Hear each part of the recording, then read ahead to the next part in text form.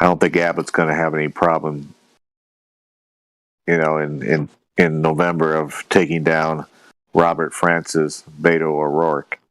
But That maybe dude. Oh my God. That dude. Oh. I love Robert. I love Robert Francis O'Rourke because it's a white name, and because he's living in ever more Hispanic state. He changed it from Robert Francis to Beto, so he sounded more Hispanic. But he's as white as it comes. And the fascinating thing, his wife's dad is a multi-billionaire, and it's just like I guess he didn't want to marry into money, but he did. I don't like that dude. Like, I'm not. I'm not saying only do I like not agree with like his politics. Like, obviously, I disagree with the shit that he says, but I really don't like that dude. And it's kind of rare for me to have that kind of disdain towards someone, but I don't fucking like that dude.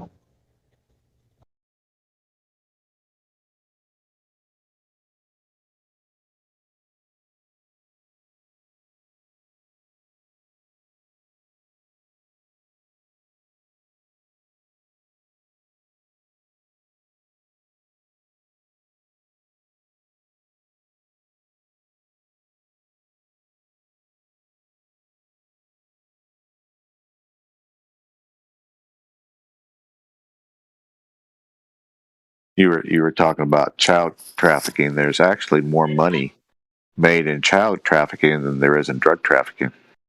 So if you're into that evil stuff, you can actually get richer by peddling children. Yeah, well, as much as we probably shouldn't talk anymore about that. Sorry, man. That's okay. I appreciate you telling us. Thank you. Yeah, we go off topic sometimes, but that's a definite no-no all the time. Okay. I wouldn't even bring it up in the way that you did. Okay. Like there's chill chat, text rooms you can share videos or whatever, but not in here.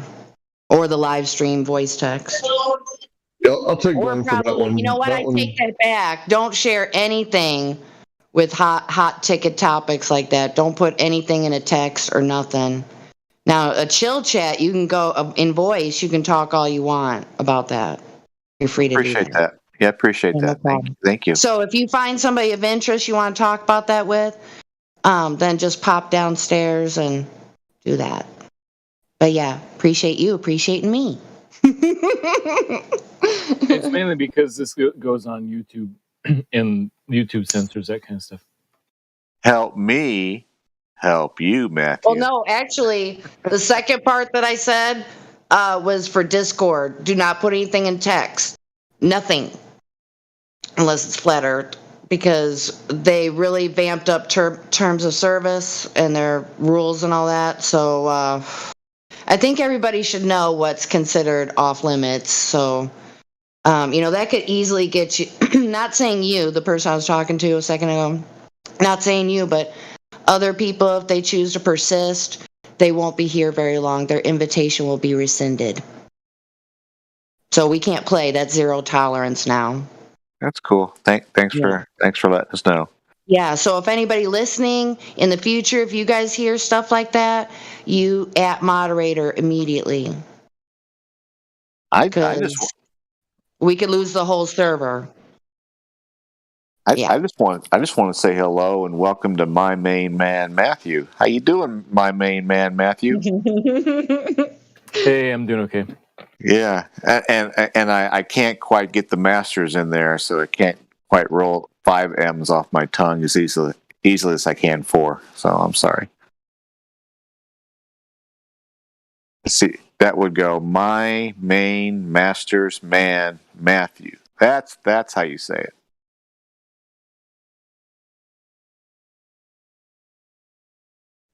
At least you're That's weird, bro. That's weird. Just call him that.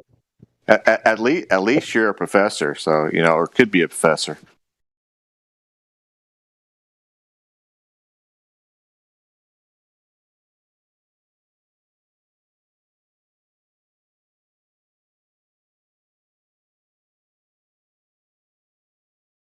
So what's the main talking points of the day or the week, whichever? Have you guys ever looked at Devon Island on Google Earth and saw the NASA encampment up there? We can It's talk like, about that. like 5 years ago, you could just go on Google Earth and zoom in, and there was like points of interest with pictures, and you could just click the pictures and see. They claim that they're practicing to go to Mars, so you could zoom in and see a Mars rover Yeah. and all that. And so back in the day, you could just look and it was right there, but now it's all gone. There's like a white blob that looks like a building, and it's still called the NASA Research Center, but there's no pictures attached. You can Google it and find the old pictures, but It's yeah, called just Access Denied. yeah. I wonder if you can find stuff in that topic, in that realm, on archive.org. Yeah, maybe.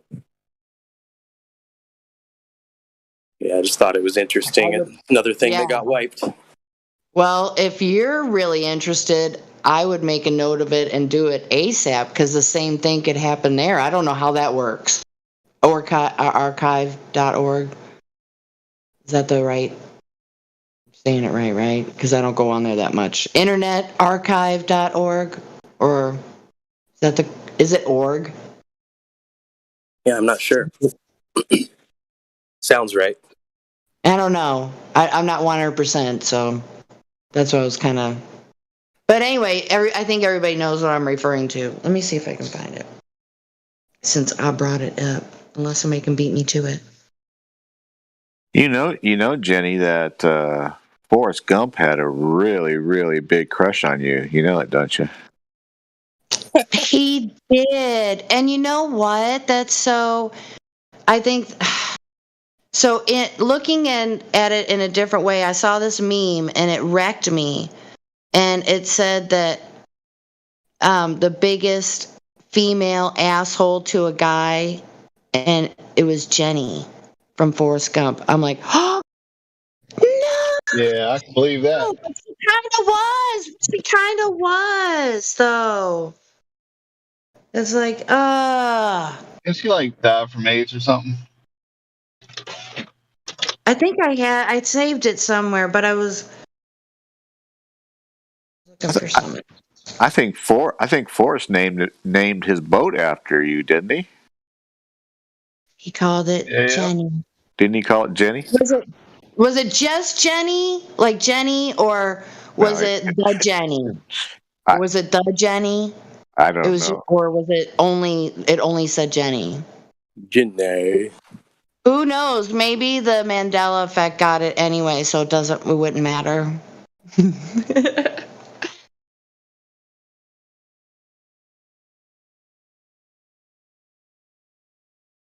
I think it was Jenny. Go ahead. So let me correct myself. Internet Archive is the title, but it's archive.org. And then if you want the Wayback Machine, it's /web. But actually, I was not wanting the Wayback Machine because that's just for URL. Well, I've only used it a handful of times. But it's kind of like striking gold if you do find anything you really need, right? I mean, that's what the sense I've got about when I've heard people mention it before. I mean, don't they scrub that too?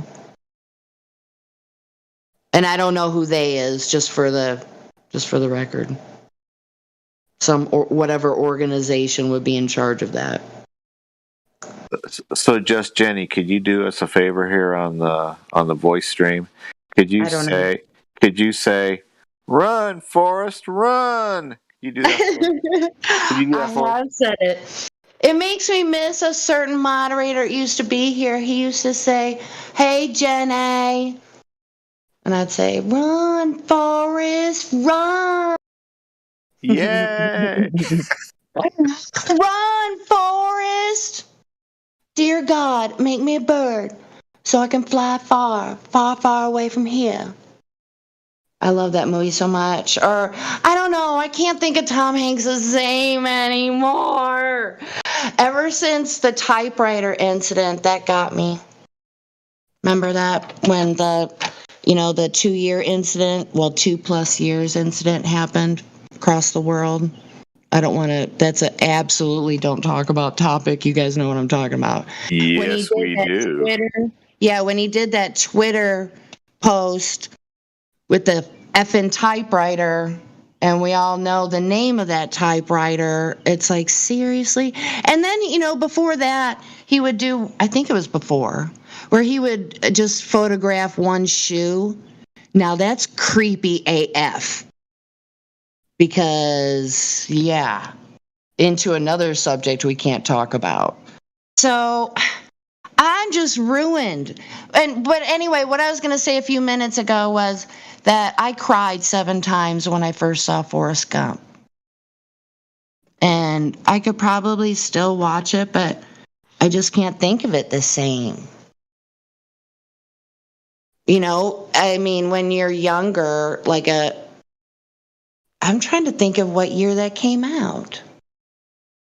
But anyway, when you're asleep and you're impressionable to influences, ideas, what have you, you look at these actors as idols.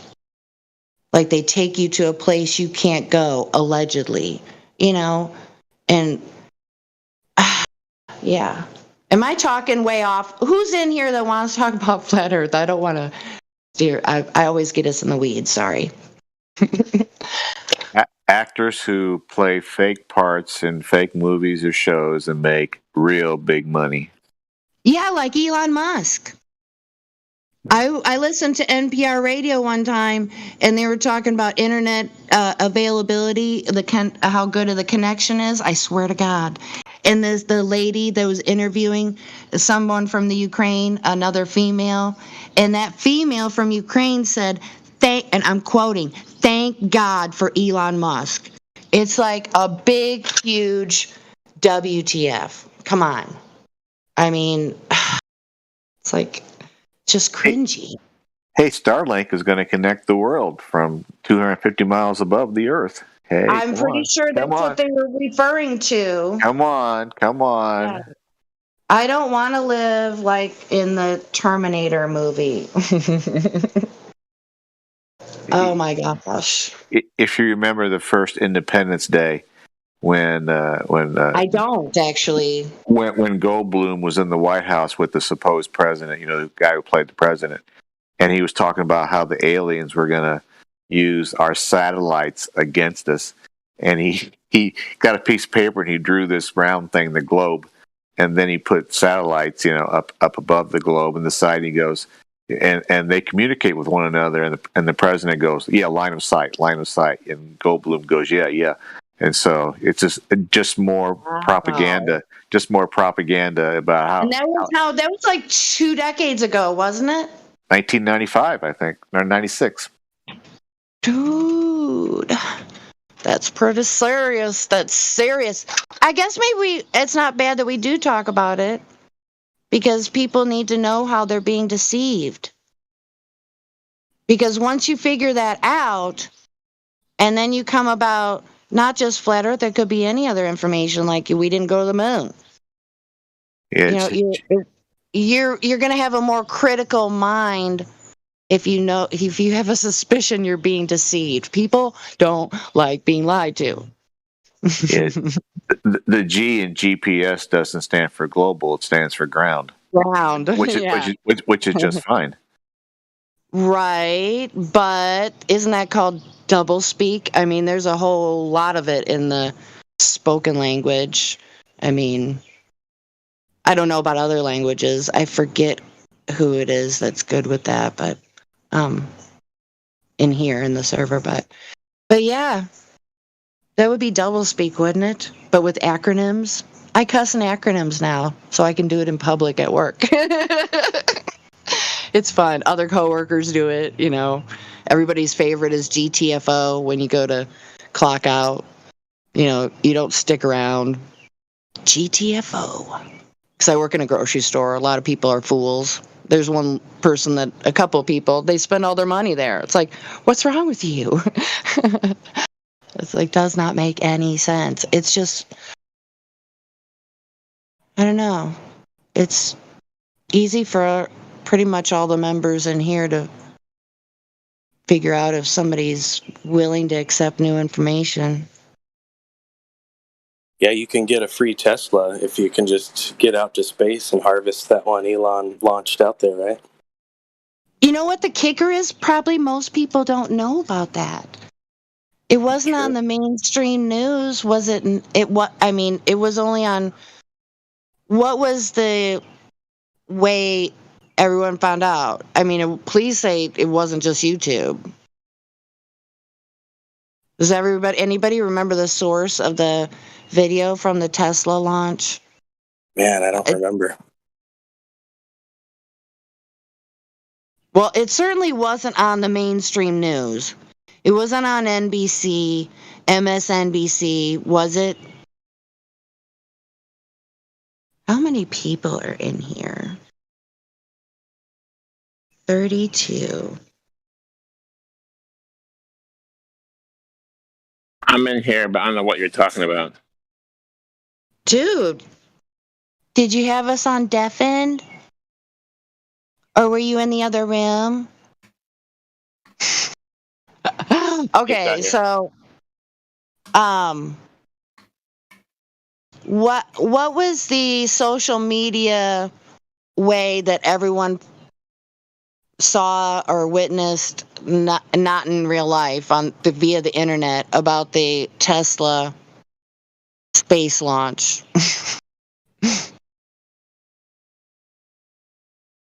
Do you remember, Godric? I mean, it was like 3 years ago. Probably more than that. They're 3 years definitely ago. not going to revisit that one. 3 That years was for ago. us. 3 years It wasn't ago, me. 3 years ago, I was a Globie, so I really wasn't paying attention to much. I just kind of accepted what they did. Yeah, and I don't think they're going to revisit that one. I've heard people talking here that there was a theory, a wild theory that kind of stuff was meant for us conspiracy theorists. And most coincidence theorists were never exposed to that event. That's my idea. I mean, I don't know what you guys think. Because if they really wanted everyone to know, it would have been on the mainstream news. It would have been plastered everywhere. And there's a lot of logical people, but their eyes aren't quite open yet, you know? And it wouldn't take much. Like flipping a switch or something. Don't you think that's accurate? Or do you guys think I'm off base on describing that? I mean, because it's hard to unsee things, right? You can't unhear something. I think a lot of people, go back to what they said in Flatten the Curve. The eyes are useless if the mind is blind, and I think people mind are blind, so their eyes they don't see. So Right. I think very few people actually see anything. They just yeah. I can vibe with that one. Yeah. The mind is useless. Say that again. I love that. Yeah, the eyes are useless if the mind is blind. Yeah, if the mind is blind. If you go to the documentary Flatten the Curve that came out February 22nd of this year, that's in the first 3 minutes. There's a lady speaking, and she does a lot of great one-liners that are easy to remember. I think I did watch that documentary because it had a lot of military personnel. Yep, sure did. Giving their testimony. So that's like, whoa, all right. Now we talking. Like, yeah, I liked it. I should, if there's not enough hours in the day. I mean, I would love to watch that again. I mean, really would. Or you don't even have to watch it. You can just listen to it, really. Is that what the band Blind Melon's all about? I never got into those guys. You just got a blind mind, blind melon. I mean, I remember them. They just seemed to. What was the pumpkin band? I forget. I forget. I wasn't into that genre. Smashing Pumpkins. Yeah, thank you. Yeah, they seemed too smashy pumpkin to me, so I didn't vibe with them. Just wasn't my thing. It's one of the greatest bands of all time. Oh, I guess I missed out. Yeah, so Billy Corgan, when he first started like playing, he used to play like metal, rip it to shreds solos, and then like something happened and he just like kind of fell out of that and kind of fell into like the alternative style music.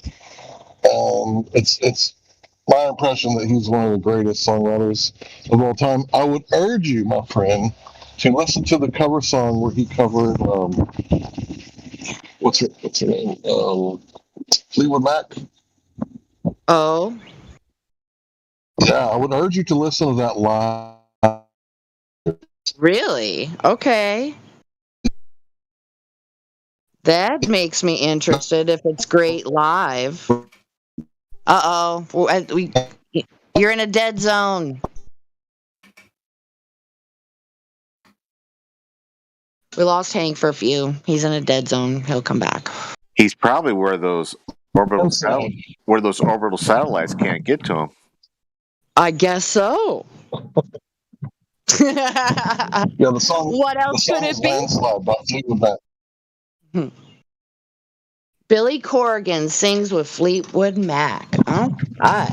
Live. You said live. That's what he. What? Sorry, man. Go ahead. I'm sorry. Yeah. Billy Corgan covers Landslide live. Guarantee it's going to be a win. Dang. Okay, so I would say someone's not an artist if they can't sing their music live, and that's a lot of people. So, yeah, because some people are more of recorded artists, but to me, a real artist would be like if they can sing live. Well, good for him. I'm being serious when I feel like I missed out, but I must have listened to I don't know. I think maybe a song or two of his was a victim of overplay on the radio back in the day. Maybe it wasn't radio, but I don't know. Definitely. The Song with the Bells, 1979. Yeah, they played the hell out of that song. So do you I get you. recall right Overexposure offhand? kills music. Do you recall right offhand approximately how old he was at the height of his career? At the height of his career, I would say he was just going bald. Right. And he was probably in his late 20s or early 30s. Yeah, I was thinking like 32. But yeah, so, I don't know. I was just trying to gauge at what generation he would have been, but it doesn't. I'd have to know the year or two when he really rose. What would you say that year was? If you were to guess. The 90s, probably around 95. Yeah. He started getting popular because my ex-brother-in-law was a big fan of his music. I know, so I can place that. Yeah. Well, I'm sorry I'm not down with all the trivia stuff, but the music I understand, and it's like he started out with Smashing Pumpkins, and like changed a few band members, lost his bass player, and he just like kept making music, and then like when you hear him sing Landslide, it's like whoo, chills, Ooh.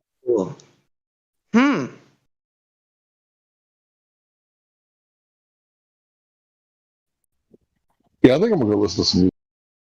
I was wanting to ask Matthew a question if he's listening. I'm listening.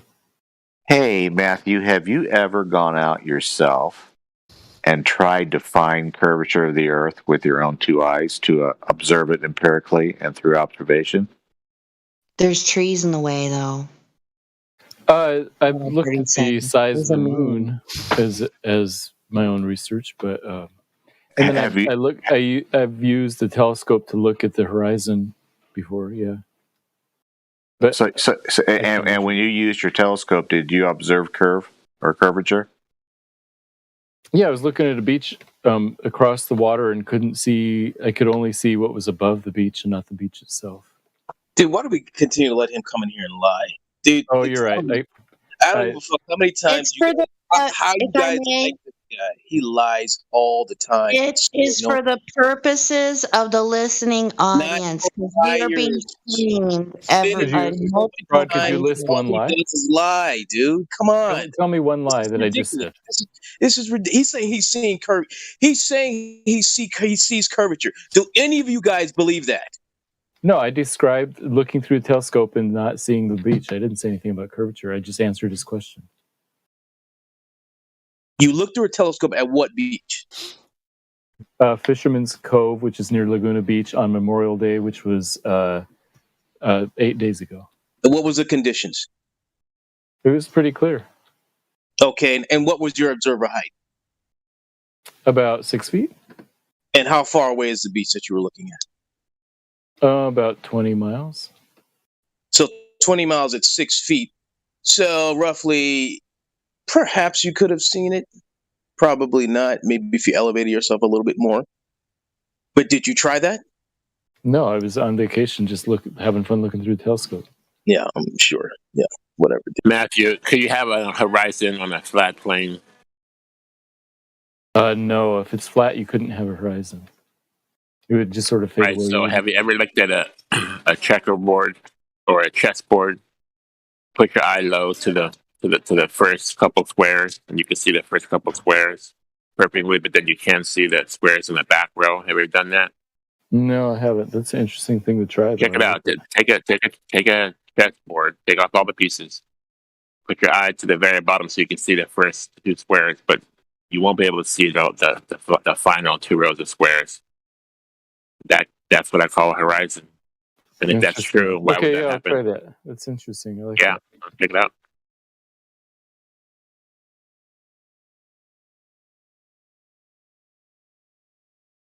You actually can't have a horizon on a globe because the word horizon means horizontal and horizontal line rather than a curvizon. The flat line sideways. So Matt, you would call it something different then? Because you could have a meeting of the land and the sky on a globe. You would just call it something different? Yeah, it just wouldn't be called a horizon. It wouldn't be called a horizontal line. I'd be okay with calling it something different, sure. Don't you mean horizon, what you just said a second ago? Yeah, the word would be curvizon. And it'd also be sea curve too, not sea level. I just wanted to point out to you guys, it's almost, or not almost, it is subjective technically. The questions that you just asked Matthew, like, do you see the curvature? Like, it just boils down to that same stupid nonsense of, oh, I've seen the curvature from an airplane window. It's like, okay, so we both go up in the airplane, we both look out the same window. You say, I see the curvature of the Earth, and I say, I see a flat Earth. So you see, it's kind of subjective whether you're from the airplane or the ground, at least at that level. So what I'm saying is, a better question to ask Matthew is, has anyone ever directly measured an arc segment of the curvature of the Earth that you believe in? Great question. Yeah, I don't think anybody's ever directly measured that, no. Forgive me, Matthew. You said with your new telescope, and telescopes are awesome. With your new telescope, you looked and saw something 20 miles away with your telescope? Yeah, I saw the cliffs on opposite the bay. And okay, I thought you said you saw the beach, which would 20 miles away would obviously prove flat. But okay, no, so I was looking for the beach and I didn't see the beach. I could only see the cliffs above it. I see. Okay.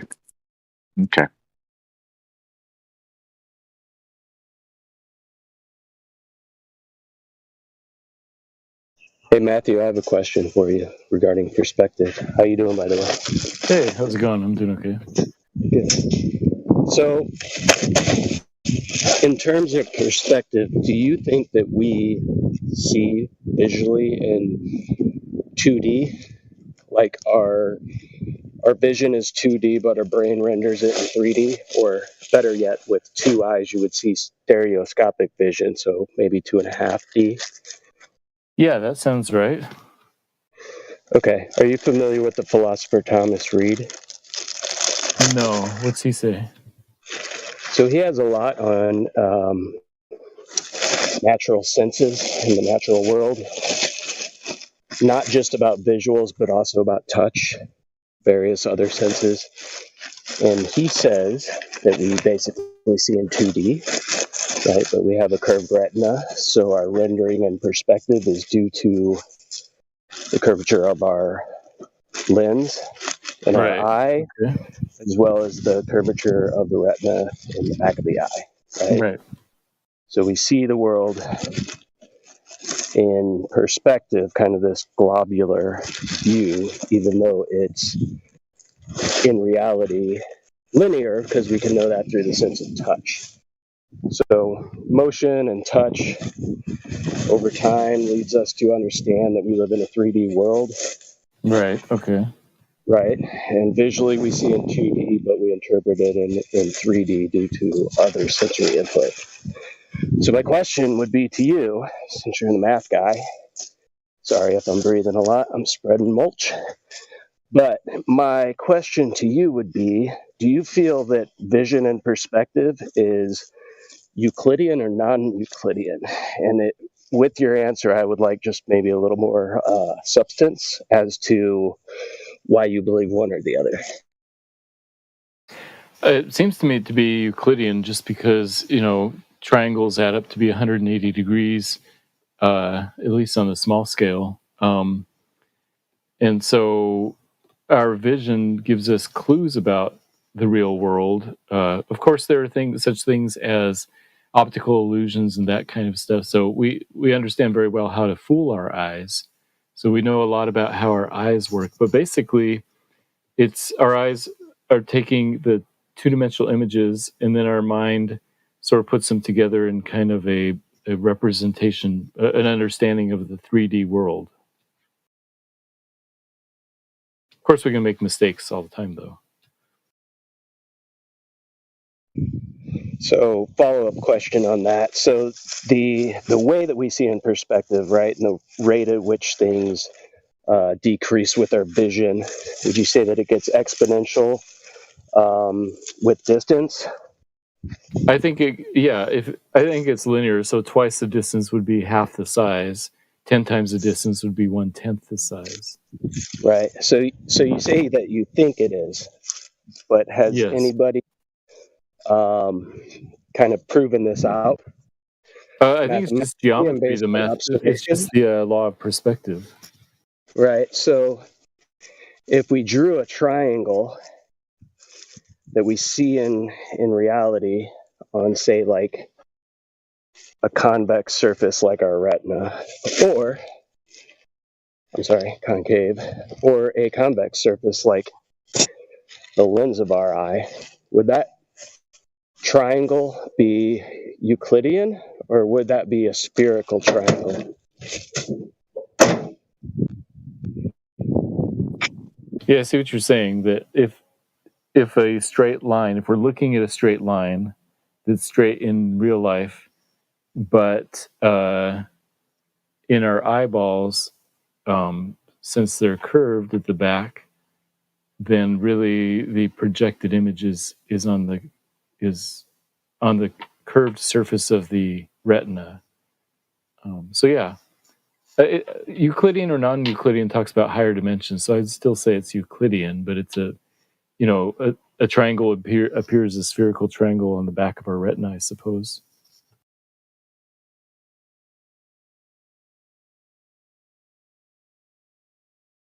Okay, cool. I'll send you some information via DM at some time regarding this subject and kind of the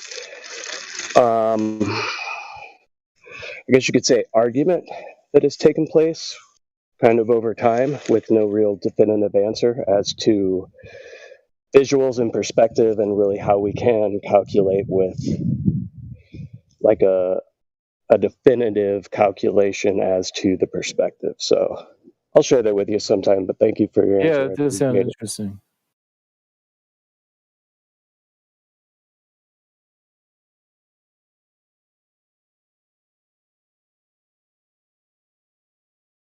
I've come to appreciate you, Matthew, because you're one of two things. You're like listening to CNN, which I do when I'm talking on here, and I have CNN on now, so at a real low volume, and you know what the other side is thinking. So you're like the other side, or you are a closet flat earther, and you're helping us with our debate skills. And I'm good with either one. So it's the first one.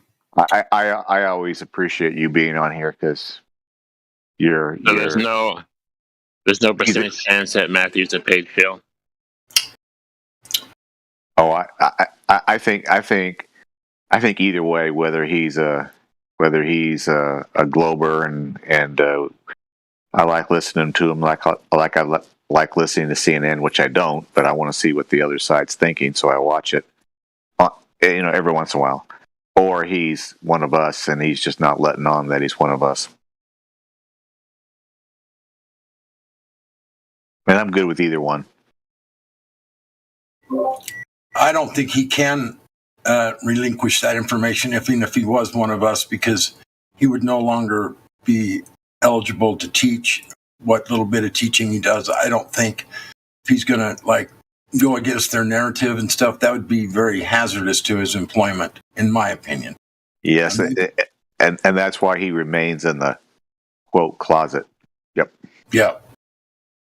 Although it's true that it wouldn't be good for my job prospects if I started saying that I was a flat earther. That's not my motivation.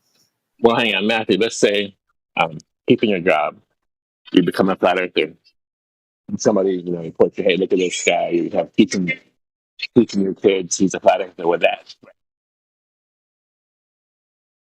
I could, if I became a flat earther, then I wouldn't say anything at work, and then I would just teach math and computer science like normal, and just would probably keep it on the DL. Yeah, but Brian Mullen was a situation where he was an engineer and he gave up his flat earth because he was threatened to leave his career. You hear about that? I'm not familiar with his name. So what he at his Brian job Mullen. They wanted him to give up? Was he teaching or what was he doing? He had a YouTube channel, Balls Out Physics, where he has a physics degree and he was an engineer. And you don't think he changed his mind? You think he was just saying he changed He had to decide. He was forced to decide between his career and keeping on with what he believed in, because he needed the money to work. So regardless of any of that, I know somebody, the minute Matthew started talking, came at him with some hostility. I don't know who it was. Not really paying attention to who's in the room. But the one thing I appreciate about Matthew is he's always down to have a cordial conversation. He's not going to sit there and call you names, poke fun at you, and he'll give you what claims to be an honest answer on everything that you talk about. And yeah, I agree with that. There's another attribute about Matthew that I really like as well.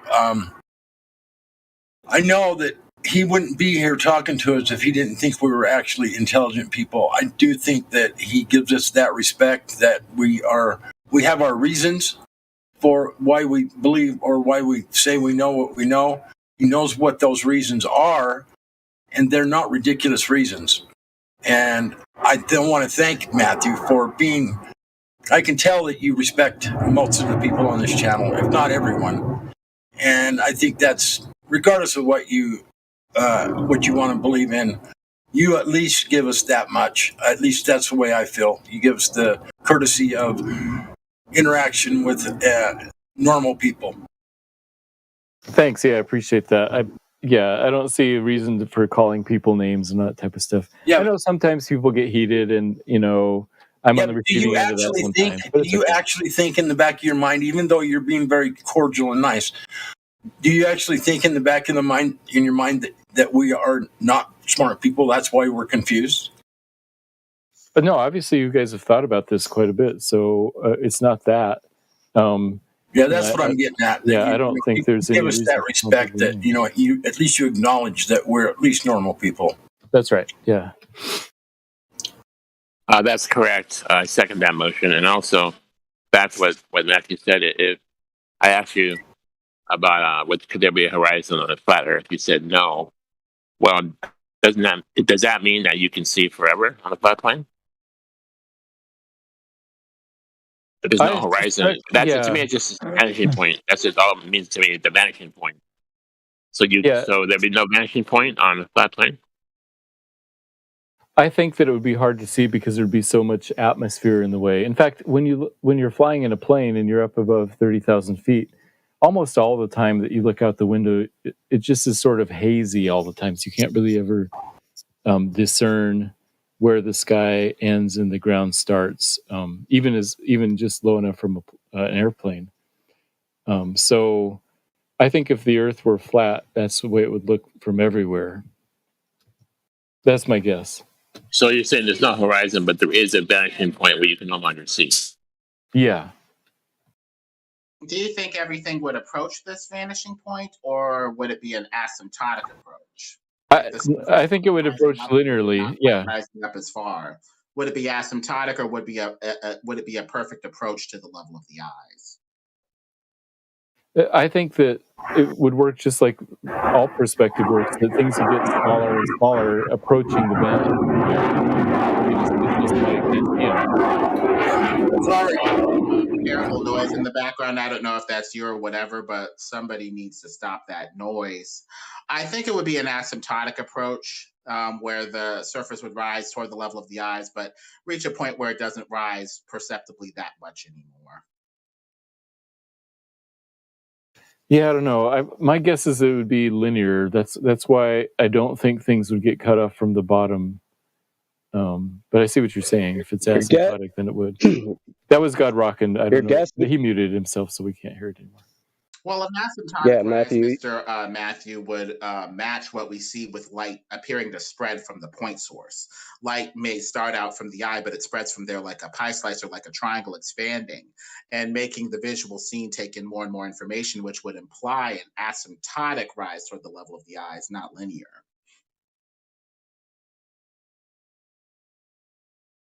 As the surface rises toward the level of the eyes, the visual scene as more and more information that's crammed into the same space. And eventually the surface that you're above will appear to be below the level of the eyes, asymptotically, one would assume. Hey, Lemon, can you just give me a brief rundown on the term asymptotically? It's a curve that approaches another line but never quite touches it. If you graph the function, I don't know, y equals the square root of x, or something like that. It'll approach the line like 1/2, but never quite touch it as a rough example. I'm probably butchering the math, but whenever a line approaches another line but never quite touches it, that line is called an asymptote. And it rises asymptotically toward that line, but never quite crosses it or touches it. So if the flat surface was asymptotically rising toward the level of the eyes, it would keep going up toward the level of the eyes, but not necessarily quite reach the level of the eyes. Potentially even being below the level of the eyes if you're high enough off the surface and looking far enough along it. So I guess the question is, does the surface rise perfectly to the level of the eyes in a perfect match? Or does it asymptotically rise toward the level of the eyes and eventually drop off if you're far enough above the surface?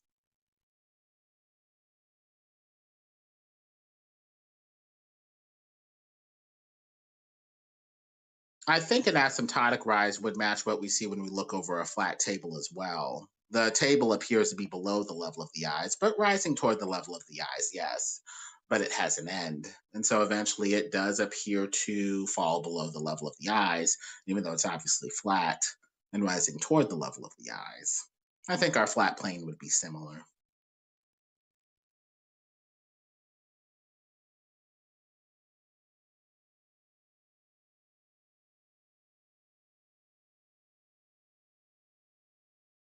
In the image I posted, it looks like everything's pretty linear. That's why I don't think it's asymptotic.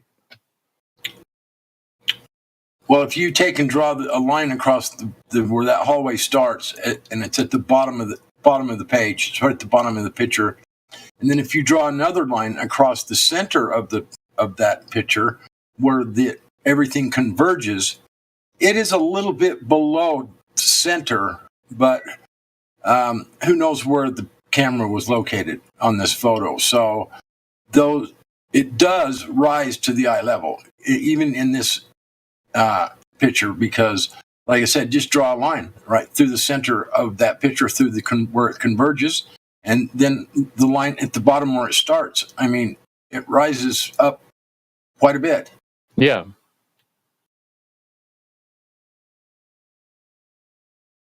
But those red lines are straight lines, is what I was saying.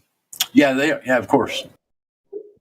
So I kind of disagree with this statement that the horizon rises to eye level. I don't think it's ever exactly at eye level. It may be at very short distances, but I don't think that's necessarily the case over, vast distances.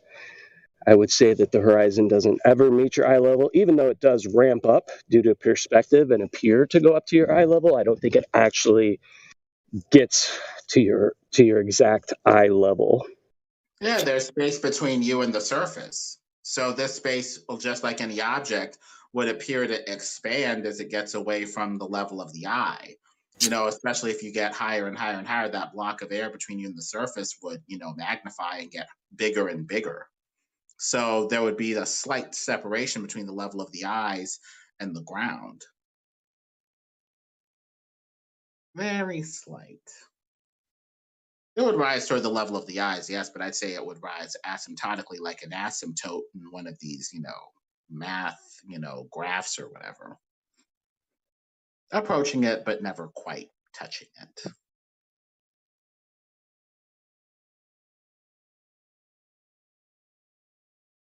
Matthew, I'm not asking you to speak for somebody else, but if somebody who was on your side, I think you're on our side, but anyway, but somebody who's on your side would come up to you and say, why don't you just buy a telescope, get in Dallas, Texas, and look at Las Vegas, which is 1,000 miles away over land. You should be able to see it, you flat earthers. You should be able to see it. And, and if you can't see Las Vegas from 1,000 miles away from Dallas using a telescope, then obviously you live on a spinning ball. What would you tell somebody who made that argument? I would say the air in between for at that distance would make it impossible, and that you should try a microwave radio instead, because those go line of sight.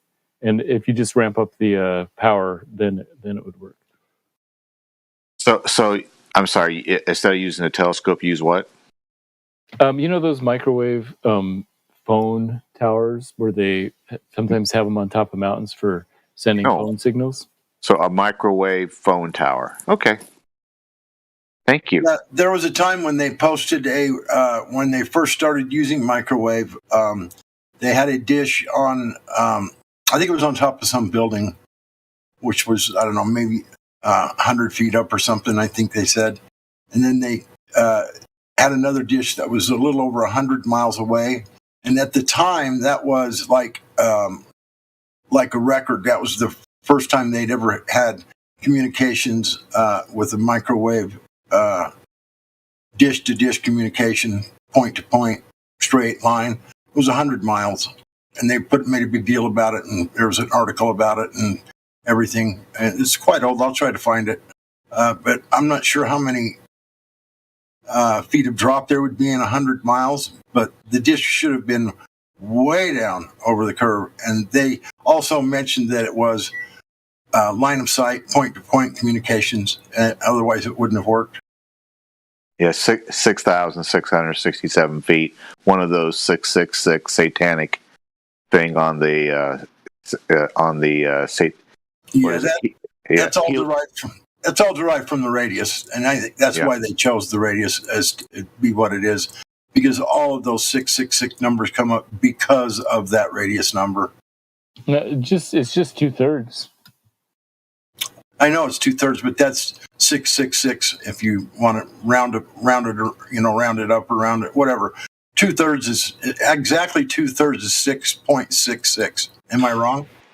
No, or we're just 6.667. Yeah, we're satisfying his tendency to focus on the wrong shit. Listen, Matthew, what does line of sight mean? It means that there's nothing blocking the two things, like the sender and the receiver. So why would they call it line of sight instead of squiggle of sight? So because it's just a straight line between the two. Absolutely. And over large distances, can that straight line, if it's going to be line to sight for the communication, can that straight line be bent, curved at all?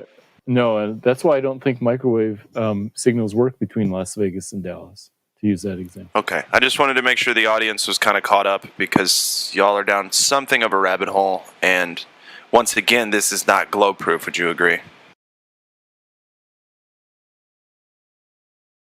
The fact that it doesn't work is suspicious. If the Earth were flat, it seems like it should work. That was a quiet response, but I think I got what I needed. Thank you, sir. So anyway, some of the story is that radio signals bounce off of an ionosphere, right? Is that right, Matthew? Some of them do, yeah. Oh, okay. And which are those? I don't know which wavelengths, but visible. What devices use them? I don't know. Like long-range ham radios use that. So a long-range ham radio is sending signals up into the sky, and then they're bouncing back down to the Earth, however many times, to go this long distance to the other side of the Earth. Sometimes depends on the atmospheric conditions and whether it's daytime or nighttime and all that stuff.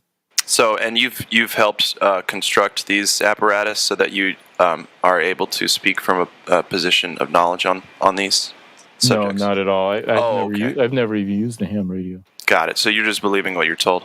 Yeah. Okay. Thank you.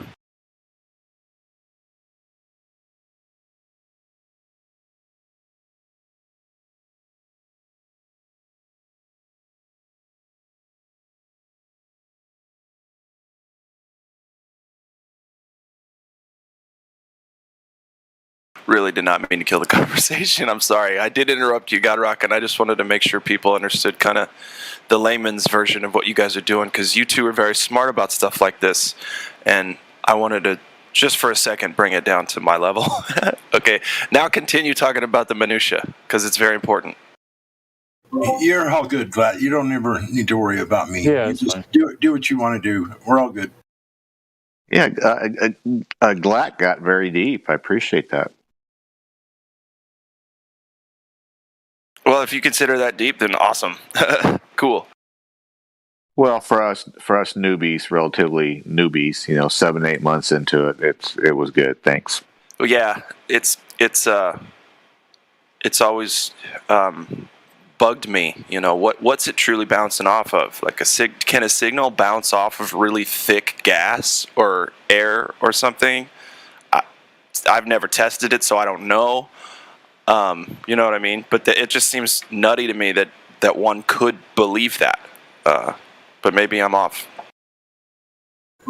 I think it might be possible if there were extremely dense cloud cover, because then there would be an awful lot of water in the clouds. And I think it might be for instance, shortwave radio communications.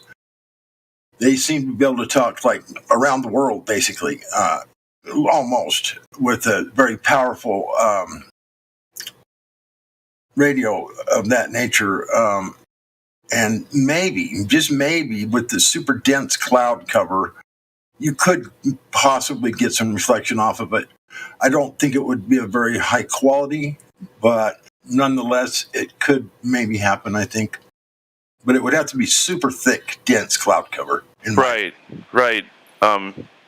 Yeah, so like maybe in comparison with what is said about like atmosphere or gravity or both being a container, right?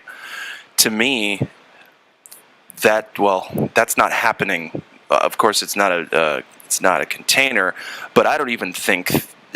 I don't think I'm going to disagree with you, Godrock, and say I don't think, especially uniformly, to be able to expect a signal at the other spot at the exact location. I don't think that one can bounce signals from the ground to the sky and have it come back down like that. You might be right, but if you understand how shortwave radio works, they work. I didn't say it did for sure. I said maybe. Okay. Yeah. Off of a super dense cloud cover.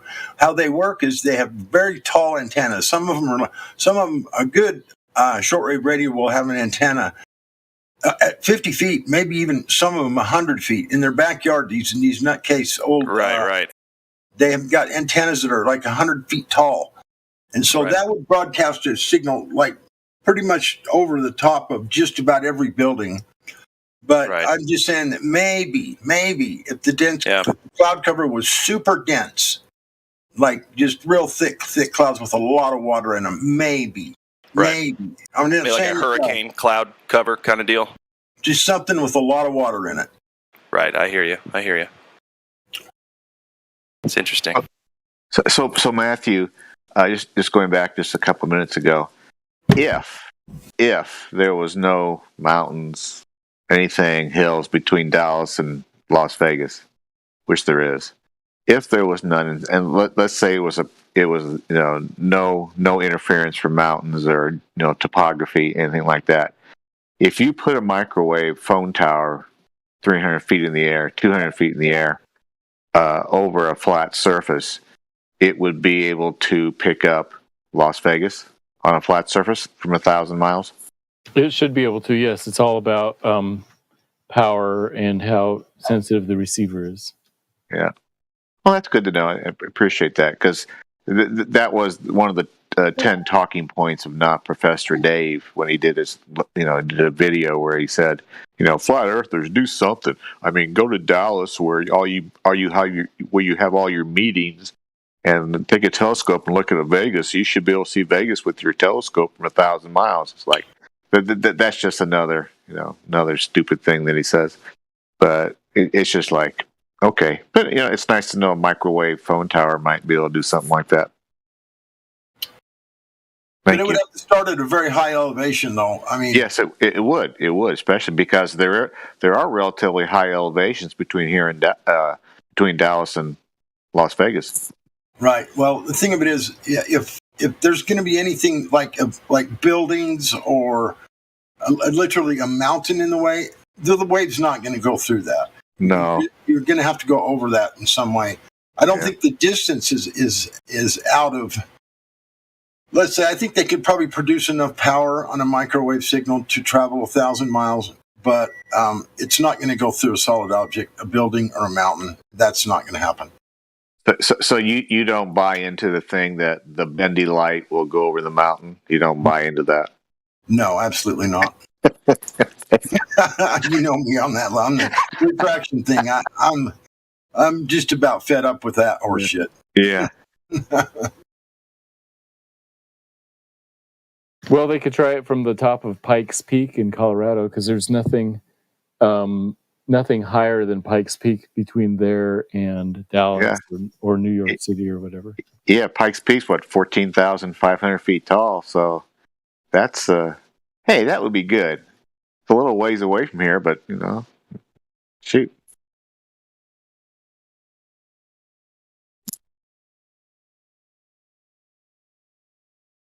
It was interesting. I know. Forgive me for this little story. It was Dallas Parkway is a toll road that runs basically north-south out of Dallas, running north, and El Dorado Parkway is about 25 miles straight north of Dallas. And so I noticed when I was at El Dorado Parkway going over to Denton, Texas, I was driving back over a couple bridges. And the first bridge, had a pretty good sized lake, and me being a flat earther now, I look and I go, I don't see any bend in that lake from left to right, and so that's how I think now. And then I looked up, across the lake, and there is the skyline of Dallas. It's just like, it's like I'm 5 miles away or 3 miles away from the skyline of Dallas, but it's 25 miles away. Obviously, it's a lot smaller, but I could see every single building, and no 300 foot of curve. And obviously I was about 20 feet off the ground, being on a bridge, and so it's just like there was no curve. Yeah, that was downtown Skyline Dallas, which I've seen so many times, and it's just like, wow, I just proved flat Earth from 25 miles north of Dallas on El Dorado Parkway going across the bridge. That's all. Yeah, one time I was in the mountains. I had just bought some what's called FM transceivers. They're like a walkie-talkie or a radio frequency that you can. The police radios are FM anyway. It's an FM, it's an FM transceiver. If anybody knows what that is. Anyway, I just bought them. They're brand new. I had one on me. I left one at home with my dad. But there's some mountains. I was 200 miles away in the Uinta Mountains. And I'd gotten very sick. And so I told my dad I was going to try and use this repeater to get a hold of him. There's a repeater that's owned by a club. You have to be a member of their club. And my dad knows one of the club members. And he gave us the frequency to use the repeater. Never really used it. I just used it this one time for an emergency. And my radio only put out 1/4 of a watt. And then it is made to go to an amplifier generally, unless you're talking in close proximity. So I went like 200 miles because it was line of sight. And this was an FM signal. I don't know if they travel easier or farther or whatever, but I hit the repeater. I could have never reached my dad's house because he was like way behind the mountain, way below at the base of the mountain. And the repeater's on top. So I used the repeater. I told him to monitor that repeater channel. And it's got this function, I can't remember what it is, where they use 2 different frequencies, one to broadcast and one to receive on. It's called, I can't remember. It'll come to mind here, hopefully. But anyway, I actually reached my dad with 1/4 of a watt of power from a handheld FM transceiver, and I was over 200 miles from home. But there was a repeater that I used for the last 15 miles. Because that repeater was right on the top of the mountains, right? It was 9,300 feet, the repeater was, and I think I was probably at like 10,000 plus in the Uinta Mountains. And I had a line of sight, perfect straight shot to that repeater, and then it blasted it down to my dad's house. He was sitting in the living room having a cup of coffee when I called him. So, I think you can go quite a ways as long as you've got a line of sight. This was antenna to antenna rather than dish to dish, but it worked. And I was over 200 miles from home, so I think it's all about the line of sight, and so that's why I say this is such a great argument that there's anything in the way of these signals, anything in the way, the signal's not going to reach them. So these line of sight dish to dish microwave things and line of sight FM transceiver transmissions, they all work dandy as long as there's nothing in the way. Trees, even trees, and sparsely leaved trees and that they mess it up. It's bad. You can't get through it. So I think it's great proof that it's flat because there's just no other way to make those communications work without literally having a line of sight communication, right point to point with nothing in the way.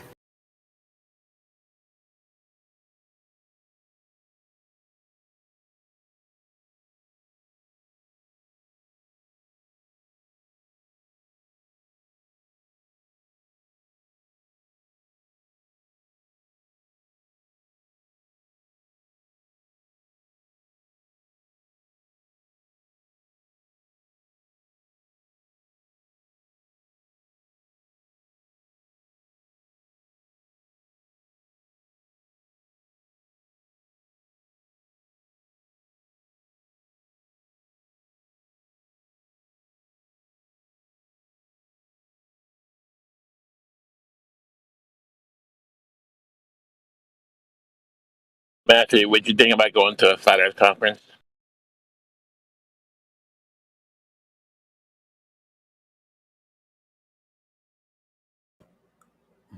I'm sorry, I wasn't watching when you asked the question, but if you could ask the panel a question, that would be great. I don't remember what book I was reading from. If it was probably something online about Ptolemy. Slow mo, Moonbuggy.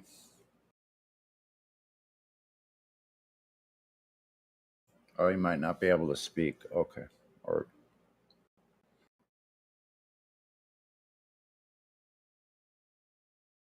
It was like 2 years ago. It could have been 2 years ago, a year and a half ago. yeah, I've Can you read. hear me? Yeah, I've read various things online at different times. So that's going way back in the Wayback Machine. Yeah, it was like a year and a half. It could have been year and a half, 2 years ago. I think I remember it saying something Royal Society Celestial something. You should yeah, I bet if you just do Ptolemy and just do a search, that's usually what I've done, and then I just kind of just briefly go through them and find the ones that are the one that is interesting. So I skim through stuff a lot of times and find one that seems to be interesting to me.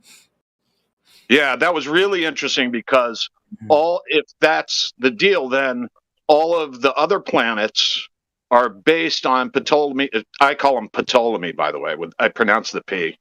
All the other planets are based on him being told by spirits the size of Venus is the same size as Earth.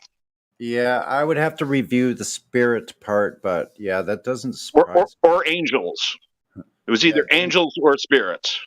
Yeah, these people were very spiritual people. This whole argument is a very spiritual, philosophical line of questioning. All right, cool. I will look for that, man. Thanks for your help. I'm sorry. I posted it. Yeah, I'm sorry. Couldn't give you anything specific on that, man. Really. I posted a photo. I posted a photo in the bottom of live stream there, and it's about how frequency waves, what they look like, and whatnot. And I just kind of wanted to explain a little something to people. I don't know if this is going to do anybody any good or whatever, but I'm going to just go with it. If you look at on the far left, the radio frequency waves, inside the two blue lines is a space and time. Basically, that's you can transmit that signal, and then you take on the far right, you have all those crammed into that same line. You straighten them out on the far right, and it's a very long distance, because how you get information sent is they piggyback it on the backside of these frequency waves. They piggyback the information on top. So when you say you're getting a really super fast communication, it's not because the wave itself is going so much faster. That has nothing to do with it. It has to do with how many ups and downs you got, so you can pack information on up and down, up and down. You can pack so much more information on the back of this line on the far right than you can on the one on the far left. So that's why you can communicate. The gamma rays are extremely fast. I mean, if you could transmit information using a gamma ray, you could have one hell of a bullet fast communication, or even X-rays or whatever. So it has nothing to do with the actual speed as it passes through the atmosphere and gets to wherever it gets. The speed of the communication is all because you have all that surface area to pack information on. I don't know if that means anything, but I just figured I'd kind of lay that out because a lot of people don't know how these frequency waves work.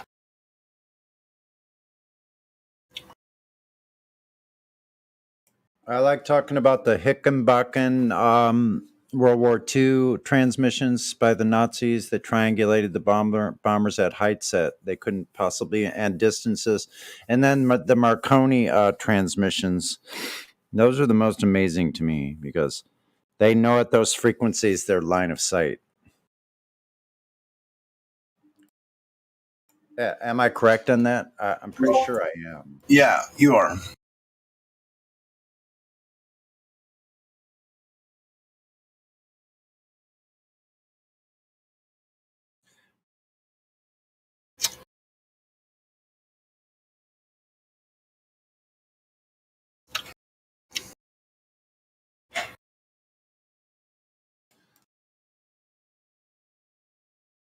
Oh, I wanted to say hi to Ariel. Hi, Ariel. How are you?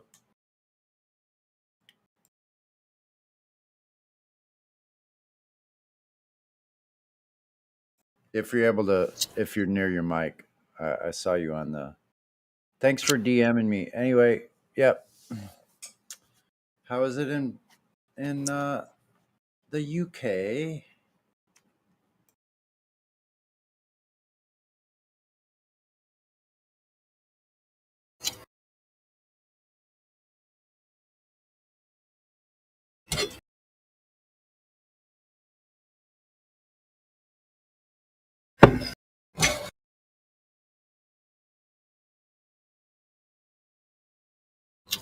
Has anyone ever heard Jacob Rothschild speak yet? No, the only thing I've ever seen is when he posted that thing in live stream that said, "My family's worth over $500 trillion. We financed every war since Napoleon, both sides, and you don't even know who I am." That's the only thing I've ever heard from him. Yeah, I heard some from Jacob. He sent me a PM, and he said that Sonny is the most brilliant person he's ever listened to. Nice. That's what. Well, That's what. thank you very much. I appreciate it. I don't want Yes. to. I don't want to. I don't want to disappoint my fans. hey, Sonny. I figured out that fan is short for fanatic. So we're all growing up we were St. Louis Cardinal fanatics or Boston Celtic fanatics. We weren't fans, we were fanatics. I grew up in St. Louis. I was a big St. Louis Cardinal fan. Bob Gibson, Lou Brock, Orlando Cepeda, and Mike Shannon and all those people, and so I was a big fan. But looking back, I was more of a fanatic than I was a fan. I'm going to the Cardinals game tomorrow. Big fan here as well. All right, Naples. And I've partied with Lou Brock's son back in the day. My mother apparently was friends with all of the famous baseball stars' wives. Like they hung out in the same neighborhood. I can do one better, Sonny. I taught Bob Gibson how to pitch. Yep. Sure. Yep. I got you on that one. You can't do better than that one. Are you kidding me? You'd have to be like 95 years old. You got me. Actually, when I was in little league, just playing, I imitated Bob Gibson's wind up to the tee. It was like I watched him, and then that's what I would throw to my dad, and then that's what I would throw in the little league games. I got away from that as I got older, but I did exactly what Bob Gibson did that exact same wind up. Well, apparently there was a lot of wife swapping going on back in those days, from my understanding. I don't know where that came from. Whoa, sorry about that. Where'd that come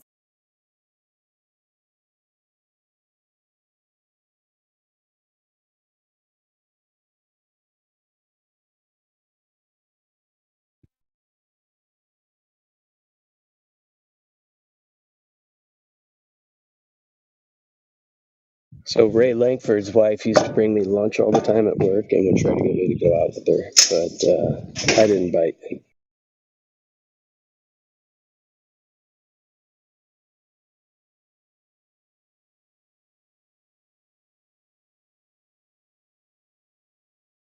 There's so many responses to what you just said, but we'll let it go. We'll let it lie.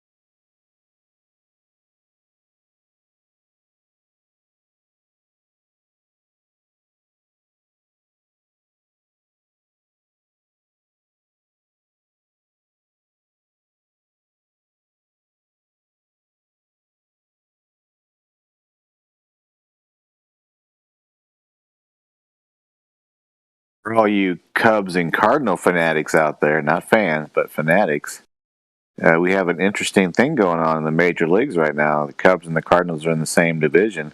The Cardinals are 32-23, and the Cubs are 23-32. So figure that one out. What's the chance of that happen? And anybody who lives in Illinois knows the cutoff between Chicago Cub fans and St. Louis Cardinal fans is Interstate 74, basically.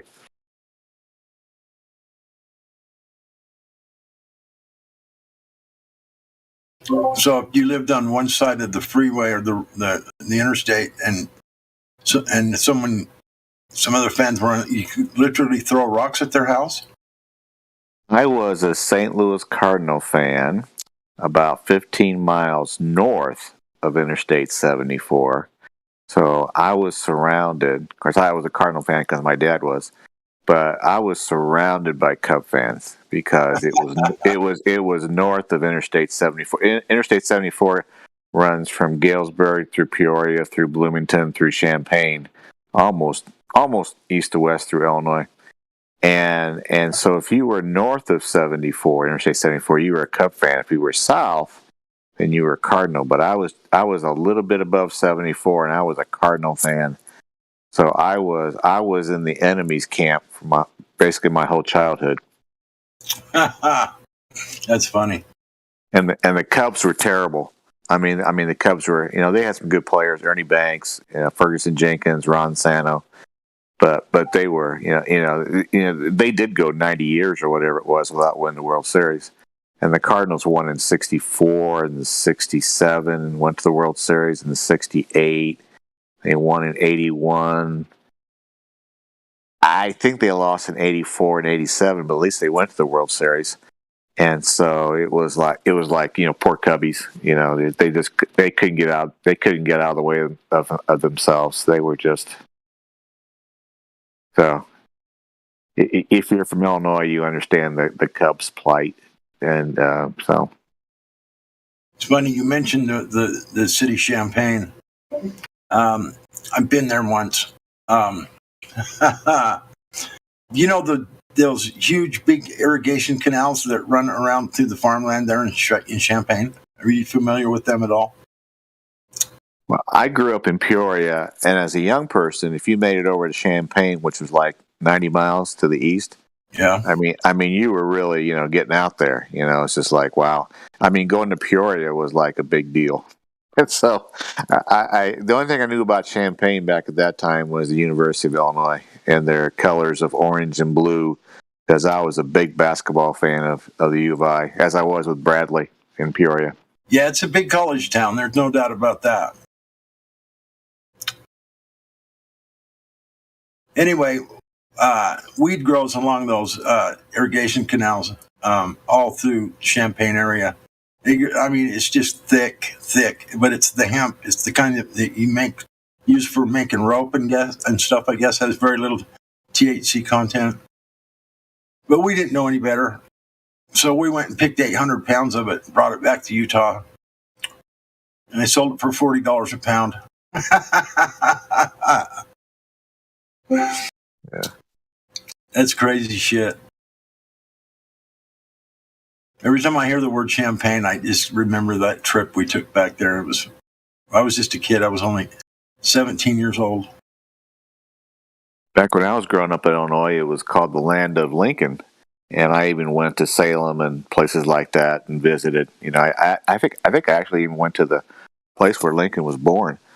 And so as I moved out of Illinois, somebody by the name of Obama came along, and now Illinois is known as the land of Obama instead of the land of Lincoln. Well,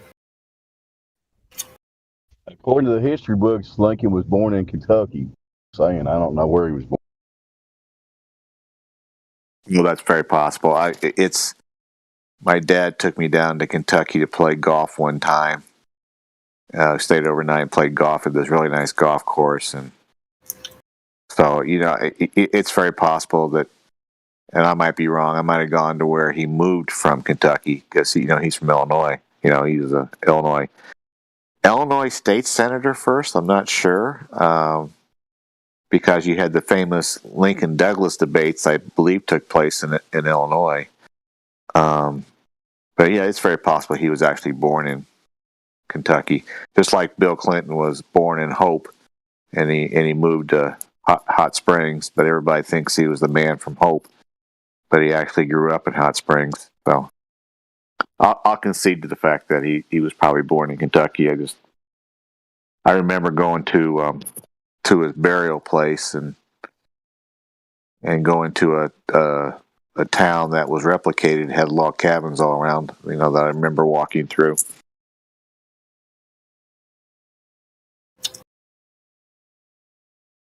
Is it true that Obama was born in Hawaii? Has that ever been confirmed or not?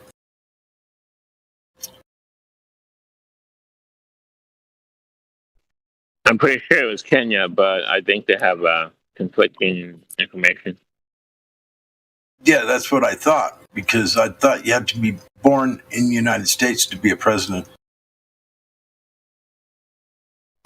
That was supposedly one of the reasons that Arnold Schwarzenegger never ran for president after he was governor of California, because he was born in Austria.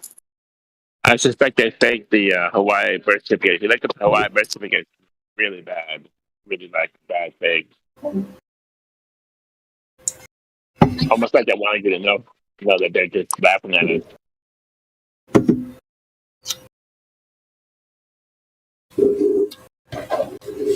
Just like they put the flat Earth map on the UN flag, the UN logo, they're just laughing at us. They know it. They know it's flat. They're just laughing at us.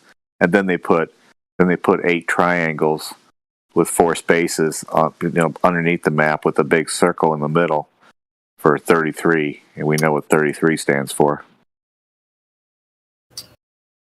Yeah, there's no Antarctica on that map either, other than the leaves of whatever that olive tree or whatever those leaves are that are supposed to represent, I'm not sure what, but I mean, it looks like Antarctica to me, but they don't say that.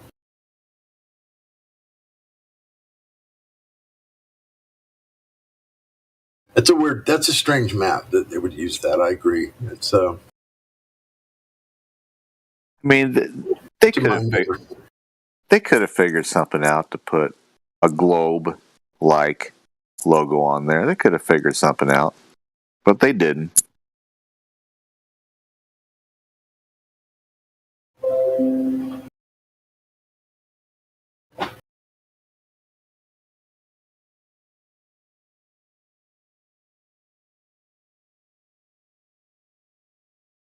But anyway, what about those Cubs? Not doing so good.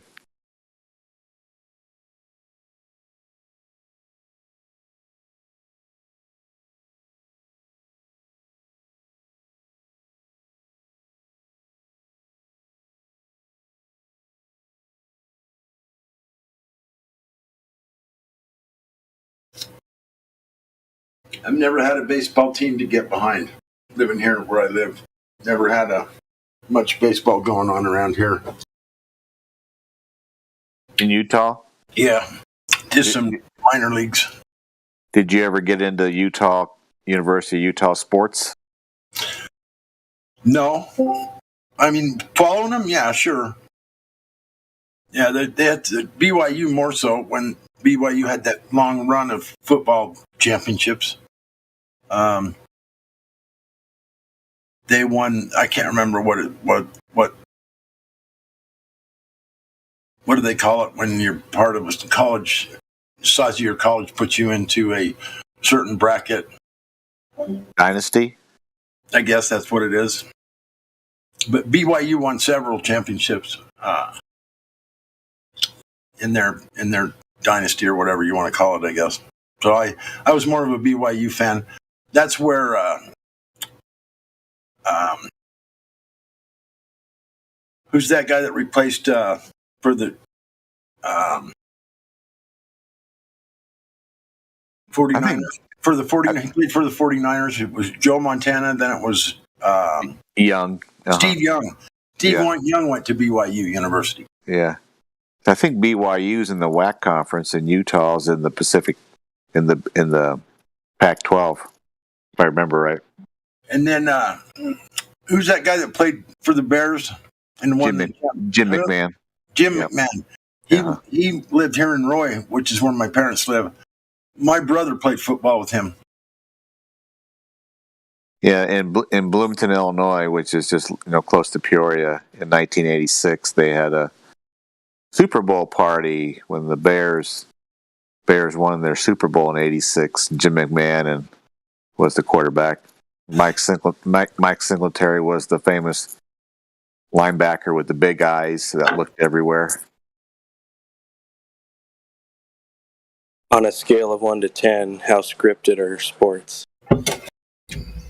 10. Nice. Ding, ding, ding. Back in the 60s and 70s, because the NBA and the ABA back at the time was so boring, that I think a lot of people started to come to the conclusion that the ABA and NBA were all scripted betting and all that stuff. And then you got Magic Johnson and Larry Bird came in 1980, 81, and then Jordan came in at 84, and everybody stopped thinking about the the scripted and staged part of it. But all it takes is a few calls. I mean, that's it. I mean, the players don't have to be in on it; just the referees. Yeah, we did have the Utah Stars ABA team. I think they won the championship once, and then we had the hockey team too. That was wasn't the huge big league. It was the one below the Major League of Hockey in Salt Lake, and they won the championship. I seen the 7th game in the Salt Palace. I was there that day they won the championship. I can't remember their name. It was so damn long ago. But we've only had one professional team here. It's been the Jazz. That's the only major professional team of any sort we've ever had here. So the Jazz, and they had their run at it, but Michael Jordan got in the way. Michael Jordan got in the way, didn't he? John Stockton and Malone and all those guys couldn't stop Michael and Pippen and Rodman. Yep. I was such a huge Chicago Bull fan. It was fun that we got that far, though. I mean, for a little state like Utah, not having much of a real pro any sports background, so to speak. Till the Jazz came along. I was so into the Bulls in 91, 92, 93 that when they were on TV and they were playing in the playoffs, I would get so nervous that I'd have to leave the room and then come back. When the game was over, I get so nervous. I was so into. I mean, people talk about LeBron James and the players today, but Michael Jordan was actually the very best player. He played defense like nobody's business. And another fun thing is, Michael Jordan, he only played like 14 or 15 seasons, but in 9 of those seasons, he played all 82 games of the regular season. And I think the other season, he played like 80 or 81. So for, 10 out of 14 seasons, he basically played every single game.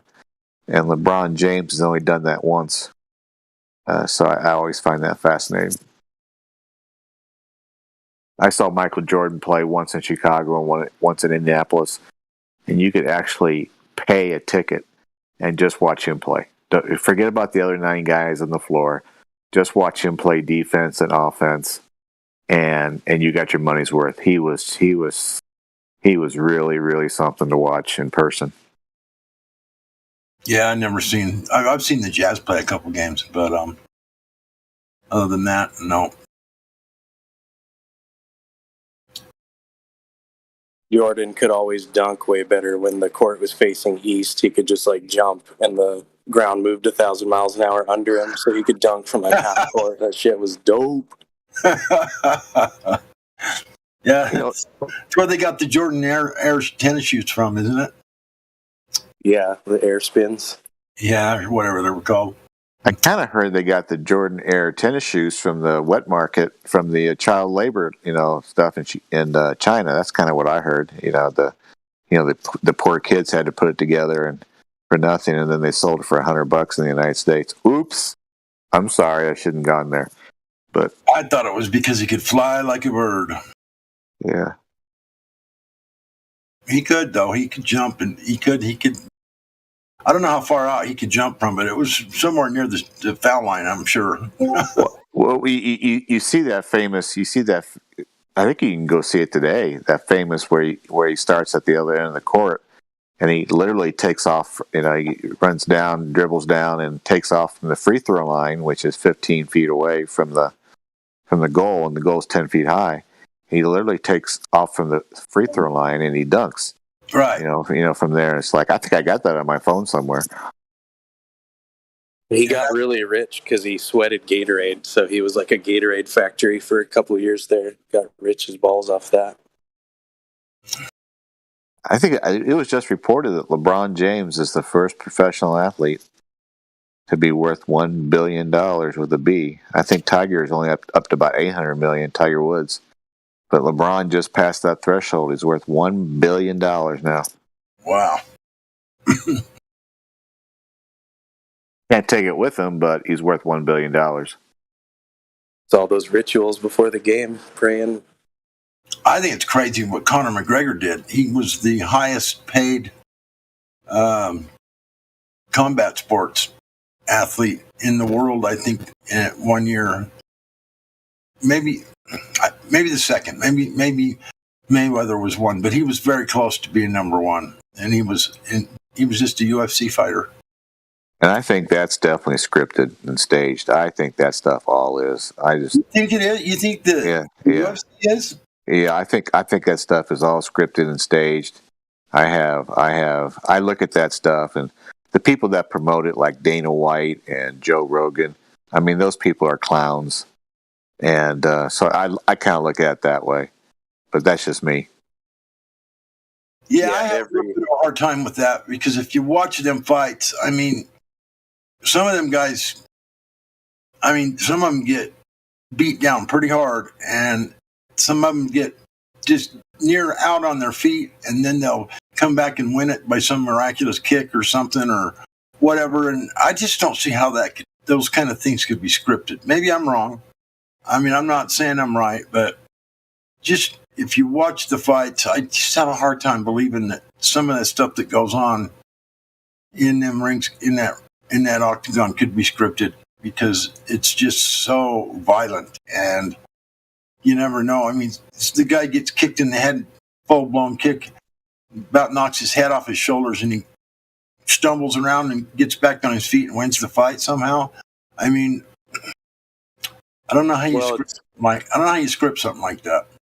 I think it's why they have WWF, because you'll be like, oh, that's fake. But then they have to just be slightly more. Now they just have to be slightly more realistic, and it looks more real to us. And it's more than slightly realistic, I think. I think for $2 million or $3 million or $5 million, I let somebody kick me in the head a few times, especially if I knew it was coming. Right. I mean, I would say that if there's a tournament or a season that people are playing, you're going to pretty much let the game just roll as it rolls, right? But they don't plan it from the very beginning who's going to win the championship. They could. And more than likely, you're going to pick the right people because they have the most talented players, right? And, whether it's basketball, football, or boxing, or UFC. And so you have them do these different challenges, different fights, where they're going to win, right? But when it comes down to championships, that's where you can actually kind of manipulate, the outcome.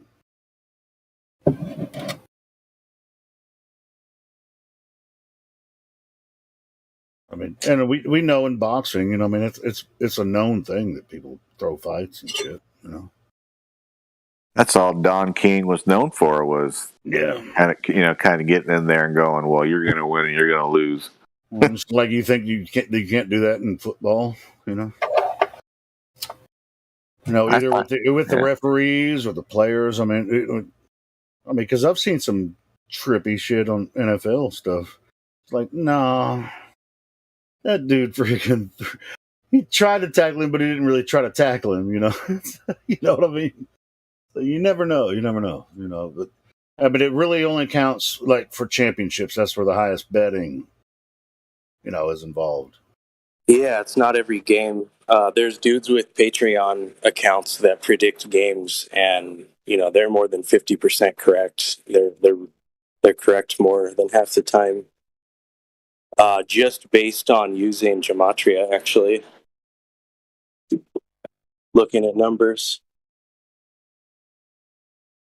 I found it fast. Go ahead, Helio. Well, I was just saying, gematria doesn't completely solve the puzzle. I mean, there are some backroom deals, bro. It's not. Oh yeah, but I'm just saying, in real life, there are guys predicting these games using only gematria, and they get a lot of them correct. So I've heard some of that. Yeah. You talking about what's that guy's name that used to talk to Jaron? Oh, I can't remember his name. The most popular one is Zach Hubbard. Yeah, Zach. Yeah, that's who I'm talking about. Yeah. Yeah.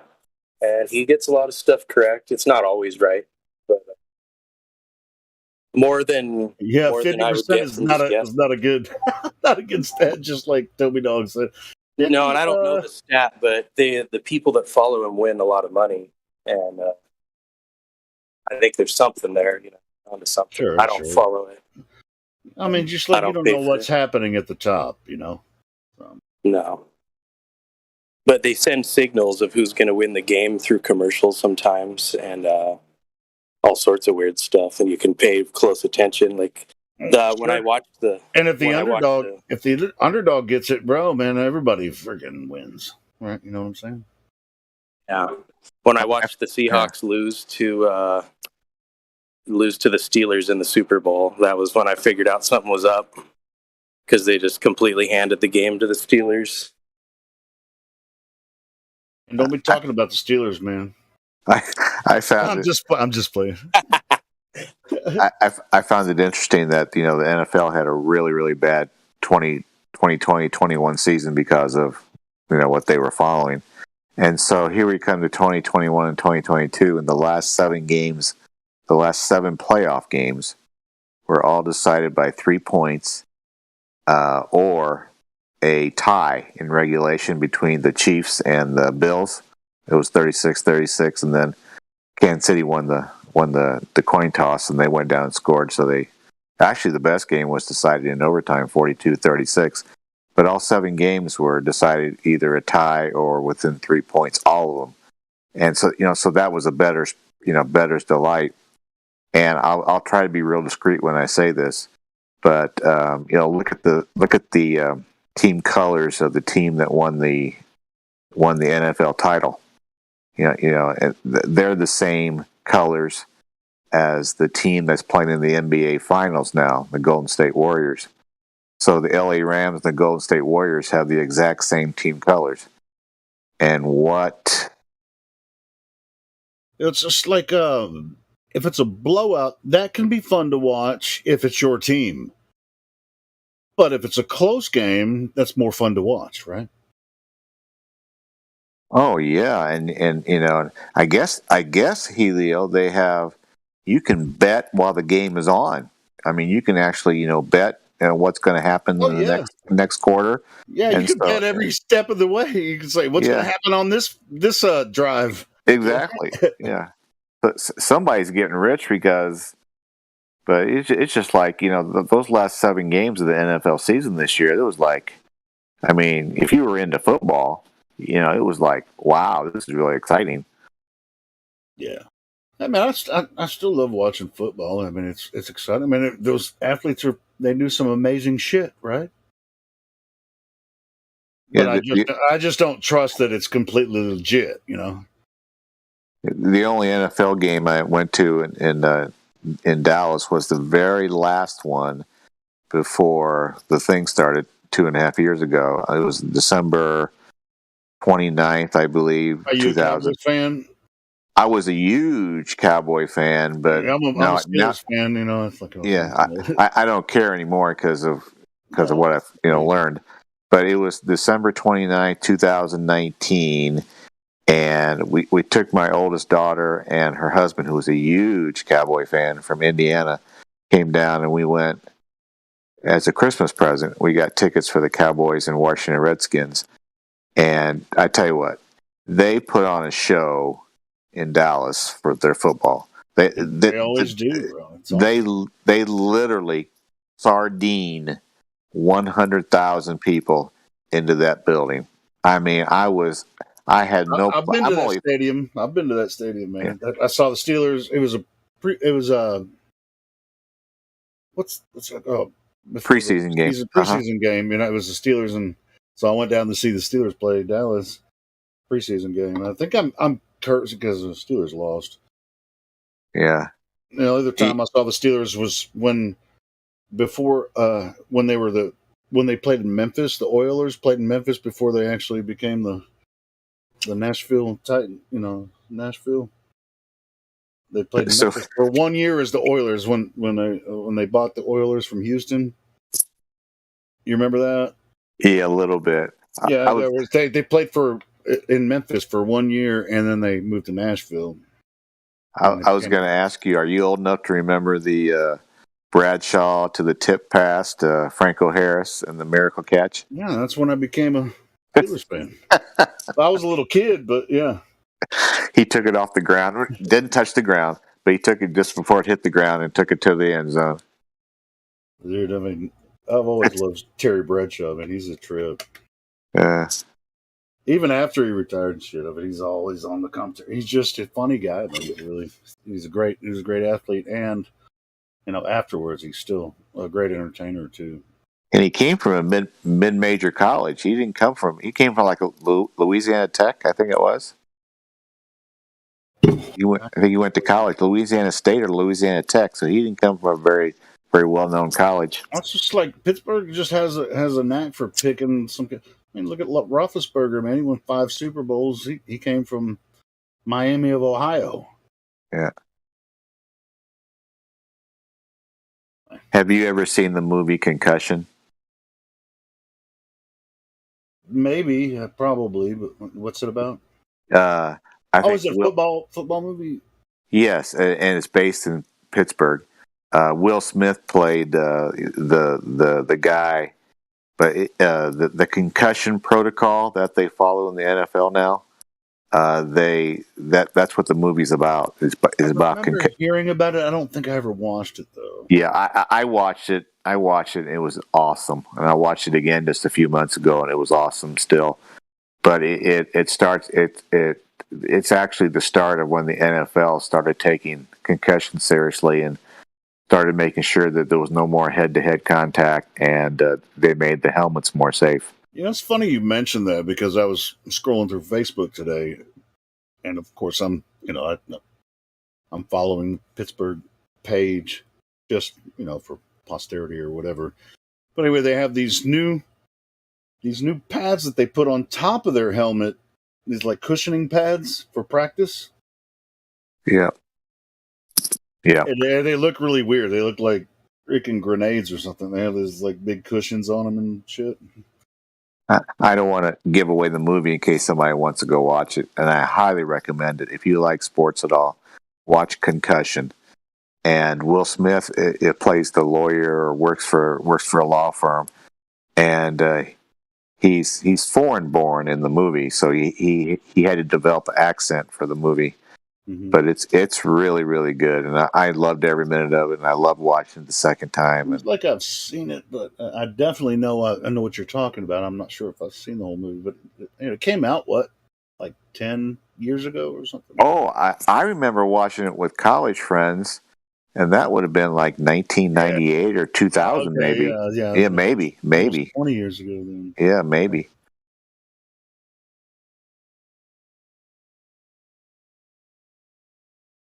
That's one of those movies that you just kind of go, everybody, even if you love NFL football, if you love it, you got to watch it anyway. I mean, I'm sorry. I mean, it's kind of anti NFL. It's a little bit anti NFL, but Well, just it's like when you watch them play, it's just like you're just like, how the hell do they do that?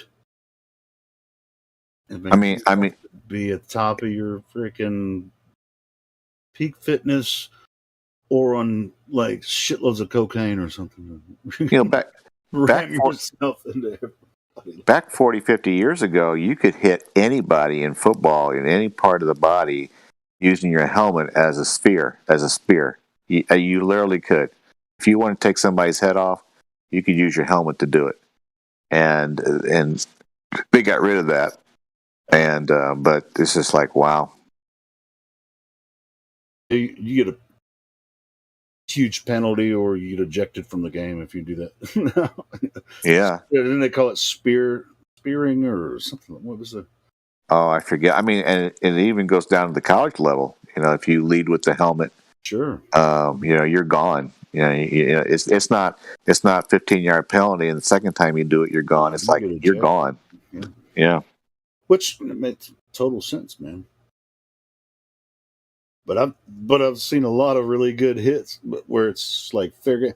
Hey, you're running 15 miles an hour and somebody's running 15 miles right against you, and then bam, someone just freaking knock somebody out in a heartbeat like that, and without even not leading with the helmet, just pow. I mean, I can't imagine. I've never been hit like that. Been in a couple of car accidents, and that felt like shit, but I don't think I've ever been hit that hard. Like some guy just running towards me. We're running at full speed toward each other, and just pow. And just check out some Jack Tatum videos on YouTube. You want to see? Oh yeah, Oakland Raiders. He was a headhunter. Yep. Oh, since you like the Cowboys, is it Marion Barry? Is that That's the mayor of New York, of DC. Hold on, I'm thinking of a different. Anyway, he was a running back. I think he was with when Emmitt Smith was there. Wasn't that his name, Marion? Anyway, one of the old Dallas running backs just died. Yeah. I think it's Marion Barry. Tell you, the Dallas TV stations sure love themselves some Dallas Cowboys. I'm telling you, my goodness. No, I'm not Marion Barry. Marion Barry was a freaking guy that was mayor of DC. Yeah, he was the governor. I mean, the mayor of Washington D.C. and got fucking busted smoking crack. And so. What was this? It was.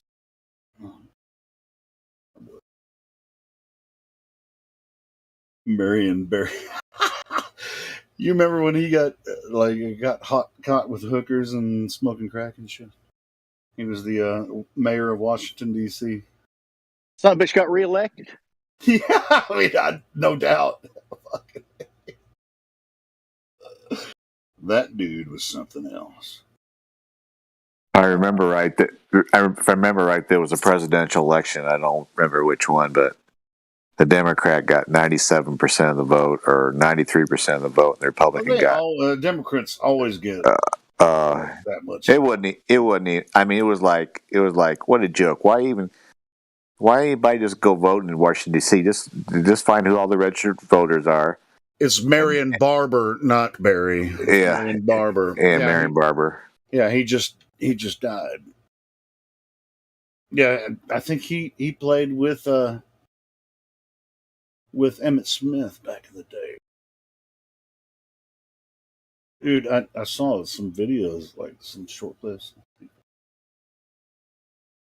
Marion Barber was found dead in his apartment by Frisco police. This article's from June 2nd. Yeah, so he just died a few days ago. Dude, he was so badass too. I mean, it was just like Barber was 38. No, if he's 38, well, I guess he could have played with Emmitt Smith, or maybe it was right after Emmitt Smith. He said it says he played for Cowboys between 2005 and 2011. So yeah, that was post Emmitt Smith, wasn't it? Yeah, Emmitt Smith was part of that 91 to 95 Super Bowl run that they had. I'm tripping. But I do remember Marion Barber. Let me find some clips from Marion. Dude, that dude was freaking badass too. I don't know why we're just getting into football. Hey, it's because there are no Globies in here to talk about. Hey, that football field's flat as shit. No, if you Let's get have down, a dome on it. Actually, it does. You know, it's for the water to come out. They have to build it up in the middle so the water rolls off. well, no, actually, Helio, they build it to the shape of the earth that's underneath it. A little bit of curve. Don't give me that shit. No, they build it just like they build roads. They don't make roads flat. They actually put a little bit of hump in the middle so when it rains, the water goes off to the side. Did you read that story about that 1,000-mile piece of railroad that they laid in 1880? They laid it in 1880. Then they figured out when they met in the middle, they didn't account for curve, so they had to tear it all down and rebuild it to account for the curve. Did you read that article recently? No, I haven't seen that one. Look at this video. No bridges, highways, canals, oil pipelines, which are everywhere in the United States, it seems like. Wherever constructed, no engineering plans, no blueprints, no architects ever accounted for curve of the earth. Nowhere. This video, well, this is the one I saw the other day, but I mean, it doesn't matter which one you watch. Marion Barber was a fucking beast.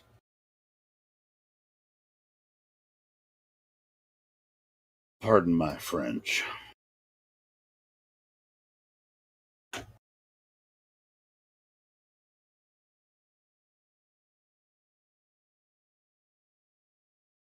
Played it on the live stream without audio, of course, but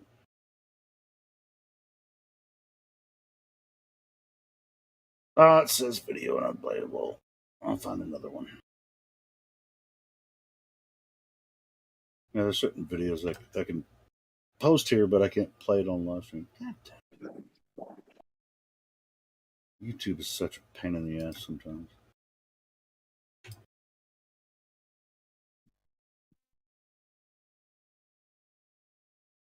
This one.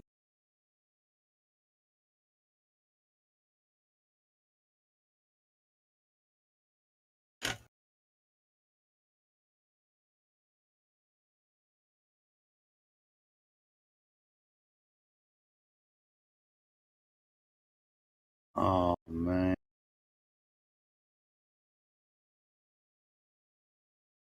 You know what? Give up, I guess. Anyway, watch those videos. You can watch them. I just can't play them on live stream. Marion Barber, man, is.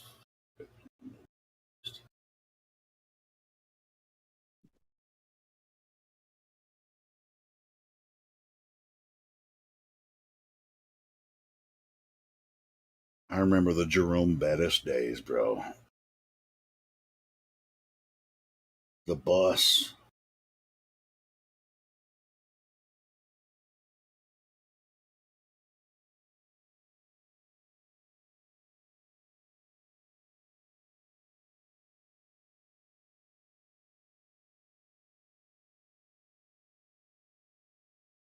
I remember when the Colts had, when Peyton was there, the Colts had a really, really good season, so they got a bye. They didn't play in the first round. And the Steelers and the Bettis and the Steelers had to. And so they won their game. So they came to Indianapolis. And the Colts were, they had a week off, so they just played terrible. And they had the Steelers had the ball, the 2-3 yard line, and gave it to Bettis to go into the end zone to make it, basically the game over because it would have been over one score. And he fumbled. He fumbled at the 2 yard line, and and the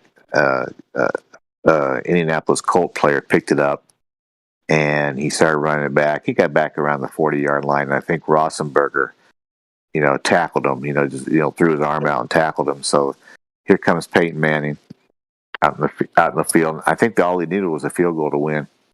And so they got it down to like the 35-yard line, 52-yard, 47-yard field goal attempt by Vanderjagt, who was at the time one of the most accurate field goal kickers in NFL history. And for the win, Bettis would have been the scapegoat. For the win, Vanderjagt kicked it to the right and misses it from 47 or 50 yards out. So Bettis was let off the hook, because of his fumble. But I remember that. Everybody was so mad. First of all, because the Colts had a great season and they were terrible. And then they had a chance to win it, and they couldn't kick a field goal. I mean, the kickers can actually make or break a game. I mean, but a 50-yard kick, I mean, you never know, man. I mean, it's that far. 50-yard field goal it's a hard thing to do, even if you're a professional. One of the things we did with our family, my wife and the two girls, was we went to a lot of amusement parks down in Universal Studios in Florida, and then we went to Cedar Point in Sandusky, Ohio. I've been there. Yeah. Did you ride the Top Thrill Dragster? It was the best 22 seconds of my entire so life. Freaking awesome! I sat in line for over an hour.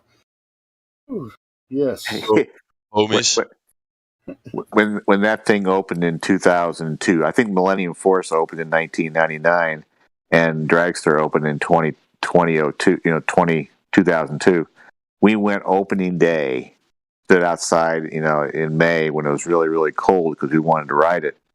And we must have waited 3 hours to get in, and it was really cold. Before you could even get into the park, you had to wait 3 hours? Yeah, because it was the beginning. It was the beginning of the season, and it was the first day of Dragster, Top Gun Dragster.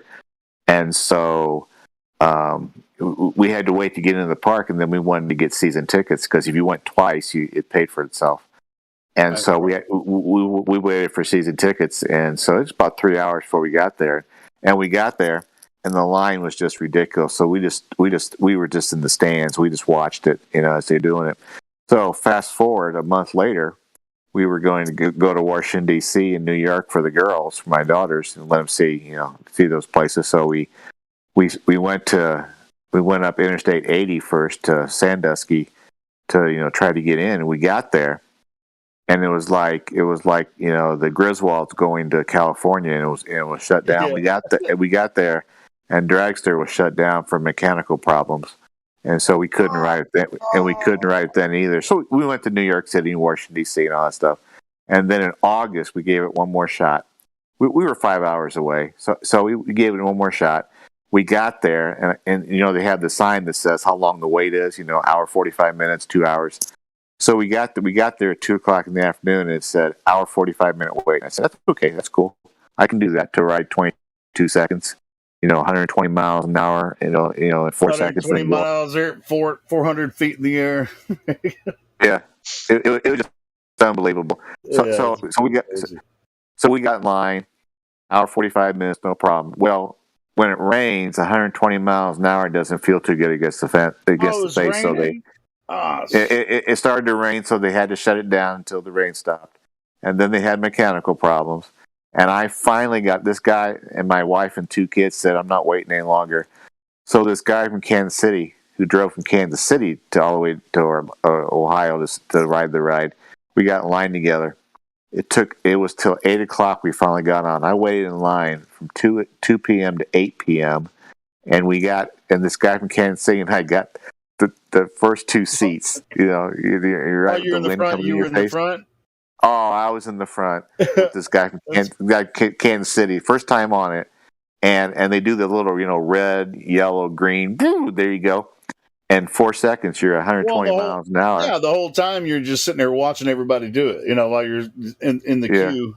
You're just watching. You're just like, and they have the speedometer thing. The speed register. It's like, whoosh, 120 miles an within like a few seconds, right? I was just like, hell yeah. I had my son with me, and I was like, you're gonna love this. And we're all sitting there for like over an hour and a half, I think, is how long we had to wait. It was a nice day, and there apparently wasn't any issues with it. And but we had an hour and a half. I mean, the queue goes under the track, and you can see everybody going the whole time. You can hear them screaming and shit. It's freaking awesome. But I think he was. I don't remember the year we went, but I think he was like 10 or 11. And so we just stood in line that whole time. But yeah, that roller coaster is one of the best in the world. I remember going up. It was August of 2002, and I remember going up, and it's just like, you get to the very top, it's like, oh my god, and then you go down, and obviously you're going 120 miles an hour and going down too, and they corkscrew you a little bit. Yeah, and you get down there, and I remember getting down there, and I remember before we got off, I turned around and I said, I just did that. Because I was a wimp when I was growing up. It was like, no, you can't. You didn't like the hot rides, like the. Oh, I hate it. Dude, I loved roller coasters when I was a kid, bro. The only reason I started doing roller coasters was when my oldest daughter got to be 4 foot tall, and she could go on them. So I always wanted to have a memory with the daughters. So I got in. We went down to Six Flags, the one in Cincinnati. I forget, but. That's where we started. Kings Island. And then we found out one week we went to the one in Cincinnati for like 3 days, and then we drove up through Columbus. Did you go to Kings Island before it shut down? Yes, Kings Island. Yes. Did you ride the Beast?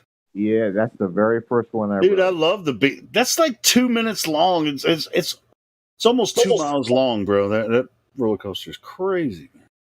Yeah, when we got there, my daughter had just turned 10 or 11. She was just tall enough to.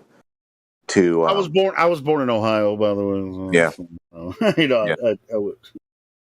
Ohio's a nice state. It's a nice state. A lot of things going on in Ohio. It's good. It's better than Illinois.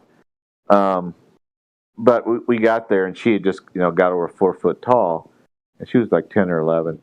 And I remember we got there, and we got our tickets. We got in. We literally ran back to the to the Beast, because the Beast was towards the back end of the park, and so we didn't want to wait in line all that long. Did you ride it during the day or the night? Oh, it was 10 o'clock in the morning. Oh yeah, I rode it at nighttime.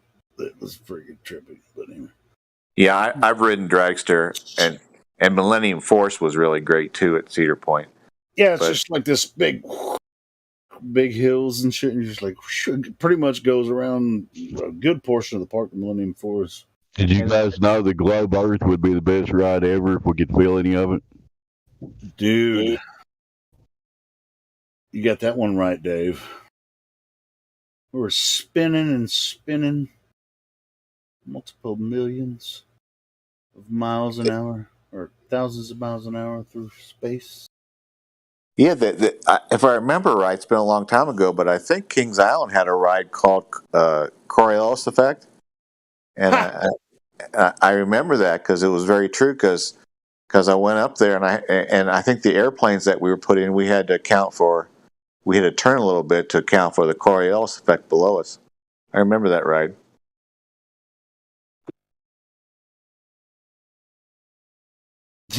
I think they probably should have some of these roller coasters named after Coriolis and Copernicus and shit.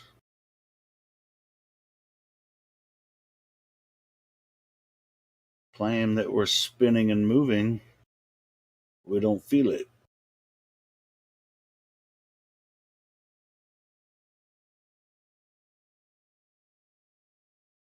I think my favorite ride of all time was called Gravitation. I think I did that. The Gravitron? One where you're sticking to the wall. Gravitation. Was it a roller coaster? Or? Oh, Well, yeah, my favorite one is Gravitation too, because I ain't moving nowhere. You can call it gravity if you want. I weigh something. I live on Earth, and I'm not moving.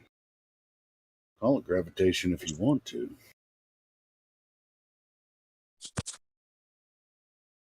There was this when I was growing up in Ohio, northeastern Ohio. There was this place called Geauga Lake. It was an amusement park, and it was really cool. They had a roller coaster called the Double Loop. You just go through a few hills, and then they had it set up where you go through 2 loops. Woo! And then you come back in. Really cool roller coaster.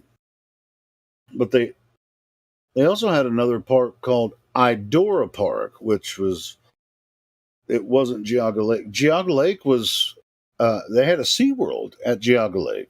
So it was like Geauga Lake on one side, which is an amusement park, and then they had a SeaWorld on the other side. And so it was like there aren't too many SeaWorlds. Most of the SeaWorlds, when they had them, I don't know if they even have a SeaWorld anymore. But I met fucking Shamu at SeaWorld in Ohio. But I just remember in Idora Park, they had this, it was like the Gravitron, but it was called Hellhole. So you just went into, they opened the door, you walked in there, and it wasn't like Gravitron because you don't just, what the Gravitron is, you lean in the seat and then it slides up when it starts spinning. This was just like a cylinder, and you stand there. Once they get it speeding up fast enough to where with centrifugal force, you'll start sticking to the wall, and then they drop the floor. So then you can just start fucking moving. I'm sideways, I'm upside down, you start trying to do it best you can to freaking make as many positions as you can with the centrifugal force. So, it was totally different than Gravitron, but they called it the Hellhole. I love that ride. But I don't think I could do it, at this age. This is when I was a little kid. And I think it's way better than Gravitron.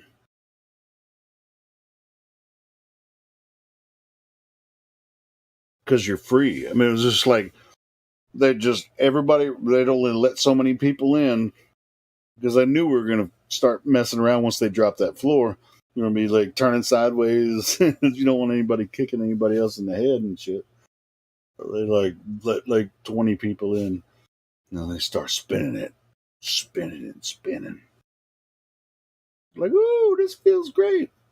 But it's similar to what they put our famous freaking brave astronauts, soldiers through when they go into the gravity chambers where they pass out and puke. I don't know. I don't do those centrifugal tests anymore because I definitely will puke. I just can't do the swingy stuff anymore. But I can do roller coasters because they change directions, and I'm like, fuck yeah. I just don't do the spinny stuff anymore. It just doesn't agree with me. I could never go upside down in a roller coaster. I get sick. What? Like loop-de-loops? On a roller coaster, you don't do the loop-de-loops? They had that one roller coaster, that steel coaster in town, Cincinnati. Went upside down. Jim, your mic is going really soft. Is it under your collar or something?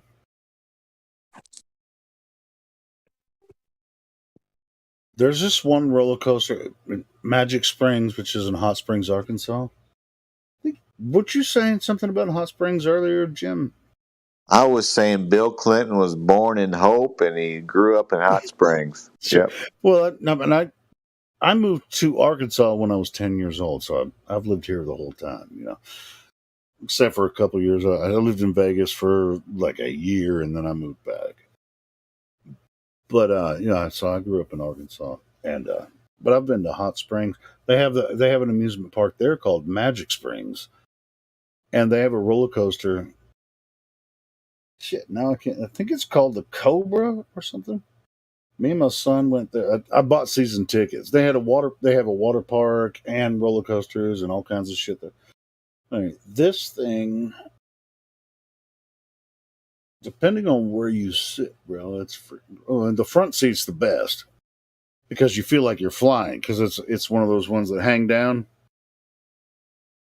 and you can't see anything. There's no seats in front of you because so you're hanging and just going through all these twists and loops and shit. I think me and him rode it 10 times in a row one night. I don't know if I could do that anymore, but it was fun, when he was a kid.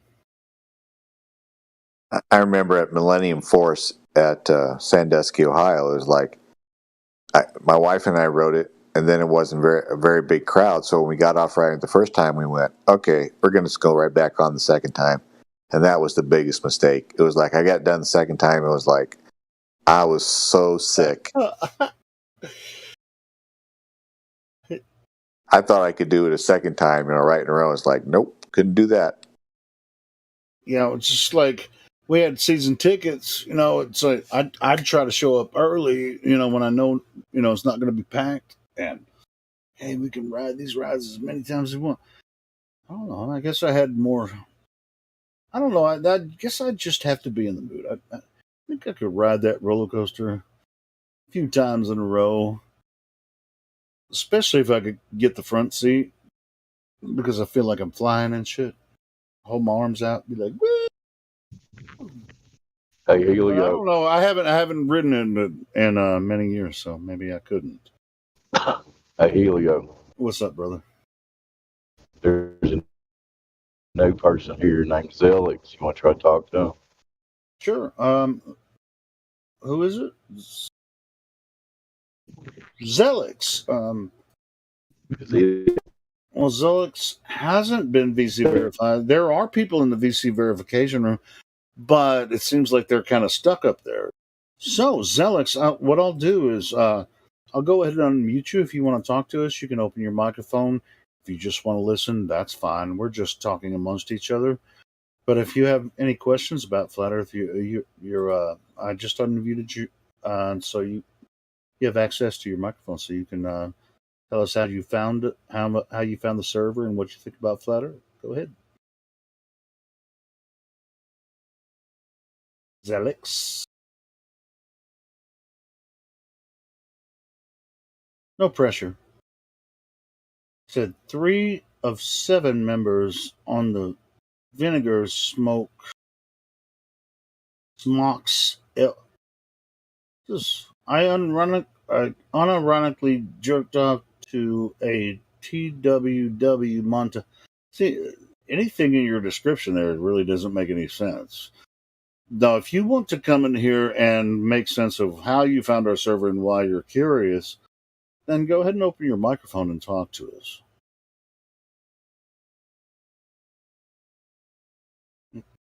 I mean, I'm going to give you about 10 more seconds. If you don't open your microphone, then I'm going to go ahead and mute you again. And then you can go through the. Come on, Zelix. At least say hi. Let's know you there. Let's say hi. Come on, man. Come on, man. We ain't so scary.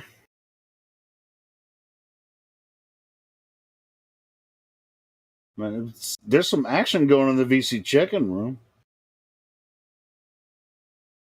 But the only action going here is we're talking about roller coasters. Hey, Zelix, have you ever been on a roller coaster?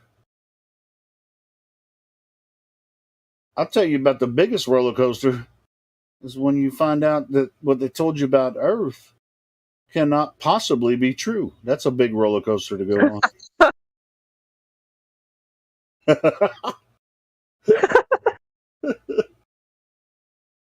It's a big one right there, bro. All right, I'm gonna have to mute Zelix so we don't get trolled. Hey, good looking out, Dave.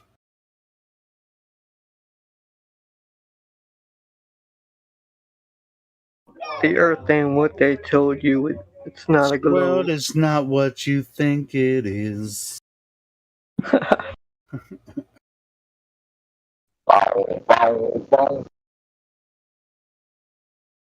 Dude, it does throw you for a loop when you see, and this is figurative, right? Throw you for a loop. I mean, all of these terms are, it's like, it'll throw you for a loop once you figure out the Earth is flat. Like, what do you mean by that?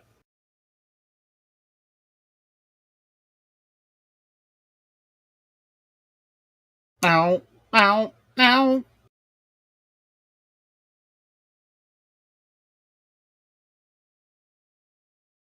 I mean, there's some people in the check-in room, so we might have some new people coming in to talk to us if those guys would ever let them go. Maybe they are, because I see it kind of diminishing. Maybe they are jumping down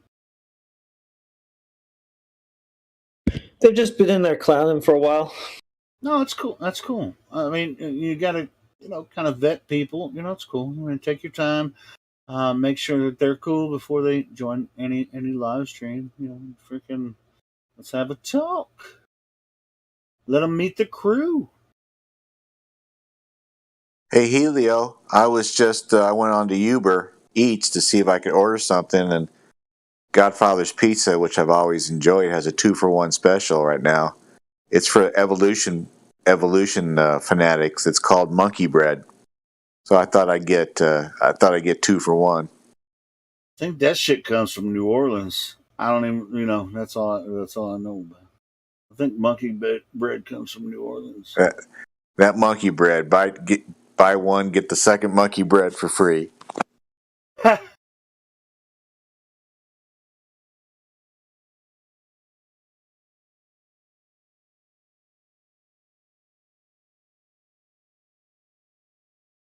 Couldn't imagine. Godfather's I Pizza. couldn't I imagine remember around here, like.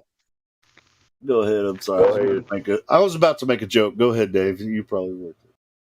I was just gonna say the Godfathers used to be around here back in the '80s.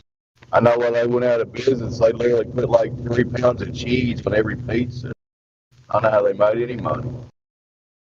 It's like a big wedge of cheese on the top. No, I haven't had a Godfather's Pizza in a while. There's one about 20 miles from me. I've been wanting to try it, and it's actually in a Love's. It's how they have those big Love's gas stations and shit. It's in the Love's, so they make the pizzas there. I actually been. I see the billboard when I'm coming home because I'm I'm right near the Oklahoma border, so it's in the town right there at the border.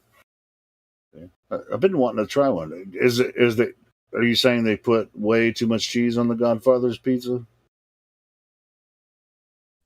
Yeah, I mean, it's like literally like 2 inches of cheese. I guess I just don't remember. I remember liking the flavor of their sauce though, and really when it comes to pizza, the sauce is boss. To me, gotta have a good tasting sauce. And believe it or not, I love Chuck E. Cheese's sauce.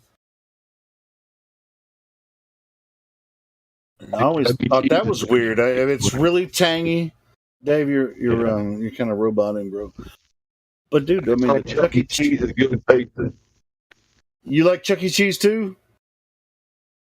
Yeah, they have good pizza when it's made right. You get it fresh for sure. Yeah. Their sauce has just like this tanginess. It's really good as long as it's not overdone.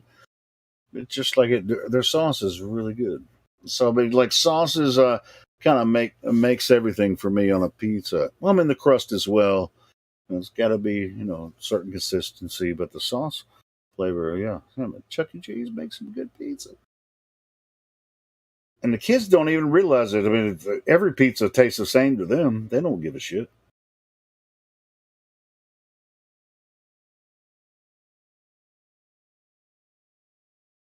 Especially when you're going to Chuck E. Cheese, they're just like, "Oh, I'm going to eat."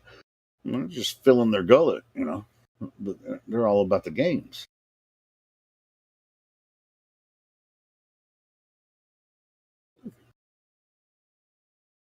Little Caesars ain't bad. Ain't bad. Chuck E. Cheese kind of got the bomb sauce. Let me think of another one.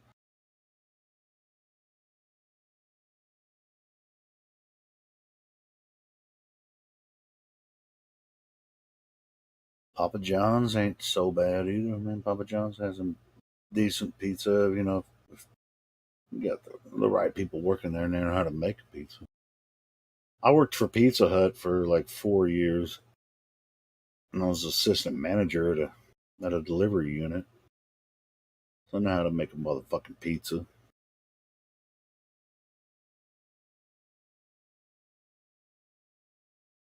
Their sauce ain't the best though.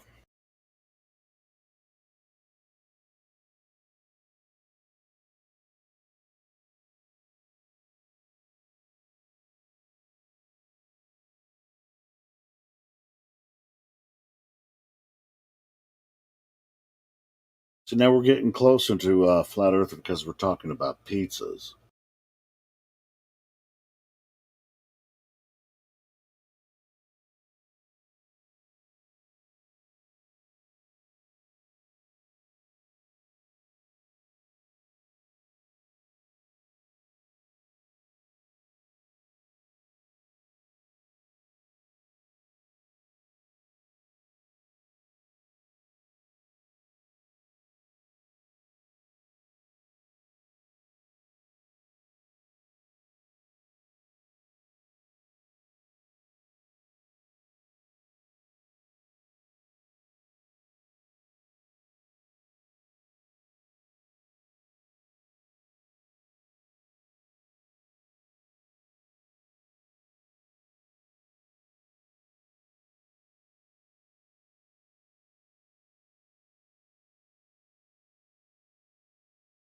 We got a major shortage of ball levers today, don't we? Hey man, we do have some lulls in the conversation, but for the most part, I think it's been fairly active for most of the day. So, I mean, Yeah, just no ball believers though, right? we've had plenty of ball believers, but they wouldn't admit that they just believe it. I see. Except for Matthew, he's like, yeah, I believe it. The other ones don't realize that they just believe it, even though we, show them the evidence that they're just believers in the ball. Matthew owns that shit. It's like, yeah, I believe it. All right. But he understands both sides of the argument, and he says, like, yeah, I'm a believer in the ball. There you go. What else you gonna do with that?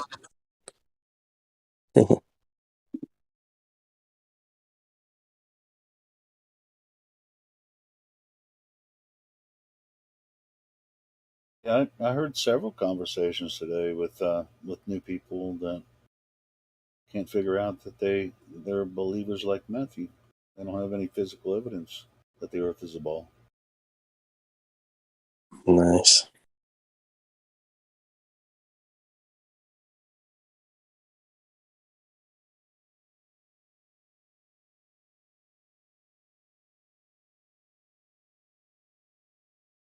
You like that time lapse of the Suez Canal that I just posted?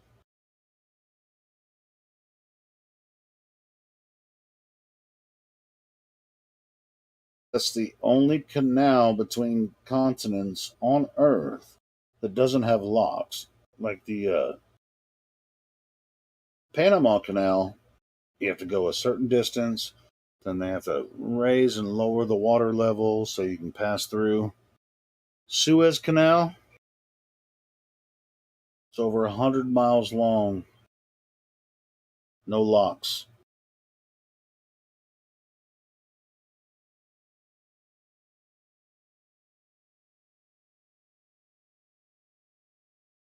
Is that 100 miles flat, or are they Are they sailing these huge shipping containers over 100 miles going over Earth's curvature through the Suez Canal?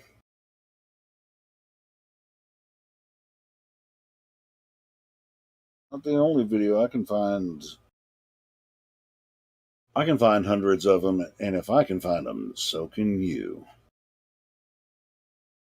Look up Suez Canal, how they built it, why they built it. Show me the curve on the Suez Canal.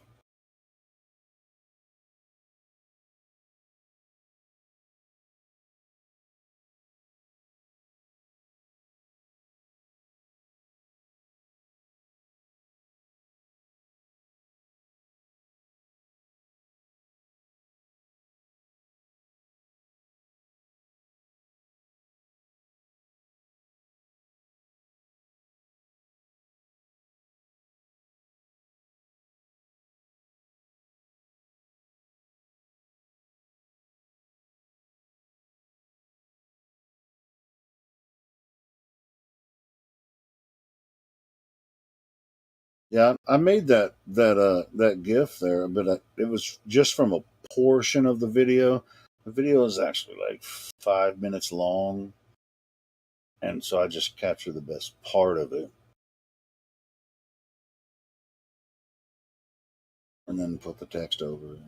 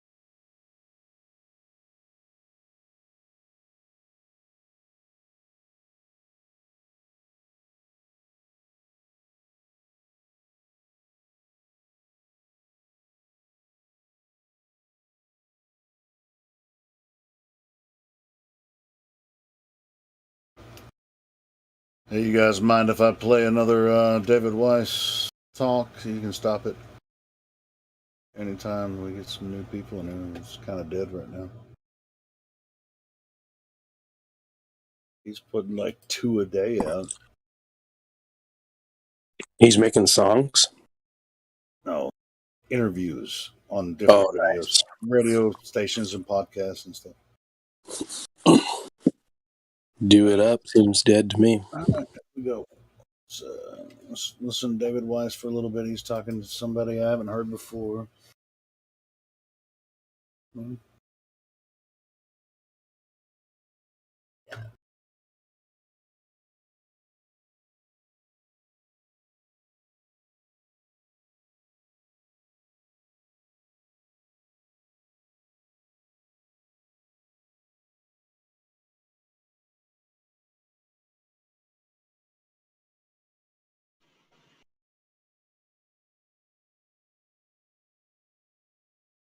I'm gonna play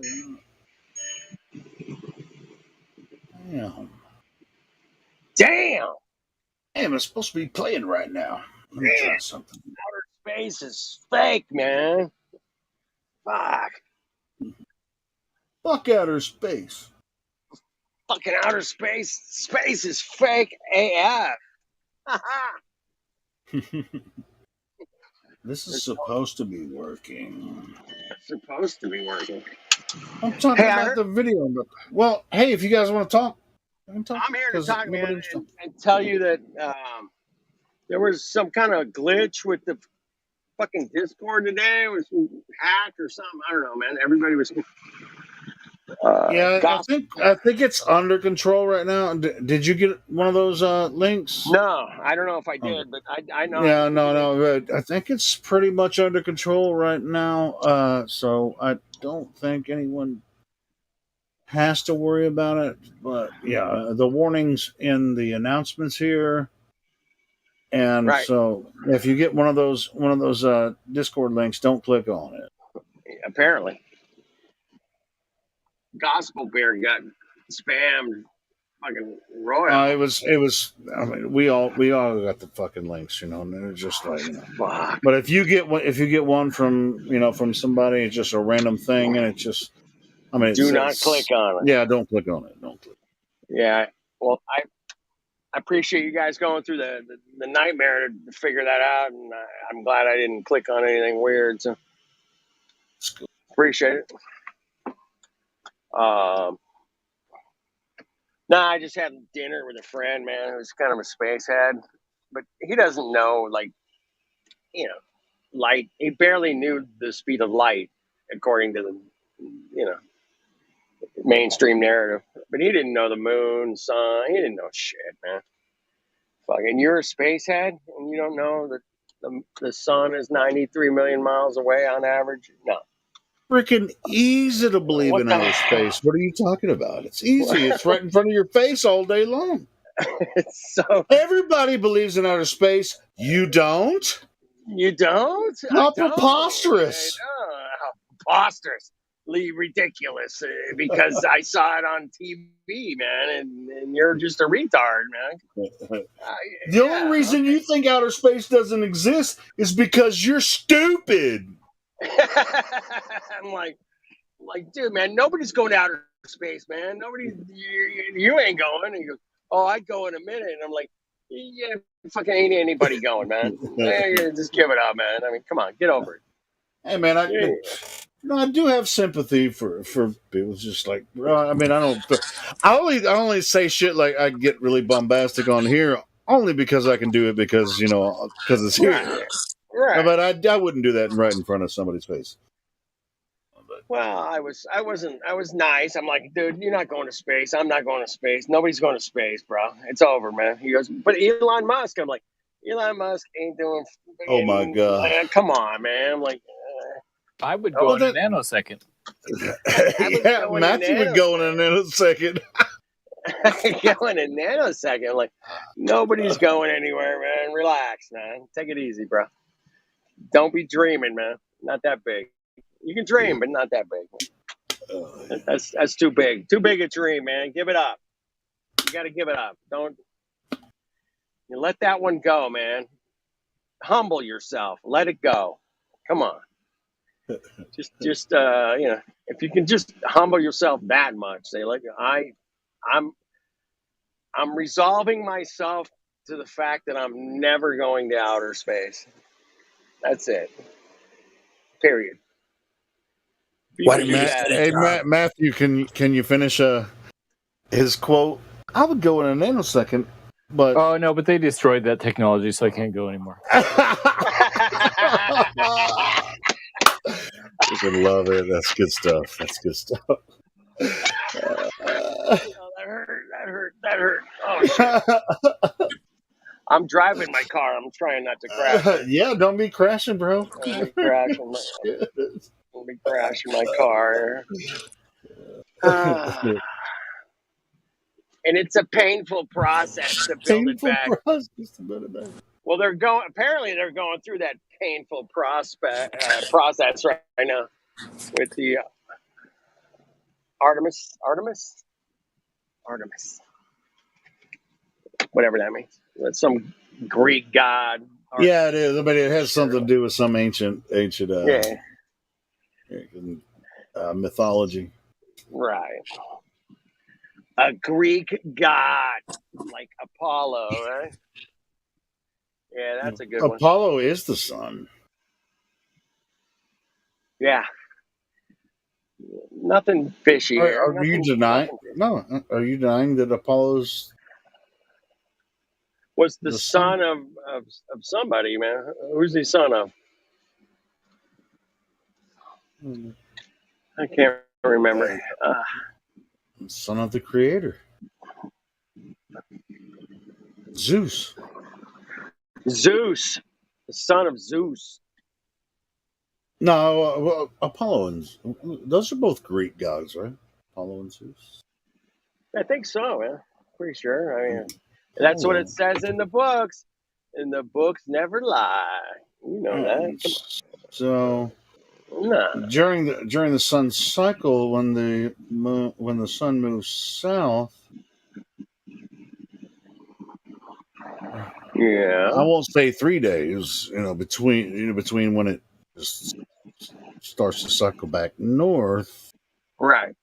It dies and is reborn. Comes back to life and starts moving back north again. Interesting. It's just what it does. That's really kind of where these stories come from. I heard that the moon does that about every month. No, the moon has a different pattern, but it's similar. It's similar but different. Well, doesn't the moon go? It makes the same cycle as the sun every month, man. It moves at a different speed. So that's why they have different calendars. If you look at a lunar calendar, it moves in a different cycle than the sun does. Now, as far as distance, we can't know distance to whatever objects they are, but they do move in different cycles, and over several years they create different patterns. And so you can create calendars from the moon or the sun, but eventually they'll sort of line up. You know what I mean? Isn't that the analemma? They line up like that. Well, they don't line up with the analemma. You can observe a lunar analemma or a solar analemma, and the Roman calendar, of course, is based on the path of the sun, and is it Gregorian? No, Gregorian is a. I just said that. What's the other one called? What's based off the path of the moon? Can't remember it now. Sidereal? No, Sidereal is something else. Hold on, let me look it up real quick. So if I don't talk about this all the time, I start forgetting shit. Lunar calendar. Well, if you think it doesn't, did you say? 28 No, days. this actually matters. This actually matters in that the different calendars, whether you base it off the lunar or the solar cycle, it matters because the heliocentrists say that the light from the sun causes the phases of the moon. Now, I won't say that they're not related, but right. I don't think that it's because the moon is a rock floating in space, and because that's impossible. Because I've looked into it enough to know that what they're claiming about the phases of the moon is completely impossible in their heliocentric idea.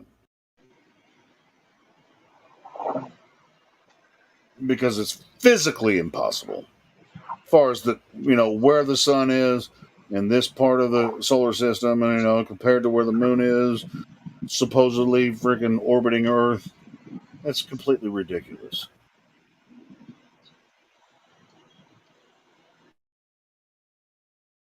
And if you really kind of like get it, well, if you really kind of get someone down to the points of it, and you could prove it through something like eclipses. You can show them that what you're saying about these phases and how they're caused by the sun cannot possibly be true, because we can observe the eclipses when you're saying the moon is here and it should be there. It's like, oh, we have a model. Well, here's where your model says the moon is. What you're saying about where you think it is cannot possibly be true. So just go ahead and give up that dumbass and stupid heliocentric model, or at least that portion of it, because where you're saying the moon is and where we observe what is happening, the phenomena cannot possibly be true. Give it up, Mongos. Give it up. It's been a fun ride. You guys had a nice Don't believe run. me. Don't believe me. Just do Don't as believe much us. just look into it as much as we have, and you'll find out that their stupid idea about the heliocentric ball spinning around the universe, it just cannot possibly be true. Well, it's there are people that that are geocentrists, but they still think the Earth is a globe. So we have the sun moving around the globe and the moon moving around the globe, but it still doesn't work out. No, man. It's got some issues. Yeah. A stationary globe. That's a problem. A lunar calendar is a calendar based on the monthly cycles of the moon's phases, synodic months, lunations, in contrast to solar calendars whose annual cycles are based only directly on the solar year. The most commonly used calendar, the Gregorian calendar, is a solar calendar, a system that originally evolved out of a lunar calendar system. A purely lunar calendar is also distinguished from a lunisolar calendar whose lunar months are brought into alignment with the solar year through some process of this word intercalation.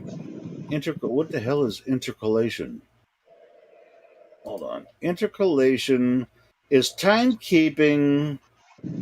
Intercalation or embolism is timekeeping is the insertion of a leap day, week, month. That's a leap year. Shit. Anyway, You say leap month?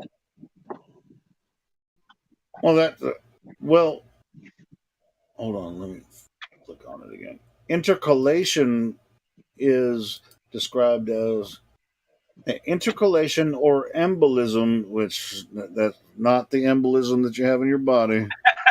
In timekeeping is the insertion of a leap day, week, or month into some calendar years to make the calendar follow the seasons or moon phases.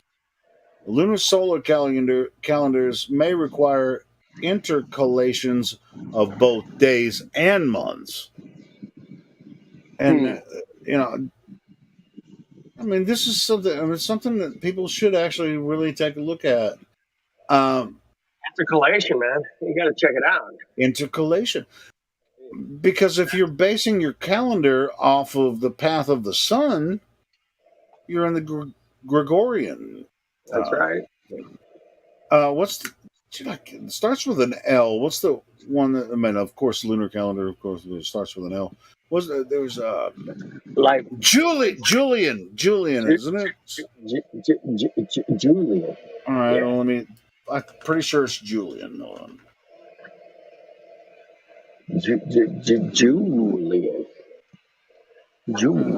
Julian. No, that's also a freaking sun-based calendar.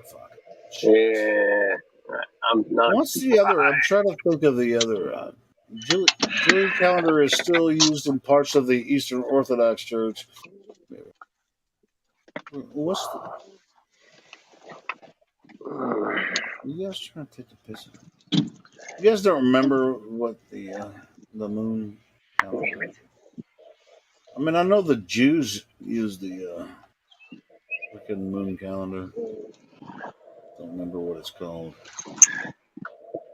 Although the Gregorian calendar is in common and legal use in most countries, traditional lunar and lunisolar calendars, is kind of a balance, continue to be used throughout the world to determine religious festivals and national holidays.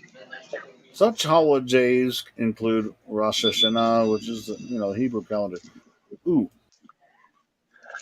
that one. I'm clicking on the link.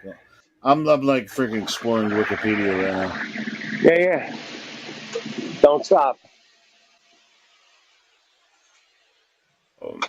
The Hebrew calendar,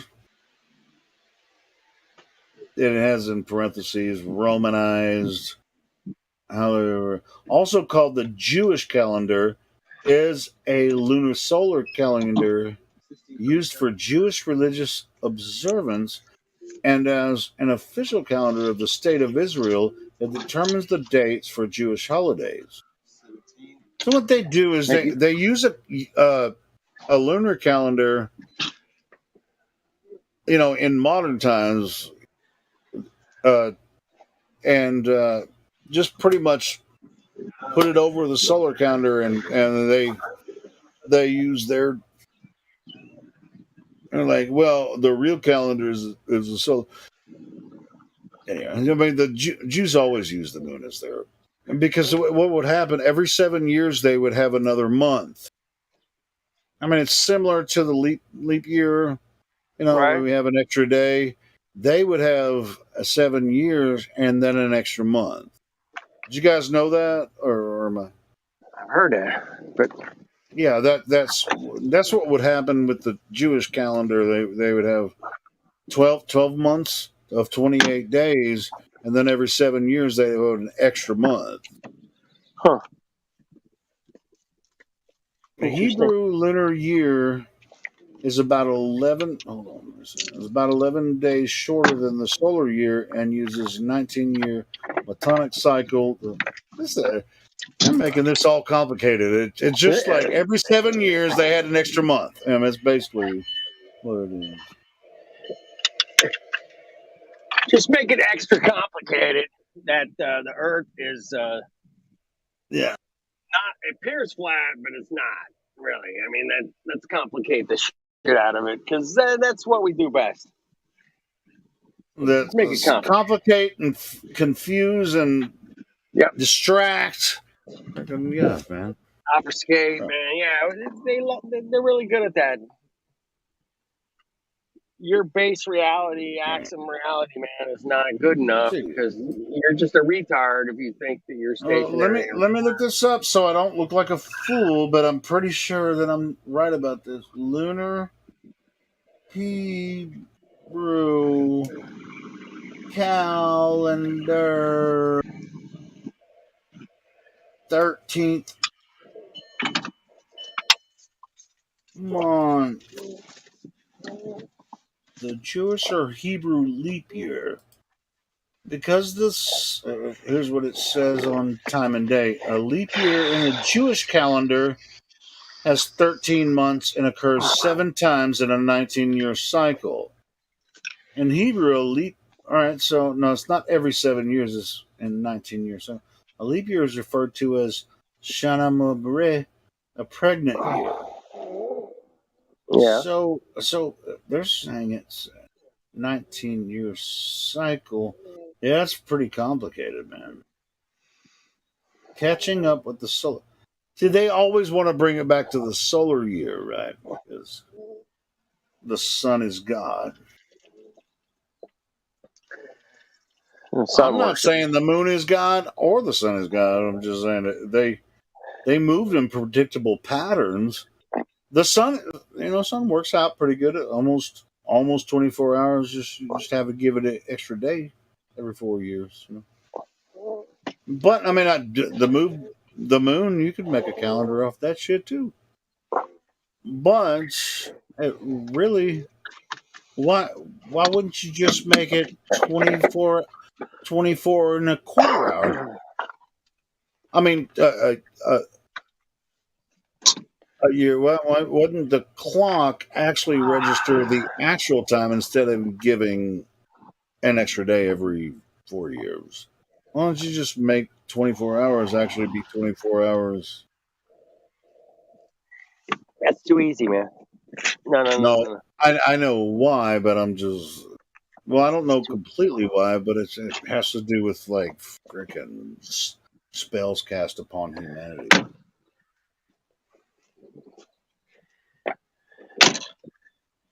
There's a lot of spell casting going on, man.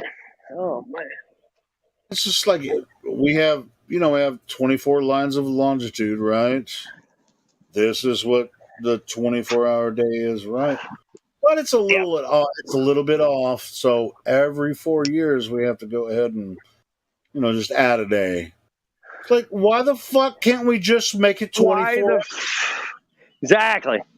Why can't we just even this thing out? No. I mean, if everyone got everything so perfect, why can't we just make it 24 hours and so many seconds to make the whole year just line up, and we don't have to have February 29th?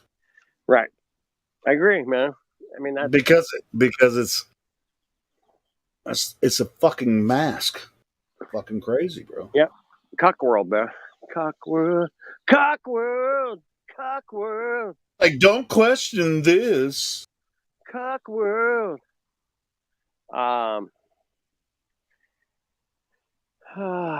Nothing's easy, man. They want to make it as fucking as complicated as possible.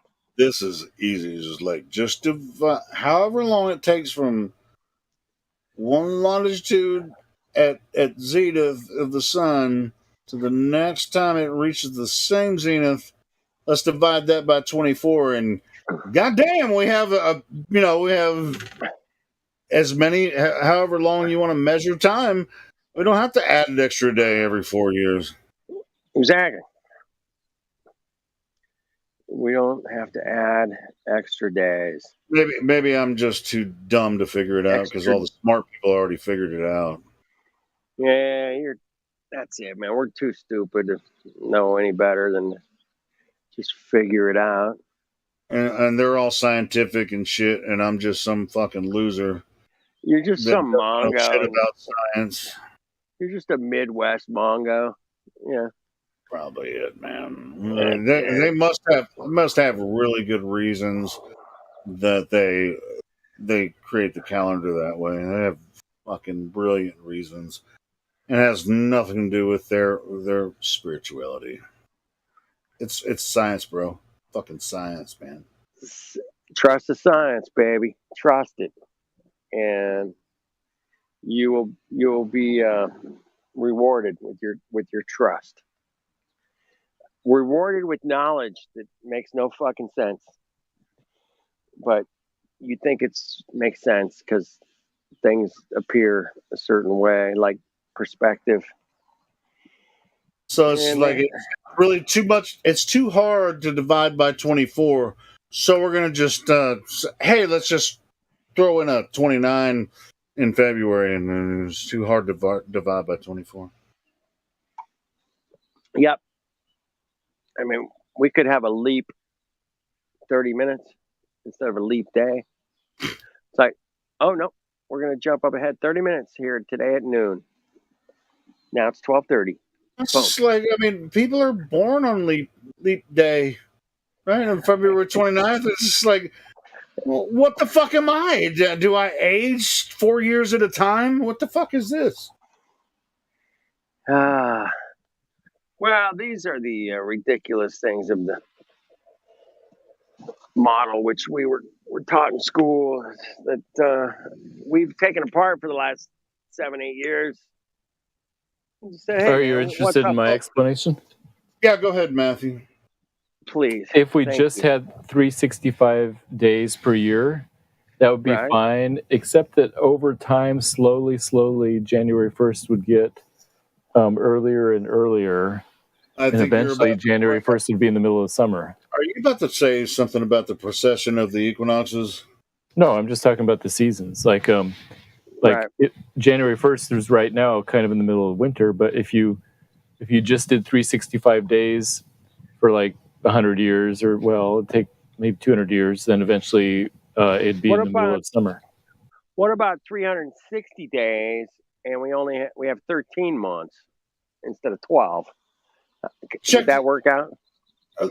Even the Mayans added 5 days every once in a while, 5 religious holidays. I want to take away 5 days. Yeah, but that was religious.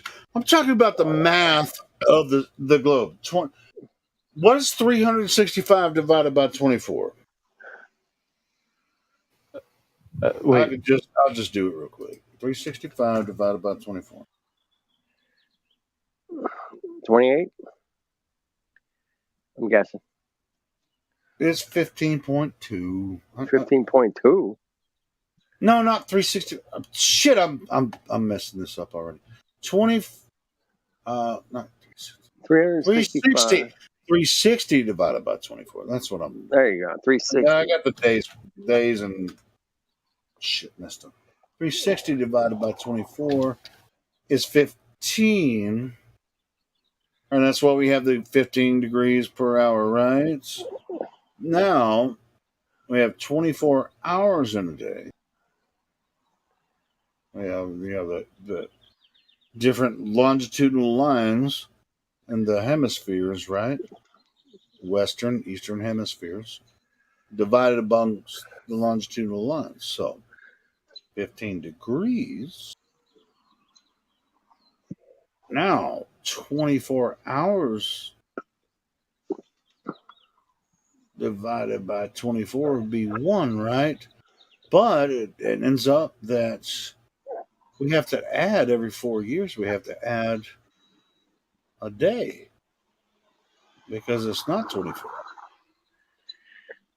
How does that happen, Matthew?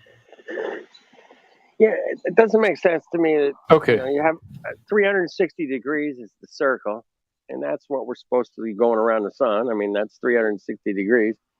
I mean, Well, it doesn't matter if Earth traveling or the sun traveling. Whatever. I mean, we're just going around in a circle. The same shit. I mean, we have the animal. It's 360 degrees, motherfuckers. Any way you slice it, right, Matthew? I mean, Why can't they just like make the 4 years? It's like you add a day, so there's some math there. Okay, hey, Matt, you're good at math, so just add the 1 day to the 4 years, and then divide it by 365 or whatever you have to divide it by. Okay, so here's what's going on. It doesn't matter if the Earth is flat or round, heliocentrism, whatever. Right. What we observe is that the sun reaches its solar noon about every 24 hours. So a day is 24 hours. Okay. Right. Separately, completely separate from that, is that we observe a year takes a certain amount of time. It takes 1 year, defined by observable things like the solstice or the equinox, that type of thing. So those are two different numbers. And the problem is they don't divide into each other. 24 hours is for one thing, and then 365.25 times 24 hours is how long a year is.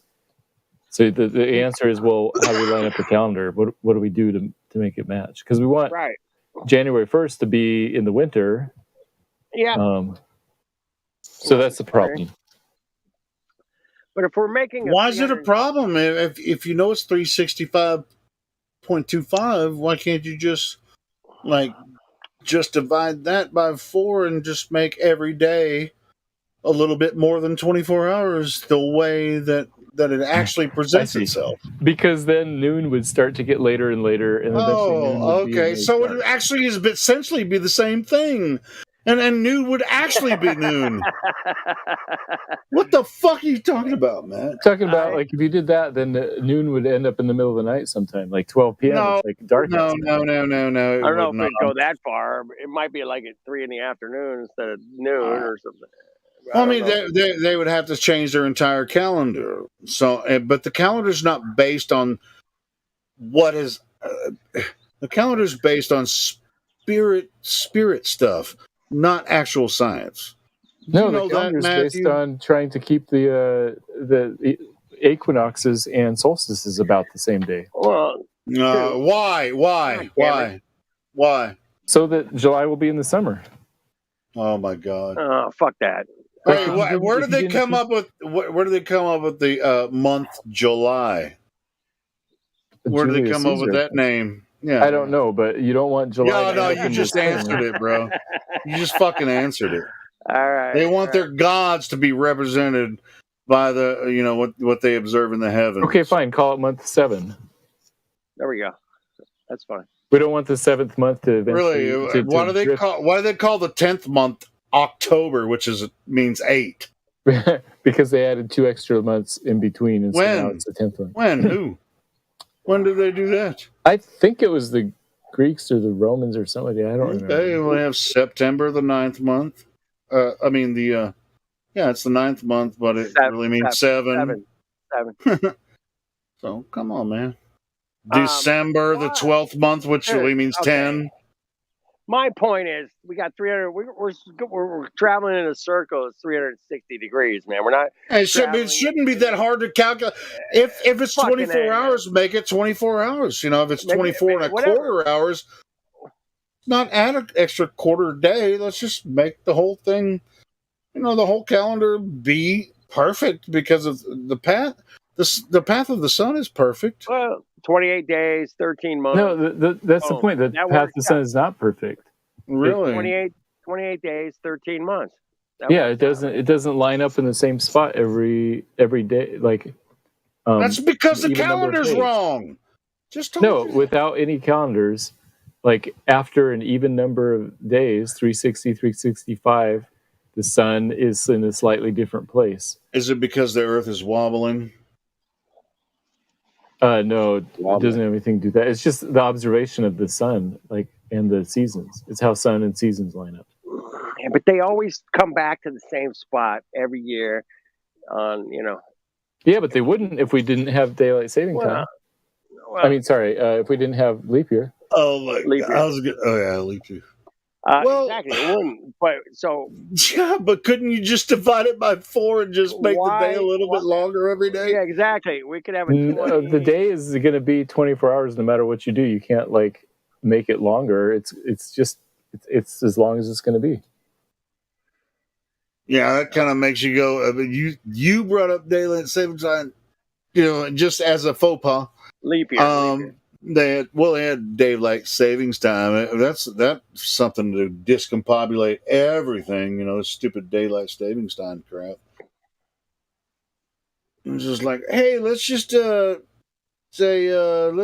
move everything to an hour ahead and confuse the shit out of everybody. We could have a 25-hour day or whatever. I mean, there's a million ways to fucking calculate it.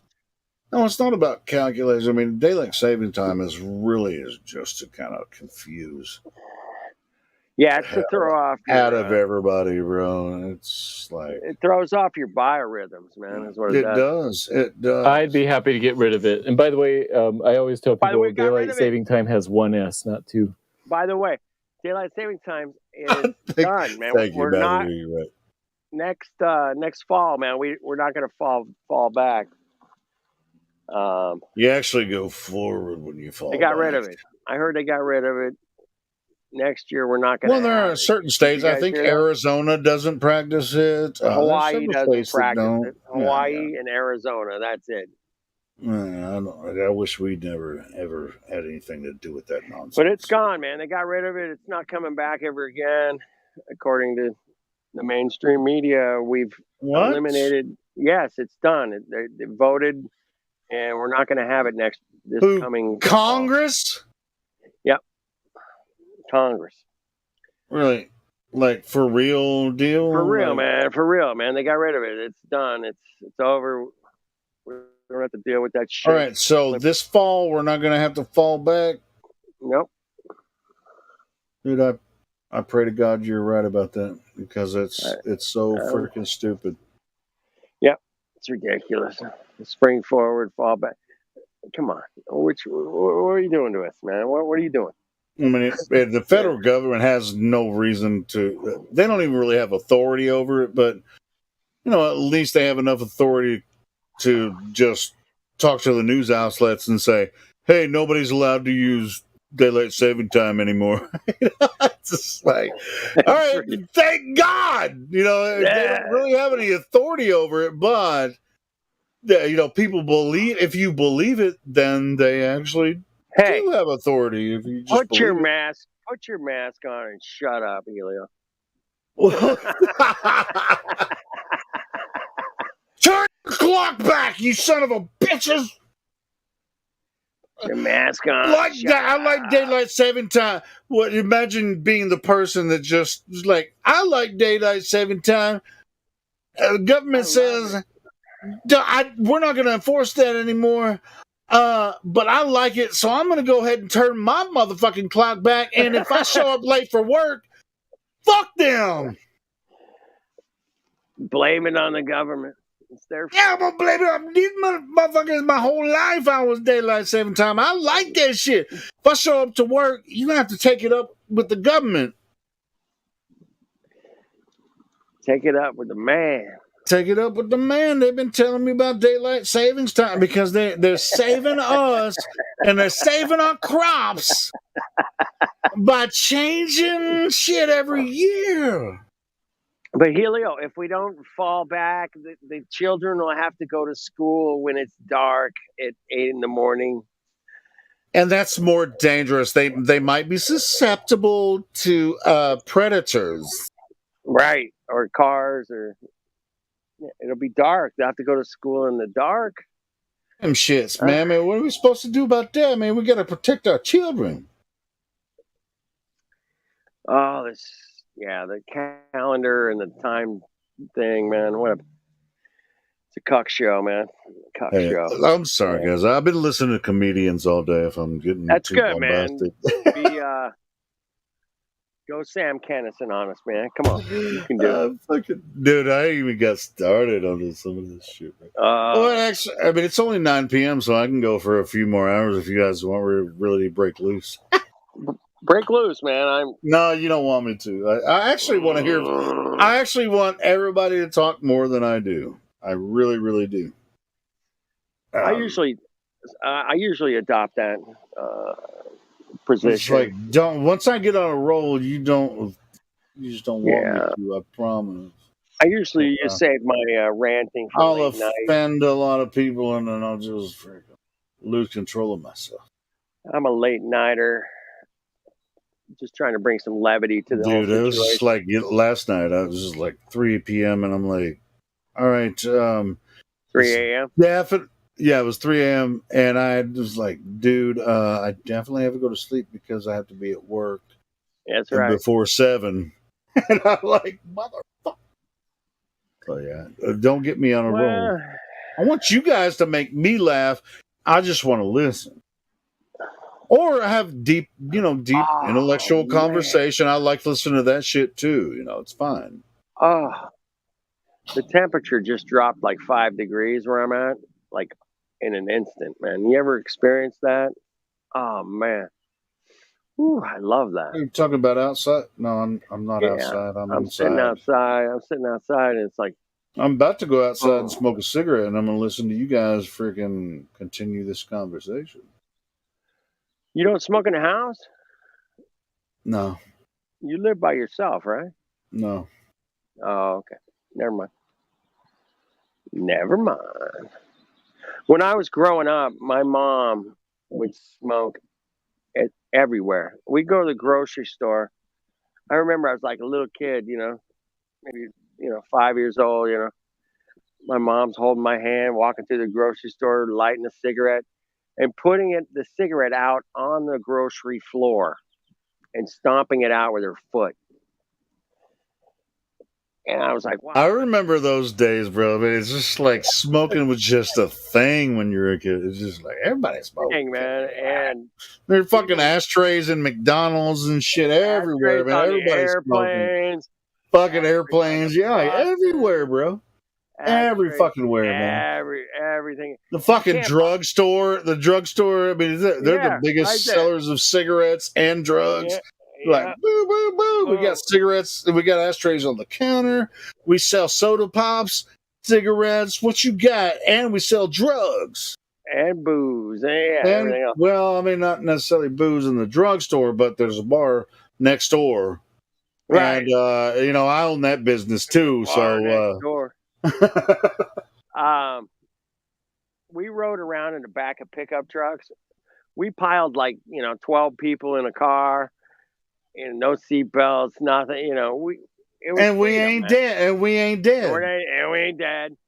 And we rode on the side of the pickup, inside the bed of the pickup, and it's like, what's the worst story that you've ever heard about somebody riding in the back of a pickup truck without a seatbelt? I've never heard one. I've seen some on the news. Because if you're an adult male and you're like, I have some kids in the back of the pickup truck, I'm going to drive very safe and I'm going to get them where they're going. But now you fucking get pulled over and it's like, you're not allowed to have those children in the back of the pickup truck. I was just driving down the road, just a couple miles. I mean, they're okay. I'm okay. There ain't no freaking, people, it's like, I don't need you to freaking tell me how to live. People talk, what's that? Well, they want a civil society is what they call it. And it's like, no. Control. When you're 16 years old, you can only have you and your sister in the car. That's it. Well, I ain't gonna lie. I mean, it can be very dangerous to have little kids in the back of the pickup. And nowadays, and it depends on where you're driving. It depends on where you're driving. When I was 16, I got my keys, I got my car, and I'm like, let's go, baby. Where we going? Who we picking up? Who we dropping off? I guess we're old fashioned, aren't we, Flat Earth dude? Freedom is old fashioned. Come on, man. How dare you think about freedom, man? Fuck, bro, man, it's crazy. Freedom of your own, stupidity and decisions you get to make and learn lessons. My God, how dare you want to learn a lesson that you might want to wear your seatbelt? I don't know, man. I've seen people go through windshields. It's like, it's dude, like, check this out. I mean, in situations like that, if somebody has a pickup and there's only room for 3 people in the cab, right? But you want to go to a party and there's 5 of your friends that want to go with you. Yeah, get in the back of this fucking truck because we're going to the party, right? Dude, we used to go to the drive-in theater. We go to the drive-in theater. They're like, they charge you by the car. They don't charge you by the people. Well, I mean, with a pickup, they would. No, they let us all in, man. It was like $5. There's like 12 of us in this thing, and we get to the fucking drive-in, and we gotta Hey, some beer. I think the reason we're telling this story about how it was for us when we were young Yeah.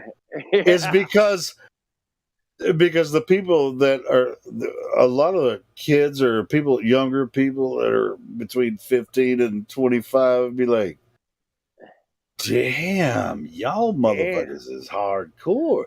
No, man, that's just the way it was. It wasn't even That's the way it hardcore. It's was, just man.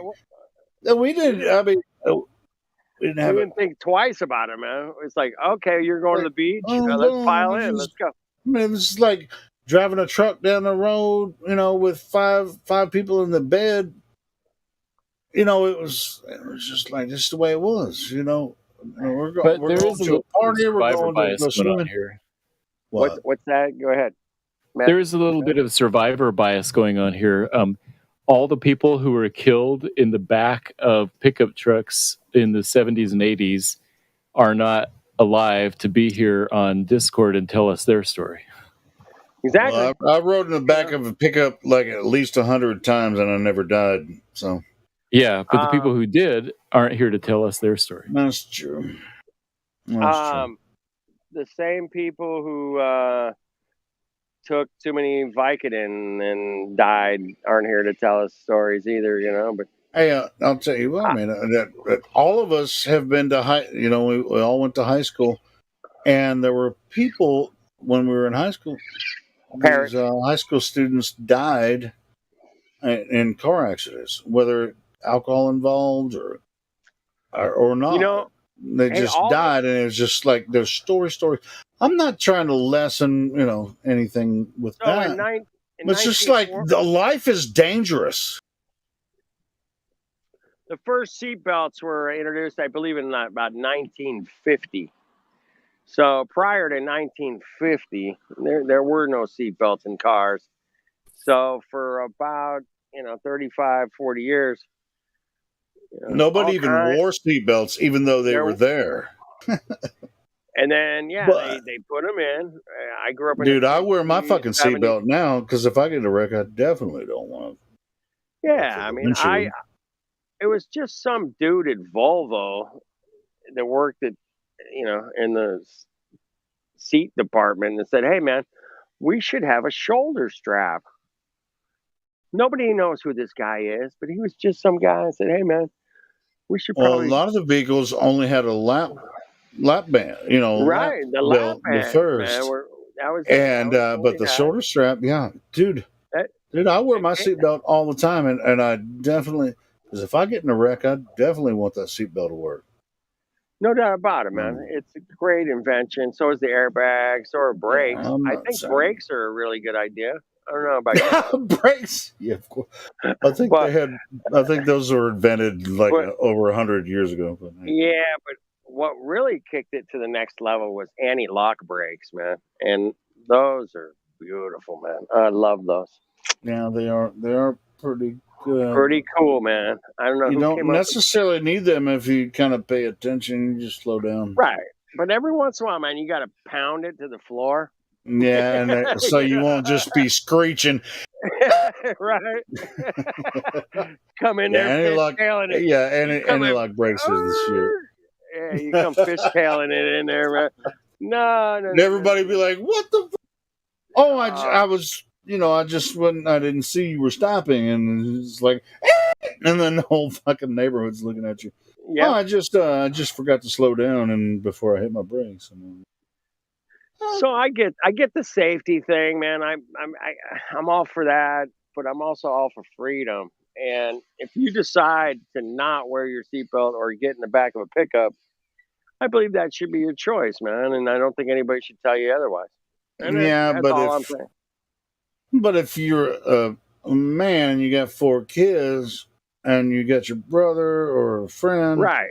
You're going to ride up in the cab of a pickup and say, all you kids jump in the back, and we're going to haul ass 40 miles an hour down the road.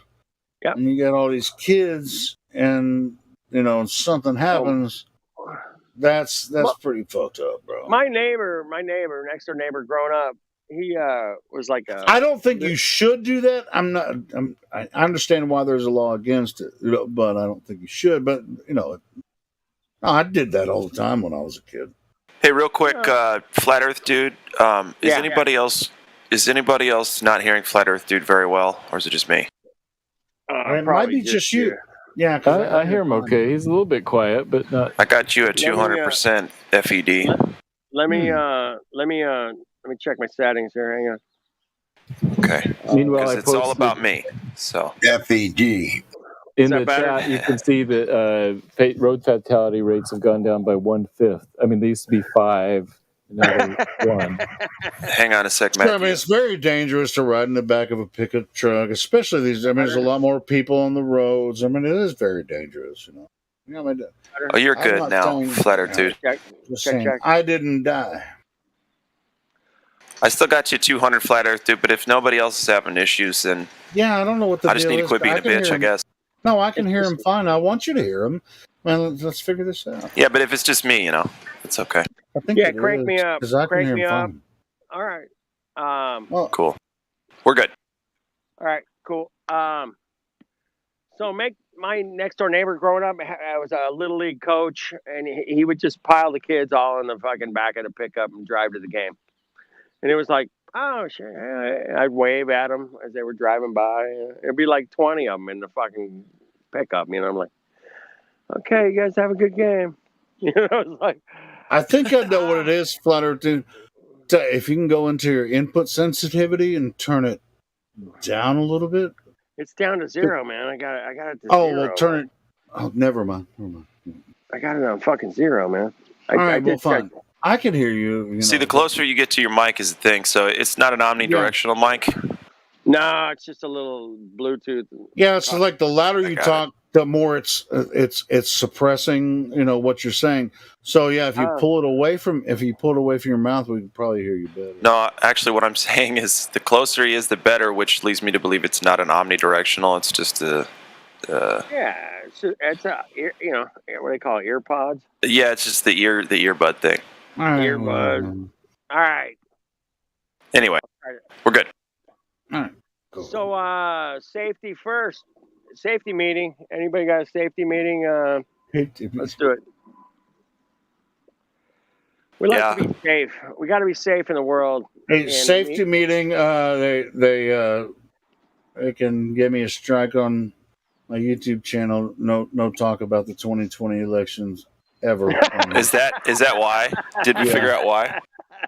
That was that's what they sent me an email. Said, somebody was talking about the 2020 election. Wow. You can't talk about elections in public. This is fucking. Where do we live right now? Hey, but that's just YouTube. I mean, I didn't get that from Twitter or DLive. We can pretty much. No, imagine one of the top 3 biggest communication platforms in the world saying you can't talk about the American E word now. See, we can't even probably say the E word at this point. It's unbelievable. Cock world. Yeah. I can't even stream on that channel for 6 more days. And last 6 night more was the days, first day. So, So you appealed it. What was your appeal, man? Like, dude, they got back with me in like 5 minutes and said, "Fuck you." really? They got a team of fuck yous waiting. They got the room of guys just smoking cigars, sipping really expensive whiskey. Hey, it's about time I told you fuck you from YouTube. Fuck you. Dude, I was like, fuck all right, I typed out a paragraph and I was like, they might even take a look at. Dude, but by the time I actually sent that and then came and was messing with people, I was like, I got the email back and said, no. It was personalized too. They're like, I'm sorry, Dennis, we can't. They like really. They got into it with you, real specific, and they're like, they didn't say fuck you, bro. And they're like, they pretty much. You actually look better with hair, so keep it.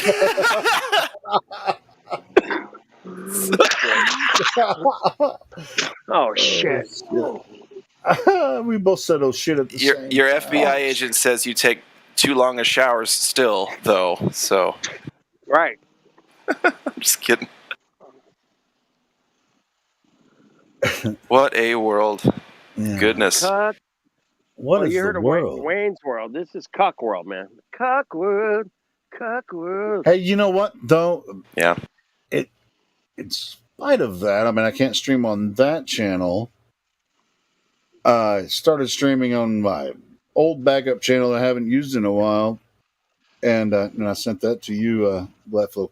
Yeah. And I was thinking about it today while I was at work. I was like, man, I can stream on my Helio Skeptic channel too. Hey, did you post it? Say, or just, say, because I have more subs on that channel, more people, it'll reach more people.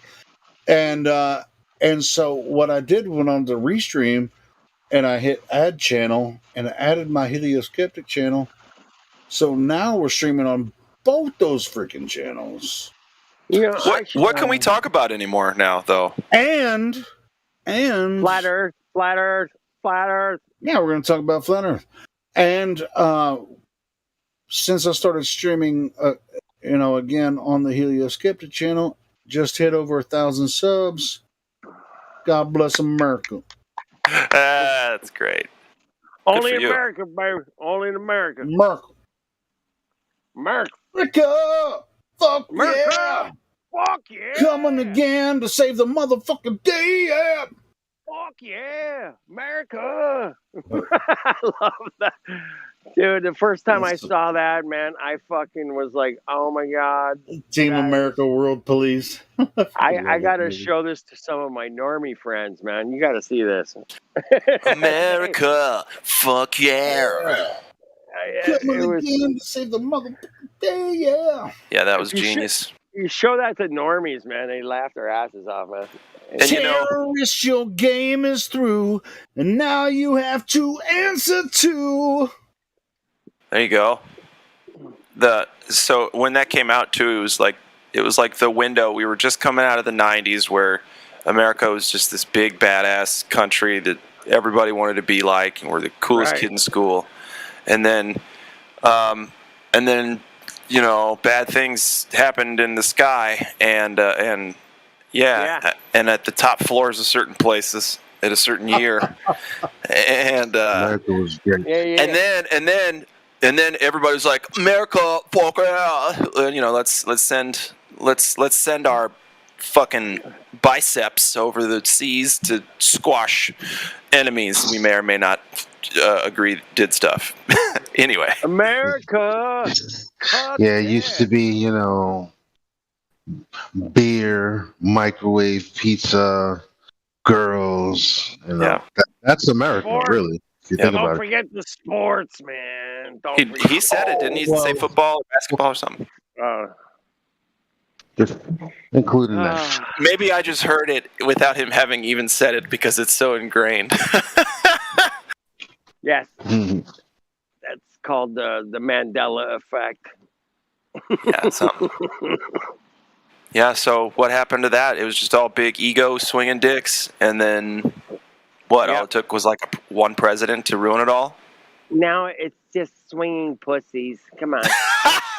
Well, I can neither confirm nor deny, Sergeant. Bunch of swinging tits. I'm telling you. What are we going to do? Where's the curvature? Where? Where's it at? Where? What's up, Elijah? How you doing, bud? Good, man, good. Just getting in, tired as hell. Roger that. Right on. We'll keep it rolling here. Yeah, speaking of military propaganda films, Top Gun Maverick. Yeah, Toby mentioned it here in the live stream voice text. That Top Gun Maverick. I know we don't like to talk too much about movies, I guess. I don't know why. Right. But it's military propaganda. It's more America, fuck yeah, in the new Top Gun. Changed my mind. Hey, I heard that there's an opening scene where Maverick is behind the curvature of the Earth and can't get a radio signal. Sure. I heard that. Sure, it was that way. Yeah, I'm behind the curvature. What's impressive is if they're bouncing radio signals off left and right, the top, bottom, whatever.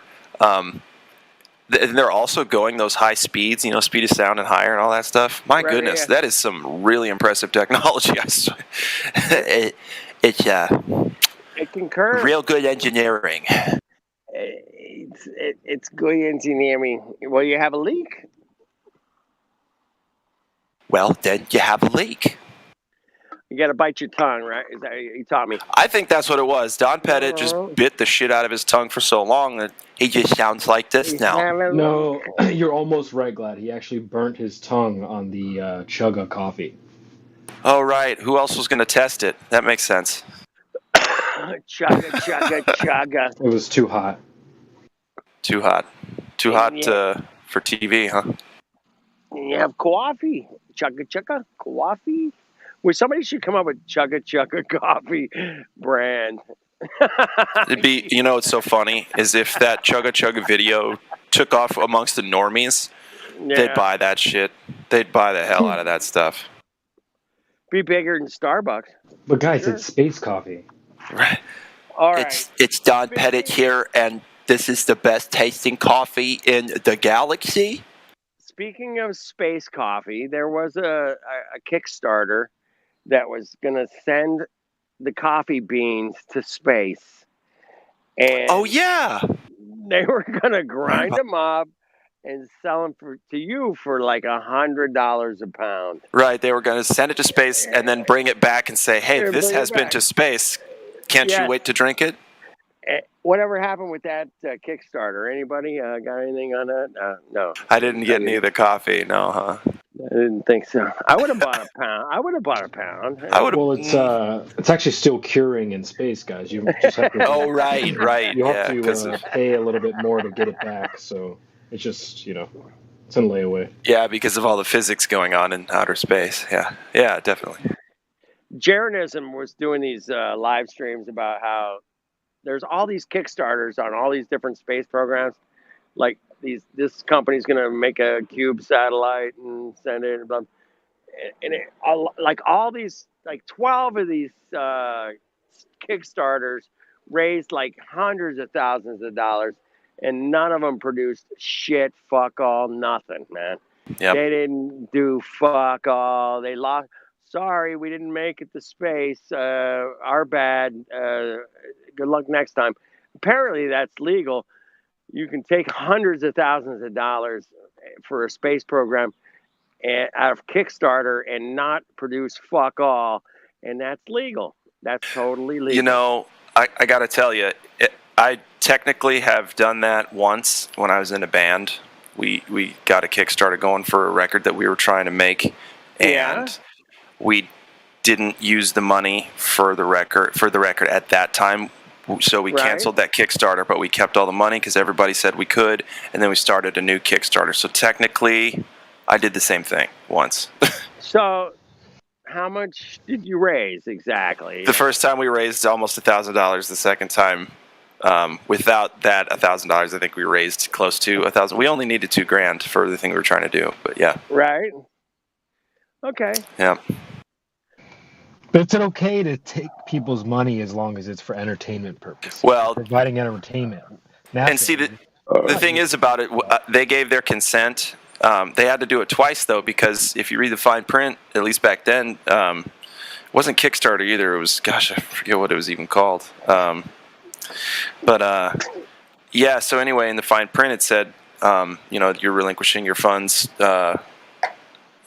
unless the group doesn't meet the required number to make the goal, then you all get your money back. Right. They had to then say no, let them keep the money. They had to secondarily do that anyway.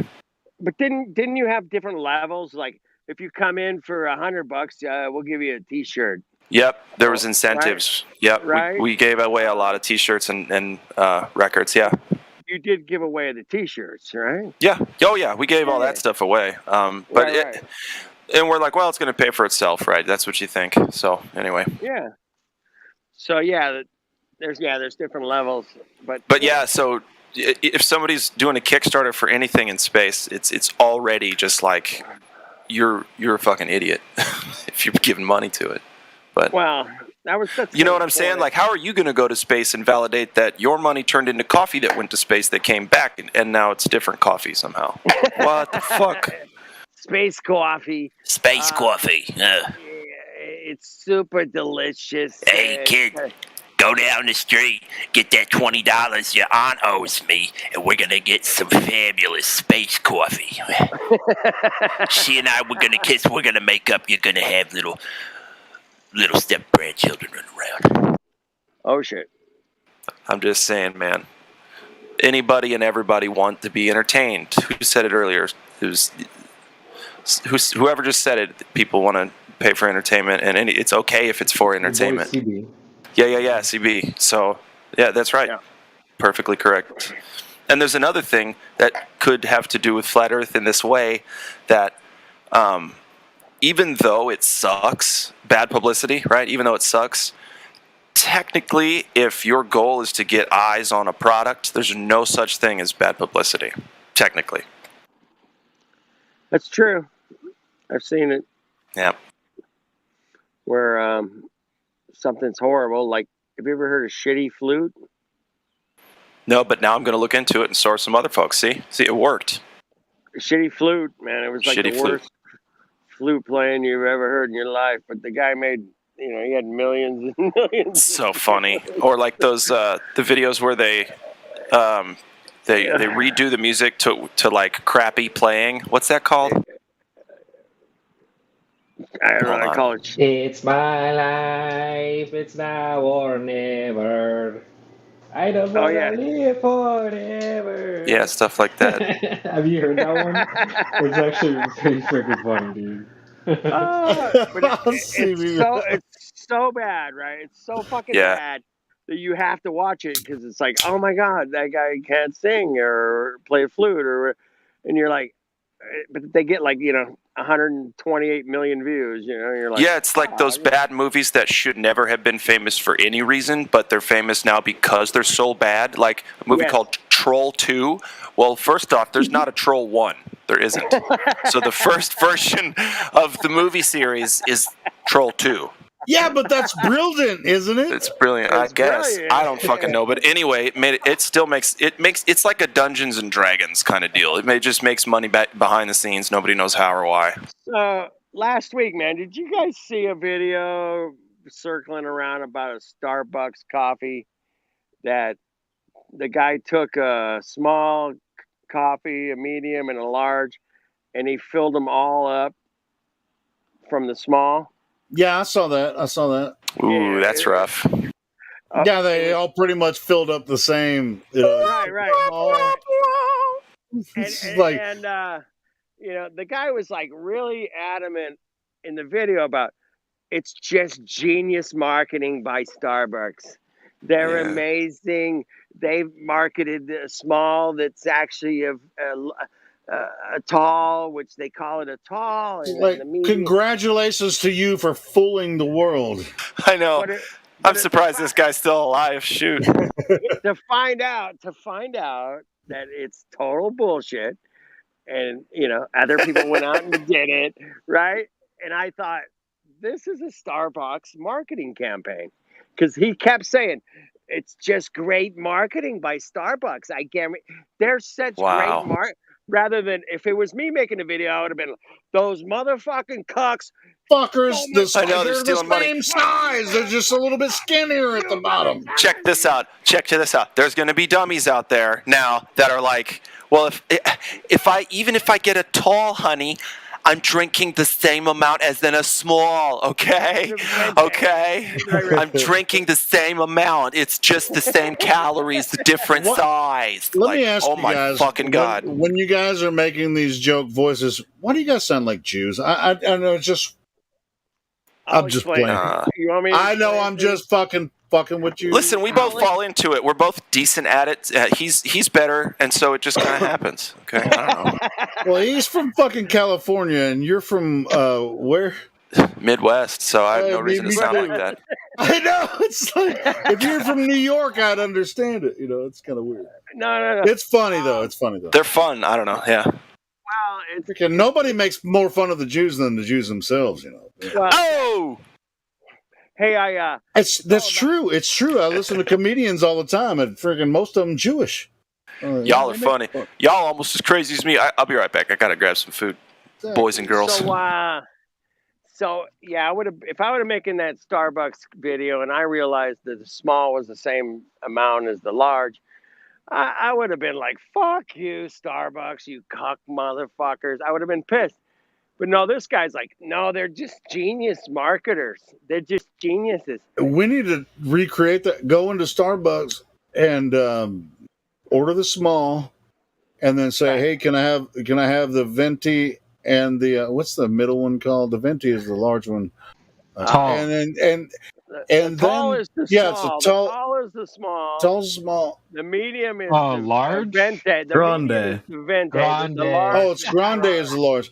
It's just like give me some give me the empty cups of the grande and the venti, and then I want a tall, and then just give me the cups and then just pour it out right in front of them. See, I don't know if it actually works, but it could be. It's a trick. It was a trick, man. They really are. You know, there is more coffee. There is more fucking coffee. I've had them. I know there's more coffee. Are we debunking the coffee myth? No, I'm just debunking that video that came out last week. That Yeah, I know there's more coffee in the it got venti, spread man. around, man. I'm just saying. What video? Video got spread around like a it's just bad virus. I won't show. I saw it on Facebook, so we can't share a lot of Facebook videos here because most people here aren't necessarily on Facebook. I would share a shitload of Facebook videos here if people were on Facebook here, but I don't because most people aren't Facebook. Yeah, I'm not. Boomer. Yeah, that's what I'm saying. So no, it's not boomer. It's not. I'm boomer, just joking, Helio. I'm kidding. Because shit, my freaking son's on Facebook all the time. So, but anyway, it's just an easy way to share stuff, because I get most of the memes that I share in here. I fucking steal that shit off of Facebook. Matter of fact, the one I just shared, I just got off of Facebook, and I saved it and posted it here. That horizontal plane will never be a CGI ball. I just put that in there. I got that off of Facebook. A horizontal plane will never be a CGI curvature. Yeah, it'll never be a CGI ball over there. We could do the Italian voice too. Yeah. It'll never be a CGI. Hey, it'll never be a CGI ball. Get the fuck out of here. Get the fuck out of here. Yeah, man. Where do you get this? Where do you get the globe Earth from? I had never seen something like that. There's that guy Neil that comes on Nathan Oakley. Oh no, he doesn't have to pretend. That dude's. He's like, are you kidding me? Yeah, are you kidding me? Are you kidding me? Neil's he comes in here a lot, man. So yeah. Neil's a badass. I wish he would come in here more often. I've only heard him in here a couple times. Yeah, shout out to Neil. Shout out to Neil. Shout out to Neil Cosentino. Neil, man, he ain't gonna put up with fuck off. He's like, yeah, fuck off. Like, I love it. Get the fuck out of here. He's not deep in, he's not going to go into some calculations or something. He'd be just like, that's just fucking ridiculous. Get out of here. Sure. I mean, a lot of the guys that will come in here, they'll say, oh, well, I'm using logic and the Earth is logically a globe. In what freaking world are you talking about? We all experience the world as it presents itself to us as a level stationary plane. So where is it logically a globe? Cock world. I should be Cox world, like instead of Wayne's Cox. Okay, Cox you're gonna world. have to explain what you mean by that, because cuck in the way that I understand it doesn't apply to politics, if you know what I mean. Well, or Joe anything Biden. else. I don't know what you mean by that. Can you describe it without being filthy? The cocks are like the Mongos that create ridiculous things in the world that we all have to abide by. And there's been a lot of cocks coming along these days and telling us we have to do this and we got to wear this and we got to tuck our underwear in and not fart and don't breathe and don't shake your hand. And it's been a lot of cucks that have put down rules and stuff that we have to supposedly abide by, and because it's dangerous out there if you look and touch somebody, if they're healthy and in shape. But that's not good enough. They're not only are they healthy and totally perfect human beings, that they've been introduced to some kind of new technology in their biological system that would potentially keep them safe. No, I get it. It was almost illegal to even look at someone at that point. No, I get it. But what I'm saying is,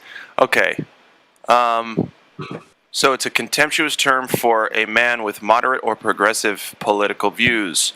Okay, now I get it, because the second definition that Helio posted was the only one that I had heard until now, and to me, that did not make any sense whatsoever. So, thank you, Helio, for pointing that out. As you were, gentlemen. Yeah. Dude, I found some other stuff, too, which even gets even more weird. Boy, oh boy, was I confused. Now I'm good. Yeah, now you're good. Hey, weird is good.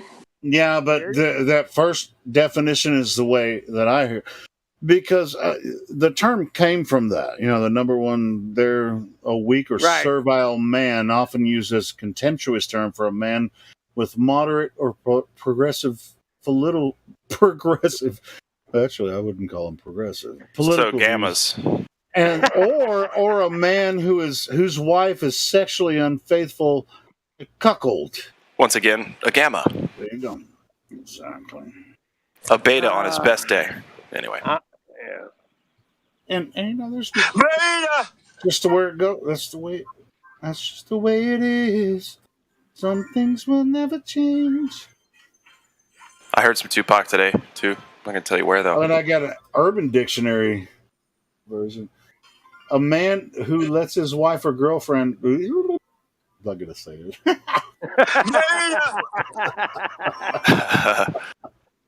Yeah. CB, is that you every now and again on that? Beta. Oh my god, that's the best. Sorry guys, go ahead. Actually, that's Jesse Lee Peterson, and I've got 3 different clips of him doing. So it's like if anyone comes in here, I've got 2 more. I don't need you to interrupt me, Mr. Beta Male. Hold on. And then I've got 1 more. Hold on, Beta Male. Yeah, that's great. That's great. So yeah, keep those locked Do you and loaded, guys play Minecraft? Yeah, just gotta alley-oop them, fellas. Alley-oop. All right. Well, I think they should add Minecraft to the cuckold definition. I think so. I'm just kidding. If you like Minecraft, I mean, you can have fun in there. Who's playing video games right now, Raph? That's not me. It was Raph. Hey, you should let him live his best life. Hey, we don't need no. Do we have new people joining now? Okay, we have Big J. We have Low. We have no. Hey, Raph. Mute your mic. Yeah, I'm sorry, No Glue. Oh, I'm just checking rolls right now. I'm just clicking through. Yeah, you guys. There's new people joining. If you guys want to talk to us. Oh shit! Yeah. You guys talk, man. We held it down for a minute. You guys go ahead. Well, we've been here for a bit. We were talking in the other voice chat about spirituality and that kind of stuff. Dude, there's a bunch of people in VC check-in. Man. Yeah. Well, okay. Well, is there somebody there talking to them? Yeah. All right, cool. Yep. Well, let the new people that just came in There's here. There's pretty big influx of people. Yeah, let's talk about the old Earth here. Why not? Hey, I measured the Earth with my tape measure. How dare me? How dare you? That was good timing, I think, on both, even though y'all stepped on each other. CB, that's good music. And Flat Earth Dude, yes, a tape measure is how you can measure things. And here's kind of how And now you're not going to measure the But Earth specifically with a tape measure, but I'll put it to you this way. A tape measure is a direct measurement. An But a tape assumption measure from the can ground bend. to the sun is not. Right. Well, I the went to Foot stars- Locker today, and they put some sticks and shadows on the ground. Oh no! And all of a sudden, I got some fly ass kicks Are they? today. Hold on, everybody. Go ahead. Please let them respond. We've been joking around for a little bit when nobody was in here, but now we have new people joining. Let them talk a little bit. So if they have How long's the questions, server been around? for 5 years, Around. 4 or 5 years. Yeah. That's crazy. Do you guys know each other for a long time? Yeah. Oh, that's cute. All right. Is it cute? All right. How long have you guys known each other? You guys came in here apparently as a group. Also like Are 5 you years. curious? Are you curious about Flat Earth? I mean, do you have any questions for us? about Flat Earth? It's weird to ask questions when it's a very different way of thinking. You know, it's a very restructured. Sure. Is this something way of very thinking. new to you? You've never talked to. Have you ever talked to anyone about this topic before? A little bit, yeah. A few people, but that was a long time ago. All right. So, what do you think? I think we live on a globe. Where'd you get most that from? likely? Sure. I used to think various sources. I used to think it too, for sure. Yeah, all of us used to you think said that we Flat lived Earth on a is like a globe. restructured But thing. you came here to ask us about Flat Earth. I mean, ask us some questions. No, well, I came here to hang Let's get out. the- You know. Really, you're not curious why we think the Earth is flat? Well, sure, a little bit, but I'm mostly here to make friends. You know. That's awesome, Lo. Yeah, just a quick question. You said like Flat Earth was like a reconstructed thinking, right? Something along those lines. Mm-hmm. Yeah, So- a little bit. What is that thinking like? What do we think? Well, it's very different from the scientific method. You know. Okay, that has nothing to do with the shape of the Earth, first of all. So, you know. Well, people found the shape of the Earth using. That's No. really Science. funny. Yeah, okay, It's so just geometry. what? Settle down now. Everybody, sit down. Let him. Well, no offense to Mr. Jacob Rothschild over here, but all of our globe map came from the Rothschild indoctrination system. So There's Zoc children. Well, they definitely didn't come from the Earth, because when we went to the Earth, it has nothing to do with that globe model that they're talking about. So what scientific experiment do you think was done to Who are the Rock children? this geometric claim of the Earth, Lo? She said Rothschild. Okay. Rothschild. There's one Rock child. This Well, in this kind of room. let them off into the This weeds, guy. just so you know. Anyway, No when I go to Foot offense. Locker, when I go to Foot Locker, I need some fresh shoes. Do they do a scientific taken, method to measure my? Wait. Is Foot Locker Foot Locker? even like in business? I thought like they went That's a out business. of business. Okay, well, you get the point, right? When you I go thought so to too. fresh, They're still around. I'm pretty sure because I can see. I see they Foot conduct Lockers a scientific- lot. You know what? Nobody is going to learn a goddamn thing if everyone's talking over each other. No, that's fine. so guys, focus. Everybody, pay attention, right? So No. So the question, Lo, is what scientific experiment are you aware of that answered the geometric question about Earth's shape? Well, you guys talked about the shadow experiment. It's not a Where you have scientific experiment. And it's just begging the question. I don't think this guy knows what's Well, going so. Hey, well, check this out. Hold on. Let's go. But step like, by step. why Hey, else? Lo, Would it, why listen. else would it be? Wait, listen. Hey, Lo, what do you know about Eratosthenes' test that we might not be privy to? I mean, this might you don't. I don't think We're nothing quite that you familiar don't know. with the test, but let's hear what you know about the test, the Eratosthenes test, about the shadows and wells and sticks and stuff.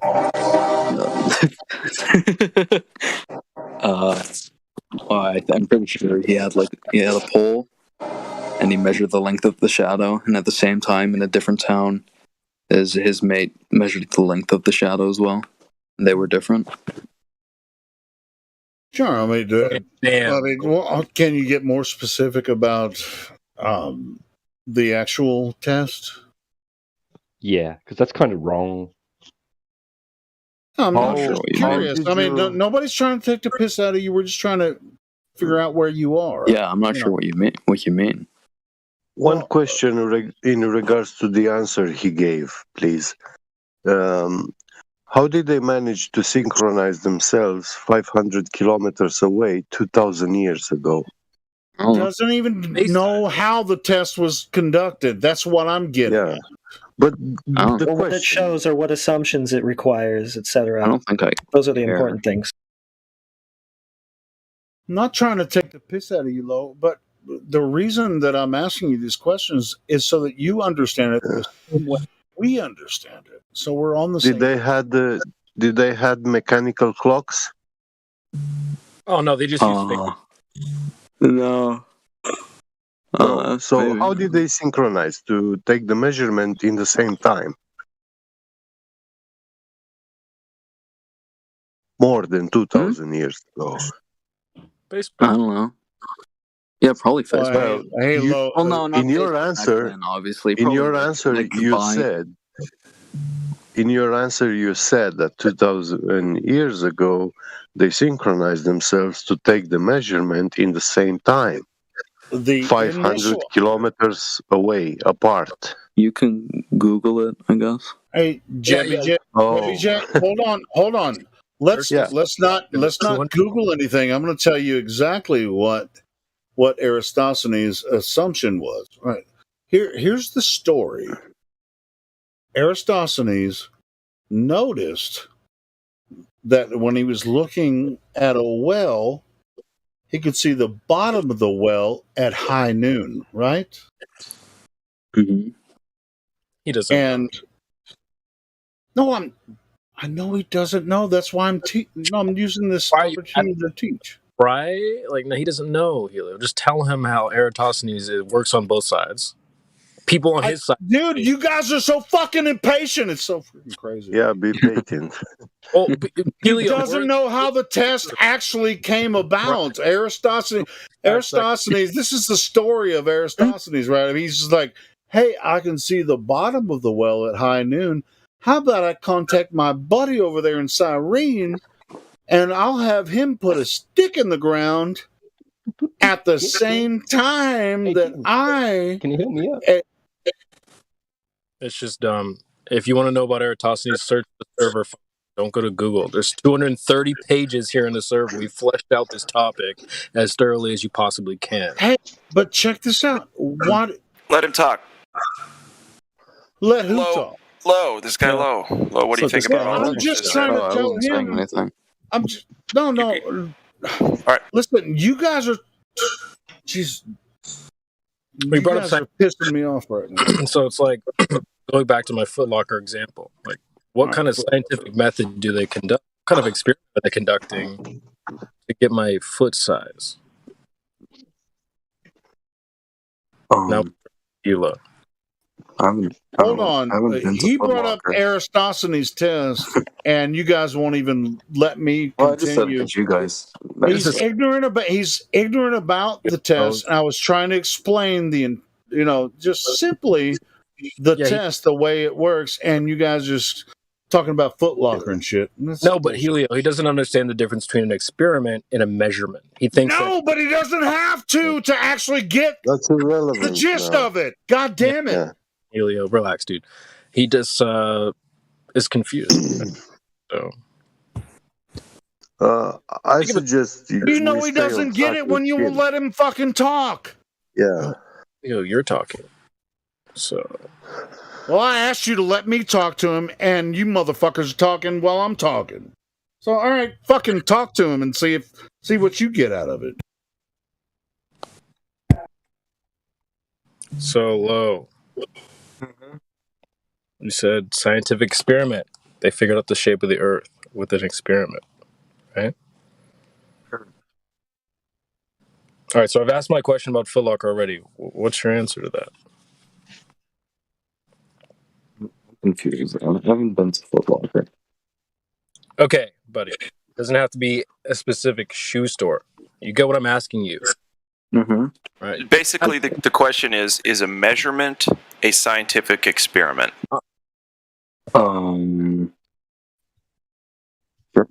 Look, let's just rip this Band-Aid off because this is painful, right? When you when you measure things, you're not conducting a scientific experiment. We want to know who measured this globe, right? So, do you know of anyone? Obviously, the Eratosthenes thing isn't a measurement. They stuck some sticks in the ground, right? This is unconfirmed. It's a story where they measured some different shadow lengths. It's not a direct measurement of curvature of the Earth. Either way, angles actually. Well, I mean, it's not really about what Eratosthenes or whatever did. It's like the same experiment he did. We can recreate today with, and it works on a flat plane, so we don't more use accurate. that. And even yeah, but like, how does it work on a flat plane? I wouldn't use Because if that it just means Lo, you just make different assumptions. In his assumption, he just assumes that the Earth is a ball. That's the first thing that he assumes, and then he makes another assumption about the sun being really large and really distant. If you make other assumptions like the surface is just flat and the sun is local and smaller, then it all works out the same. If the sun is local and smaller, why are sun rays parallel? They're not. They're not, though. That's the thing. Yeah, can you show us? Can you show us a physical demonstration of a There's a kid in here the other day saying the same thing, and he tried to show it with a picture that proved himself wrong. So I guess I'll just post that again. But Lo, you've seen this before with your own eyes. So what are you talking about? What? Everyone here experiences the same Earth. We all see rays. And I see that my shadow doesn't change size if I increase in elevation. Just ask our boy GBG here. There are no collimated light sources, and that's what you're saying. That the light source is collimated. It's not diverging. Isn't that right, GBG? Yeah. Tell him, buddy. Yeah, physics tells us that collimated light is impossible to exist. Collimated light sources. Lasers are highly focused, like collimated, but they are not collimated light sources. They are very low angle divergency. Yeah, I mean, sources. that's also what. Collimated parallel. Listen, a source light which emits parallel rays does not exist. Is physically impossible to exist. That's and on top of that, you've never experienced this as well. So and anybody of that. One more thing: when you have a light source, but like a far away sun also does give. No matter how far you are, approximately no matter how far you are from the light source, as long as you perceive the light coming from that light source, that light will keep its angle of divergency. Yeah, but it doesn't all matter. The distance. No, it doesn't become parallel with distance. But like it basically does, like approximately does. It does like, the not. Divergence. It the does divergence not. Stops mattering. So small. Obviously, you have not studied the physics of light. Right, but reasonably, if that divergence gets less significant with a larger light source, you haven't studied it, but you are talking about it. Yeah, it's a lot of tap dancing around the issue. Lo, are you aware of a time where direct drop over distance of Earth's surface was measured? Sorry, what? Are you aware of a time where there was a direct measurement taken of drop over distance of Earth's surface? How could you measure that? Well, good question, since there isn't any, but that's what your claim is, so... Is there a way to in what way physically measure it? Just like, can we establish that it hasn't been measured? A very long stick? I don't know. I'm not I think lasers might be a better option. Obviously, Eratosthenes did not limited to sticks and mud. How can you do lasers though? Because there's always going to be shit in the way. Okay, well, you can do a horizon measurement. There's different ways you can go. Yeah, hey, we use lakes sometimes. My favorite's the frozen lake because it's really still, you know. But Yeah. Like the Chicago lake. I mean, I think you can see like 50 miles, and you shouldn't be able to see 50 Isn't that miles. way too small? Why shouldn't you be able to see 50 miles? You Well, should because not your be. model is claiming a drop of 8 inches per mile squared, so that adds up quite a lot at 50 miles. At Yeah, 10 miles, that's already 66 feet of drop. That should be dead obvious and You easy don't see enough the to floor. measure. You see the buildings, and those They buildings are try to Yeah, tall. but the horizon would be at the specific distance it's supposed to be and obstructing everything beyond that, but it never is. So do you think bottom up disappearance means curvature, bruh? Well, they try to blame it on refraction, but you shouldn't be able to see 50 miles with the curve. Okay. It's a mirage. It'd be super Hey, easy to measure what it. do you mean by that? You should be able to see 50 You miles. should not. You should not be able to see. Not. 50 I mean, miles. well, you said should be able to. No, I Now said you shouldn't. I said should not. shouldn't. Okay, cool. Yeah. Shouldn't be able to see 50. You should not be able to see 50 miles, but people have been able to zoom in all the way across. And even if you take the tallest building and you account for the drop, you shouldn't be able to see it. And people are seeing it. So Yeah, that's people to in me how. Hawaii have been on a ship like off the coast in Hawaii and different islands. You can see 100 miles to another island. Right, On a ship, right. right off the coast of another island. And you know what? Refraction that just doesn't account for it to me. No, it wouldn't make up for And what all you're that. seeing here is a mirage. Right. Well, that's what they say. It's all a mirage, but I feel like when people are zooming in and they're seeing 50 miles out, that's not a mirage. Well, I mean, You see it because it's there. yeah, you see it because it's Right, because you're actually seeing it. Yep, it's not being hidden by a hump of water. Can you reproduce a hump of water, by the way? Can you like make a hump out of something and then pour water on the top of it and not see the tip of the hump? What you see that is actually there is not refracting itself over the curvature to appear like it's there. Yeah, what a magic trick too, by the way, for it to do that uniformly to make it look flat fucking everywhere we go. Gosh. Yeah, and if that were the case, would long-range weapons ever work? Nope. Wouldn't think so. Shoot it over the hill. Oh, so that's what they mean by over the hill. Okay, that was a bad joke. Sorry. Really bad. As you were, folks. Continue. Yeah, Sunforest Fair. It's too long to say. Can we just call you Sun or Fairy?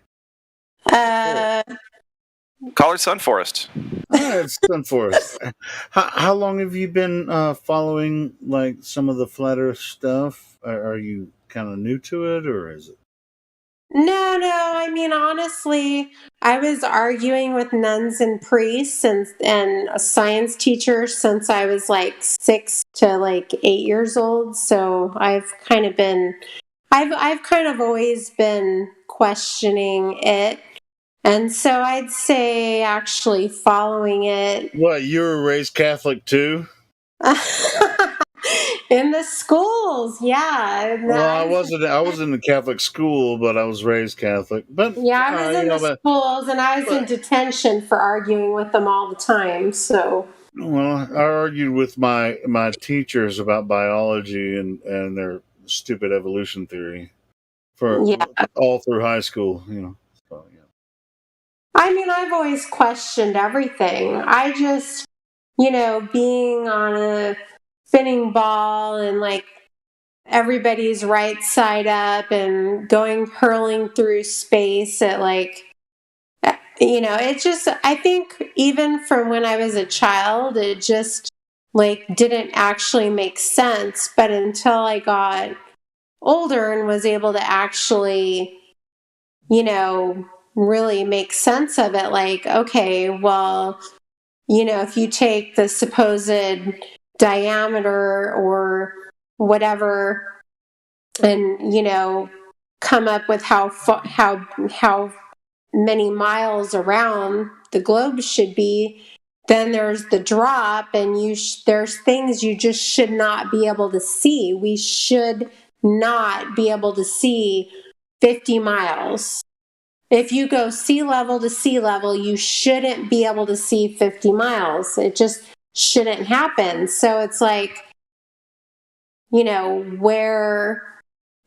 how is everyone rationalizing? Do you live near a coast, like an ocean coast or something like that? Yeah, I live on the California coast, although I'm trying to get out of here, but No, that's a whole nother drama. God bless you if you can survive in California.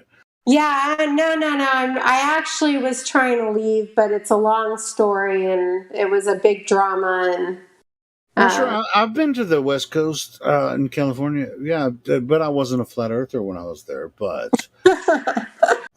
but yeah, I mean, are you where? I don't know, man. I've been landlocked in Arkansas. It's even the whole time I've been a flat earther. You know, I haven't been to the coast of any coast in America since I've become a flat earther, but I don't necessarily need to because the logic really just adds up. You know, exactly right that the Earth cannot be a globe. It doesn't make sense. yeah. So you don't have to be right next to an ocean.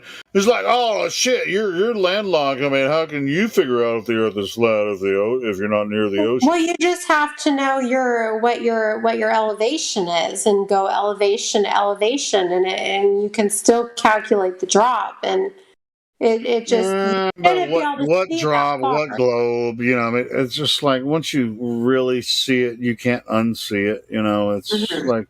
It's like they're gonna I'm not gonna pretend that it's like I saw the curvature over here and I saw the curvature over there. Who's gonna like what person in the middle part of the United States would be like, well, I saw the curvature over here. Freaking mountains everywhere, and there's plains. You know, you can go to the northern plains. You know, and in freaking Oklahoma, Kansas. still And, here? you know, you're not gonna. There's no freaking curve. What? Is J-Lo still here? Who? Well, J-Lo. No, he left because he didn't have shit. Guys, Yeah, I can we wanted get? to ask him a question. Does anybody want to go to the Bible voice chat? Debate about Bible stuff. Yeah, Helio will meet you down there. Go ahead. No, I definitely don't want to talk about Bible stuff right now. I can, but not tonight. I don't want to. Yeah. Because No, I'm quite I just knowledgeable was. about Bible stuff, but We should like Debate use what the kind of Bible stuff? I don't know. I just all that Bible stuff. there's a lot of. Hey, we might have a taker for you. Hold on, baby. I mean, it's so simple. We can talk about the Bible. In here. Yeah, but it's not that fun with just two people, huh? What is your most simple, basic question? I mean, what are you curious? No, it's like, no. Why did Don't you ask come that in here? I'm kind of curious now. Maybe I will go there. No, hold on. Just go down to the Bible thing and check it out. See what he wants to talk about. He's asking on the live stream. It must be important. That's not important. Sure it is. Hey, baby, do you know where Biblical VC is? Do you know where that room is? Yeah. Let's freaking do it then. Hey, baby. Going. Hey, there are points in the Bible which we can address. There's only one person in there. Oh. I'm trying to figure it. Well, I mean, there's going to be more once I join up in there. Yeah, Helio's going to go down there. KJ might go down there, I think. There. Oh. So we shall see. Anyway. Now then. If it's a Bible flat earth question, it should be okay to ask in here. I'm neither going to confirm nor deny that one. I don't make the rules, but I'll tell you what. I'm not going to look to a comic book for empirical proof of anything. So that's why I like to just do the curvature stuff only. But that's just me.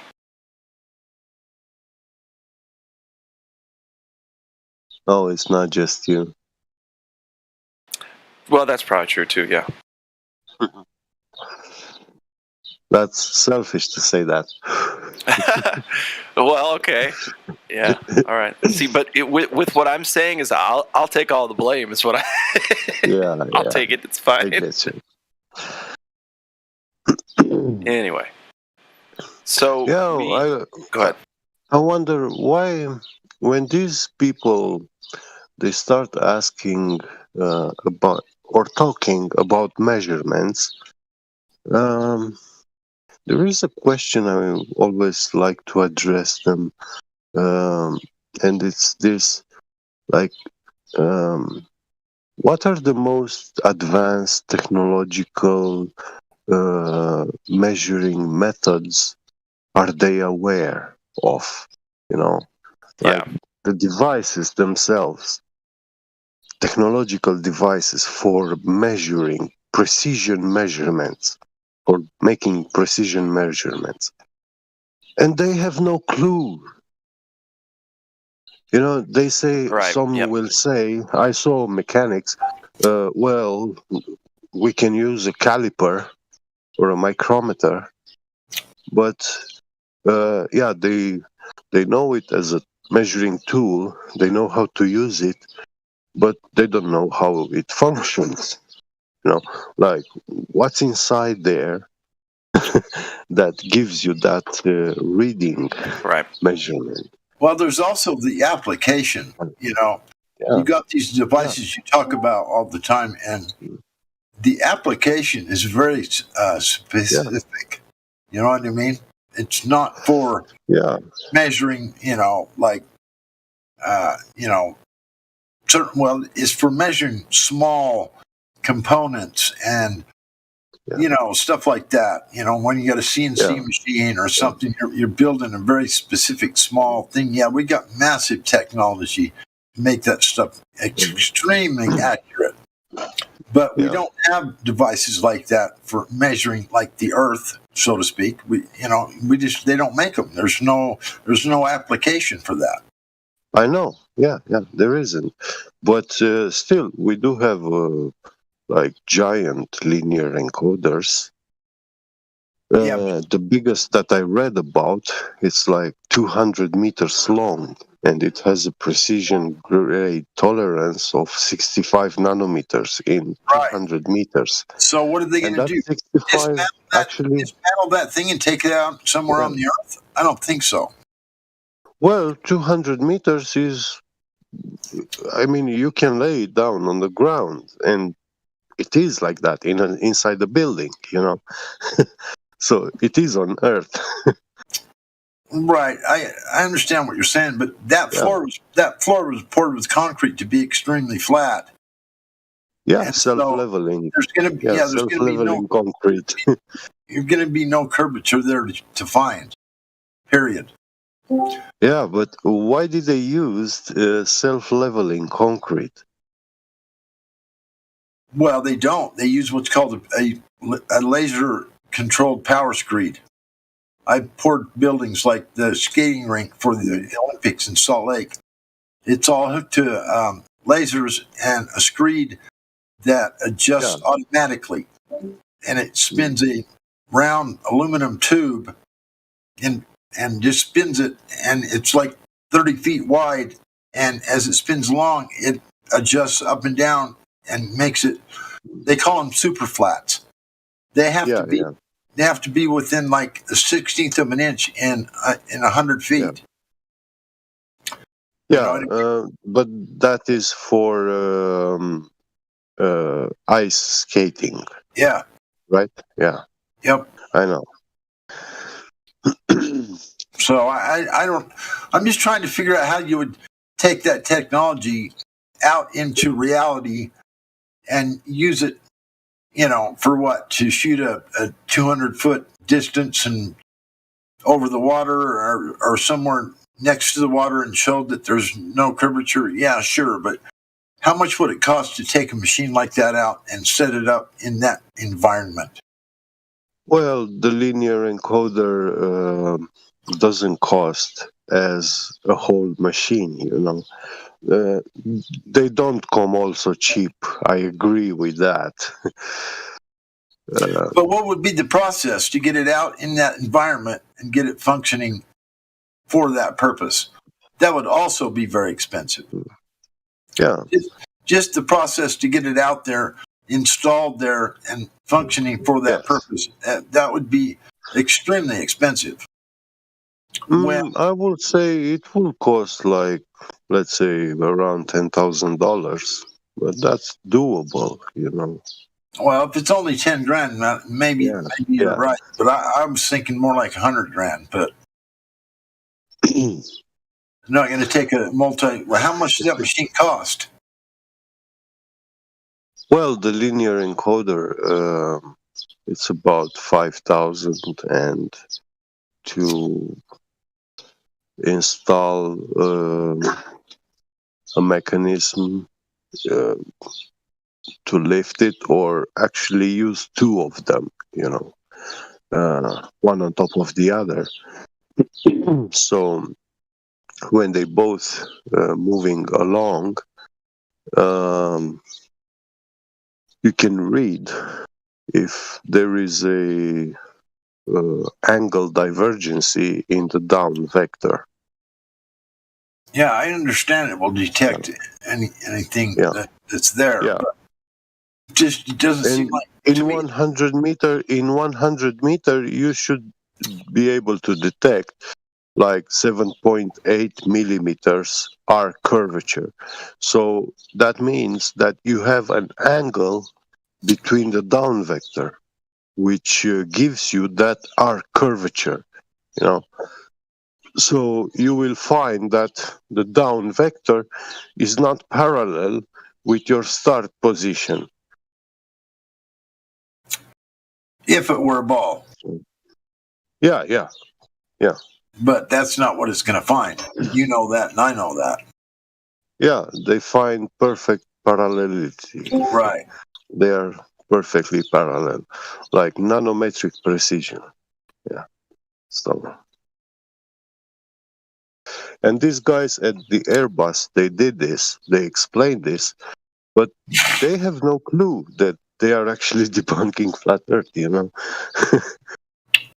Right. They are debunking the globe, actually, yeah. Right. But you know what I mean? If you look at it like this, you know, you're talking 7 millimeters of missing curvature. To the normie, they're going to think 7 millimeters. I mean, that's nothing. I mean, it's like that's not well, actually, you know, you and I know different. Yeah. But the average guy, that's ridiculous. That's I will not tell showing us you anything. what's the problem. For a 7 millimeter difference, that will be a number of 7 million nanometers. You know, so it is a very high value, which is countable. That laser encoder counts every nanometer, and it will show you if you have a 7 million nanometers difference. It's very easy to read that. I know, but what are you talking about? Half an inch there? Oh, much less, yeah. Yeah, see what I like mean? a third of an inch, yeah. Those people are going to look at it and go, okay, it shows us that there's should be a half an inch of curvature and it's missing. They're going to think that to be so insignificant that what are you saying? I mean, I just don't think most people will understand when it's only a half an inch. They're going to go, that's a half an inch. What are you talking about? This is no big deal. You know what I mean? When you understand it like you do, it does mean something. But the normie, they don't understand that stuff. Yeah, it was nice to talk. I have to go work now. See you later. All right. Bye-bye. Have a great day. Bye-bye.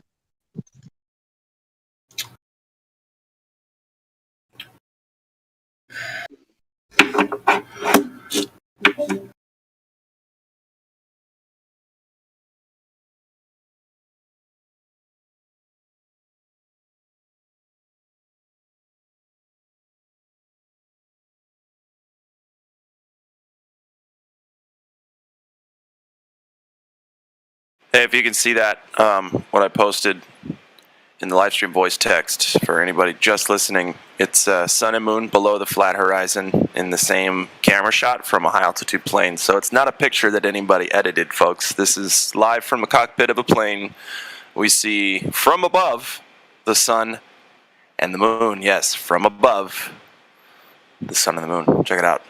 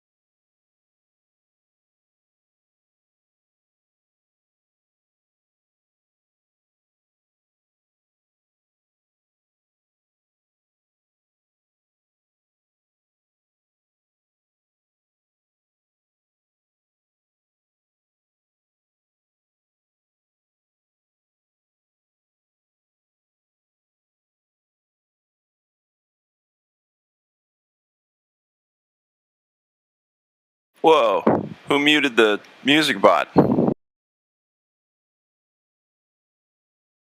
I don't know what's going on. I thought it was me.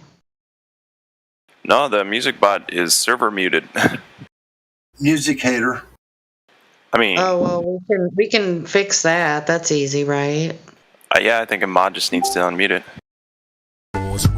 There we go. Your manual, a step-by-step booklet for you to get your game on track. Don't let your way get snatched. Rule number uno, speak on what you know. You shouldn't make claims unless you know for sure. Otherwise you're telling lies. And if that man catch on, then your ass is gone. Number two, Never let them think the earth move. Don't you know the pendulum tricks are not science? Yeah, take it from your highness. They need to be set up from high up and kicked or fired up. 3, never trust nobody. The science guys have set that ass up properly gassed up. Fallacy to store it up. Shit for the fast buck. They be lying in the comments, just confuse that ass up. Number 4, know you heard this before. Never get high on the CGI. Number 5, never speculate on the unknown. I don't care if they fight with an ounce, tell them bounce. Number 6, that goddamn citation, get it. You think a globe be backing up the claim and forget it. Number 7, this rule is so underrated. Keep flat earth society and servers separated. Shadows and sticks don't hit, it's bullshit. 2021, man, that shit's archaic. Number 8, DC checking 1 or 2. Stop typing and get a mic or something to speak through. Number 9, should have been number 1 to me. If you ain't trolling bad, get your ass in VC. If the team must get you slipping, they ain't trying to listen. They be pitching your ass out, straight out to cog this. Number 10, a strong word called a measurement. Strictly for honest men. If not, just watch them spin. If you ain't got the globe proof, say hell no. Flat earthers want that proof, rain, sleet, hail, snow. All these rules, you'll smash globes until they break up. If not, 24 trolls who won't wake up. Truth hit your mental, watch your mind shake up. You was sleeping, now you about to wake up. Snacks in the bed on your way up. Bathrooms on the left, urinal caked up. DJ on the way, about to play some. Chairs good, stogies lit, feet up. 24/7. Discord.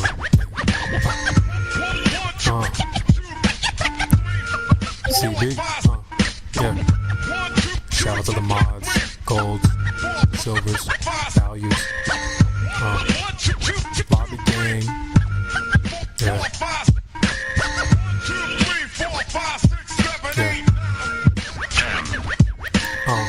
It's your boy CB. B. In the lobby. Catch me in the live stream.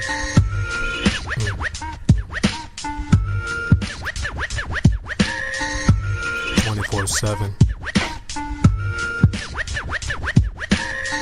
Shout out to Indio, CJ, Baba Yaga. Yeah. Nemus. Effie in the house. Tell him bounce.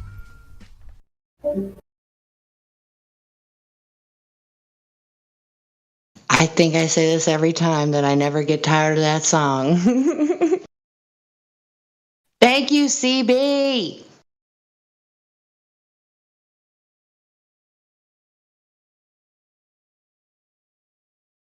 Now I want to know where all the comedians are at. This is a good song. I have no comedy regarding that track. But yeah, every time I hear that song, I have to, well, I don't even think I decide to dance. It just happens. Right. For reals. In fact, I often thought a handful of times that I should like record it, but with a little bit of anonymity to it, you know? Just I don't know, but. A dance video, yeah, do it. What number? I don't know, but as soon as you go to the hallway, it's the first day. First apartment. Right. Go. Okay. All I got to say on the end of that is that there's never enough hours in the day. Oh my gosh. No, Anyway, with God rocking hot micing as usual. Oh, be quiet, Jenny. Just head back. That means yes.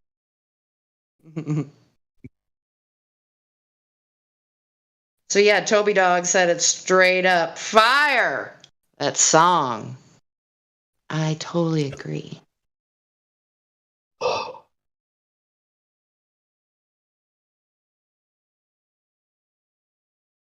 You know how Stevie Wonder says it about music? You can feel it all over. And I didn't do it as good as him, but, you know. So that's why I'm like, sometimes I feel like I don't even make the conscious decision to do what I do. It's like awesome. I just let the music take me. In a sense. I mean, not like I'm some awesomely creative individual that knows dance moves. I just do whatever comes to mind. Well, that's the best part about music. It moves you no matter, especially if you need to be moved for a moment. Your body's like, hey, we're going, so you better catch up here. We're gonna move now.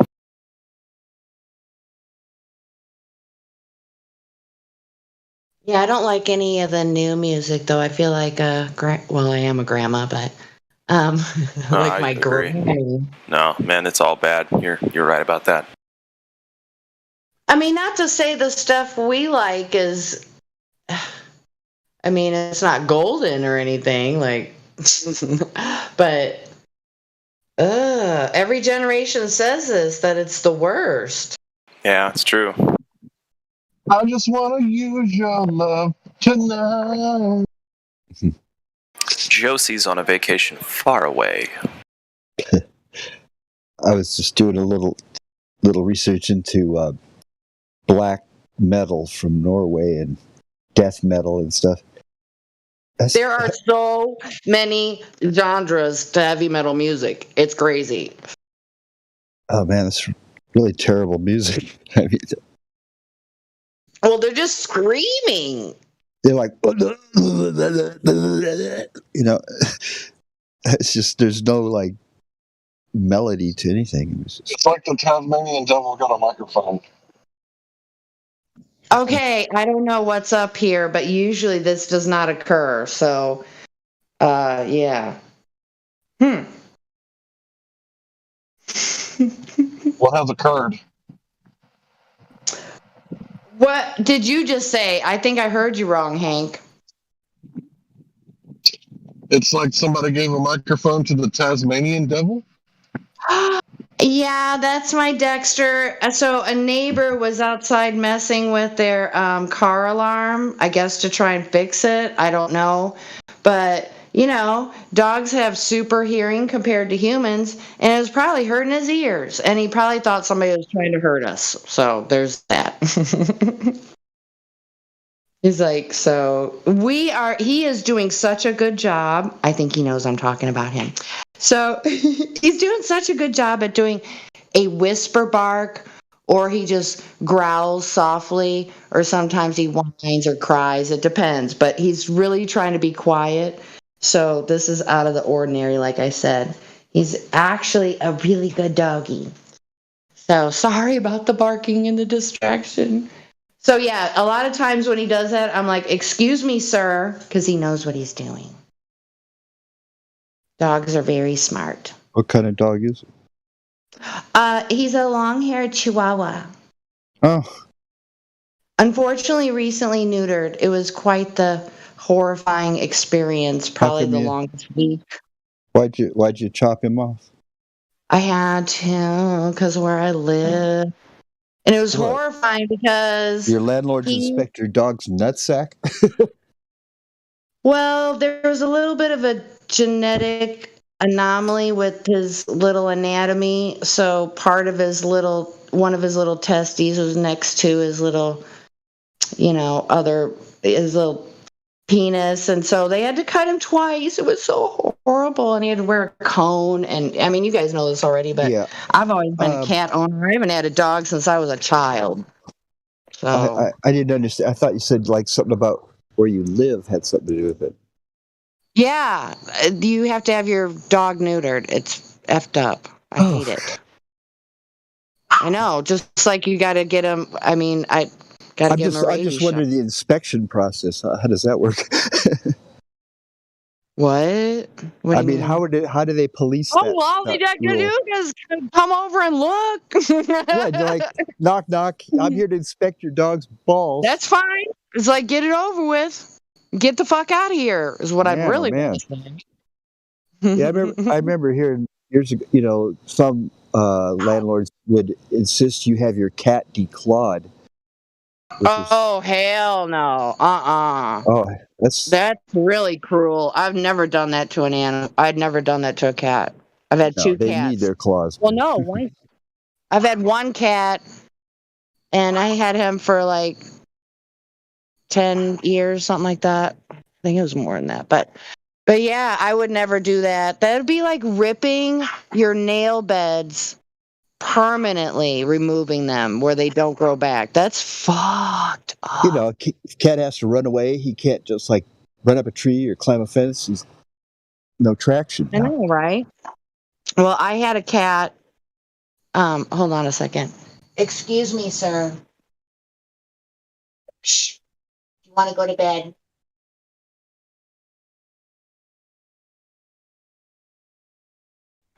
Okay. So what did I just say a second ago? Sorry. Oh, we were just talking about the cat's claws. Oh. Anyway, No, what's but up I was on going to Flat say Earth? something about. Oh yeah, let's go back to Flat Earth since I threw us in the weeds again. Sorry. Sorry. Toby Dog says, my grandma had all her cats declawed. Yes, she's a sadist. Oh my gosh. Not just one cat, all of them. Ugh. Oh, I know what I was going to say now about cats. And then we'll stop, okay? Only because All right, so I had a kitten once, and I waited too long. I didn't get him spayed, whatever reason. Anyway, the little creep kind of ruined my place, and so instead of taking him to a shelter where he'd probably meet his demise, I don't know, I just set him free. Oh, boy. I know. I mean, at least Where'd he had you- a chance. I don't know. That's my thought. Where'd you set him free at? In the woods. In the woods. Yeah. Oh, wow. Why not? I have to admit, I did that when I was younger, too. I mean, what am I going to do? Take him to a shelter? Not all shelters are no-kill. Well, I'd be driving him to his death. At least he'd have a chance in nature. He'd probably meet his demise anyway, but at least he'd be free living as an animal. Yeah. Not, I mean, I know they give him a shot and they go to sleep, but what if they don't? I mean, anyway, Flat Earth, you guys. Okay, sorry.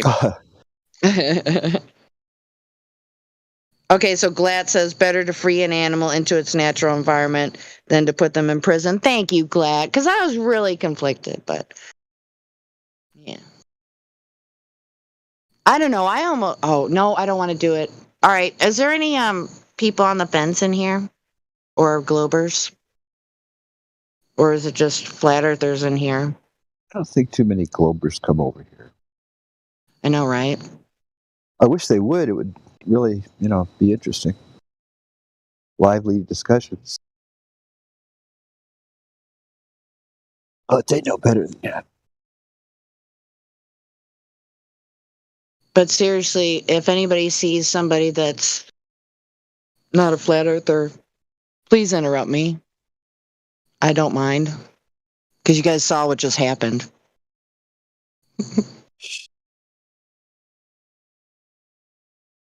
But yeah, maybe the Globies are all in bed. At least in my part of the earth, anyway. Or our part.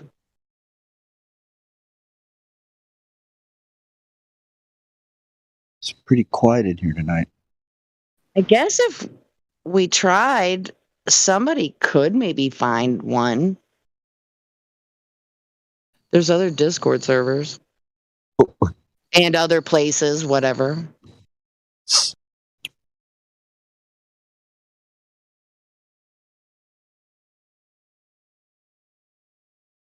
Oh, Matthew Learns was in here earlier.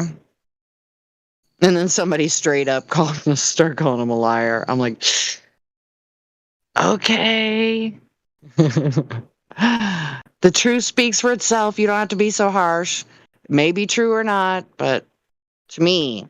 Yeah, no, stating something that is incorrect, but you believe it isn't a lie, but, Right, like what teachers do. Yeah, they're just saying stuff they think is true. Right. So how can you be lying if you don't know you're lying? Right, you can't.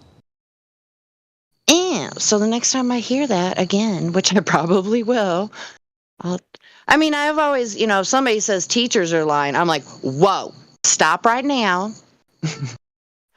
because I don't believe that should be passed along saying teachers are liars. That's bullshit. Right. They have their I mean, curriculum that they're supposed to teach you. okay, so I recently had a coworker, well, not a coworker, she's a step above me, but whatever. She said that, and this is something I kind of already knew, but how she put it, it was like, ooh. She said, words can be twisted and gnarled and knotted and, just basically, manipulate. It's easy to manipulate the English language, and I'm sure the same goes for other languages. So you can say something. I saw a thumbnail that was completely untrue. I don't know. I'm weird. I follow someone from a long time ago, not like Die Hard or anything, but Jeffree Star. He's no longer a makeup mogul like he was. Now he's on a yak farm, ranch, and he's selling their fur or whatever. And now he is, he's selling yak meat. And that's so like Jeffree. That's so like Jeffree to irritate everyone and not give a fuck. But, he stated in a video today that they are not pets. They are not named. They don't get training of any kind, halter training, or, they're just there for, they're only grass fed. They're farm animals. I'm half tempted to buy his yak meat, to be honest with you, because they're pure grass fed. But I'd be interested in what kind of injections they get, but we don't want to go down that. We'll get in trouble. But anyway, there was a reason why I brought that up. I'm sorry. I went too far on a sidebar, I think. What was I saying before that? I forgot. Anyone else can jump in and say? Before the yak meat conversation? Yeah. I brought up Jeffree Star. Oh, I don't know who that guy is. Oh, well, he's a kid. I do. Help me out. He's a real character. He's a real character. Yes, he is. Honestly, I think he's got some deep connections with his real, true family. Because you look up them, their family members, and you don't know nothing about them and all that kind of thing. I mean, but anyway. Well, you've researched this guy's background? A little bit, yeah. Steininger is his last name, and it's German. So, but anyway, so why did I bring up Jeffree Star? What were we talking about before the yak conversation? Please, somebody. Was that Hank trying to help me? No, I just got back though. I heard you bring up Jeffree Star, and that's kind of the beginning of the conversation. Was he a regular over here? No. He is a social media influencer from back in the MySpace days. He is a gay man who likes to dress in makeup and women's clothes and everything. Whatever title you want to put that on, but anyway. So, he used to have a music career, then he went into makeup, and then he really hit it huge. And then he took all that, what he gained from that, and built a yak ranch. But I honestly think that I remember what I was going to say. I honestly think that he has matured, because some of the stuff that he said since he's been on his ranch, I really think that it's kind of cleansed his soul. Because he was very bitter for a very long time. In fact, his past came back to haunt him. You know how people are, they like to dig shit up on you. And then, so I guess he used the N-word and was really aggressive and could have been arrested if a policeman saw him doing what he was doing. But yeah, he's always has drama. He's like, almost like, Kris Kardashian manipulate people with drama to sell shit to people. That's what he does. Or that's what he used to do. Now he's got his yak ranch. So he doesn't have to live in LA or wherever, Hidden Hills, I think is where he lived, next to the Kardashians. It's just so bizarre, these people. I can't, you gotta... I don't know, I wouldn't pay any attention to him, personally. Well, the thing is he's part of... I don't think he really associates with the LBGTQ community too much. He just is a gay man that likes to dress up as a woman. I've never heard him talk about the topic. Huh? What's his channel like? I mean, what's he talking about? If you just, it was about makeup. Now it still is, but now he's doing stuff about his ranch. Yeah. But he was talking about, he used to be a major sugar addict, and he was talking about how he started eating differently, and he was under the impression with the change in himself that his behavior was due to his diet. Caffeine will fuck you up. I don't know if he was a caffeine, well, he's always loved Red Bull, so probably.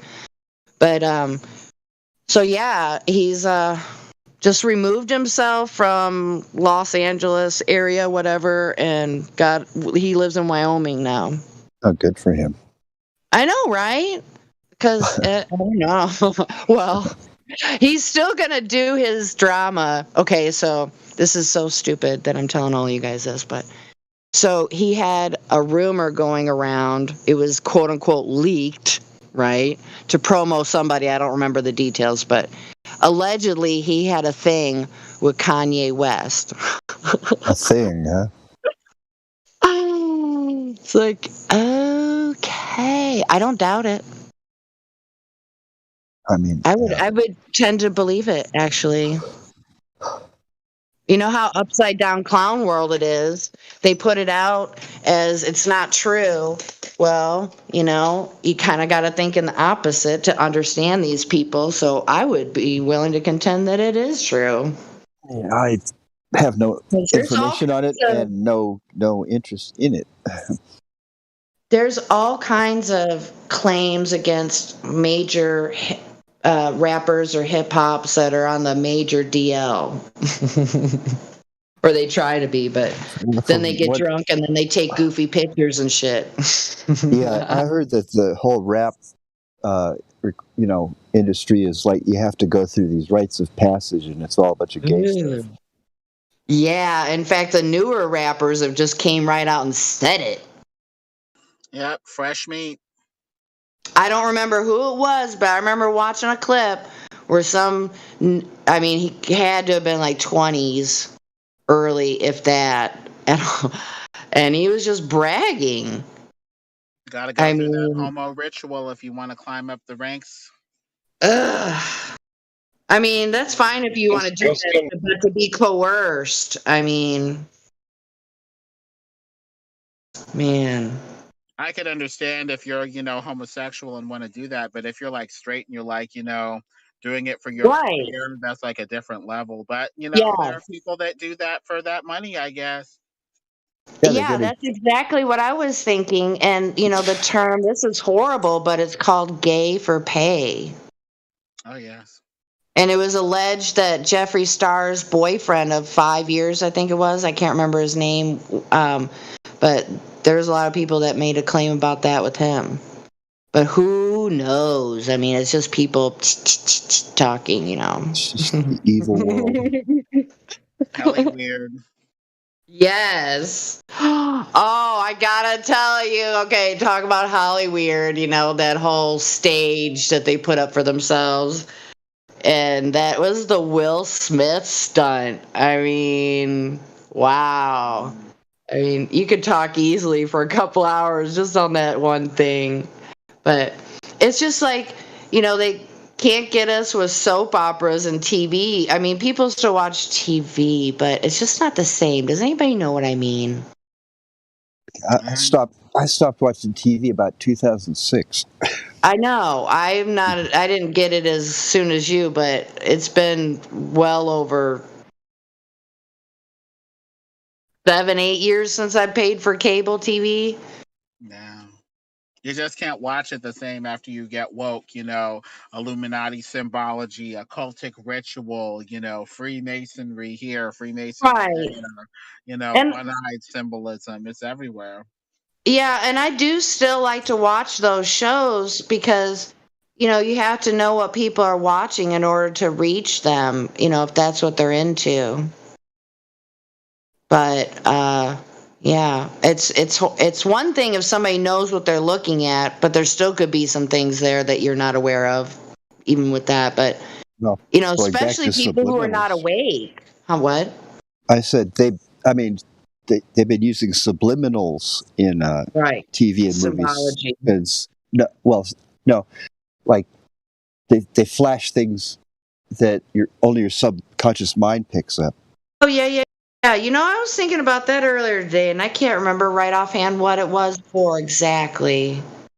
Yeah, I wouldn't doubt it. The sons of bitches are still doing that, even though it's considered to be illegal. But if they do it, it's okay. Nobody catches them, then yeah.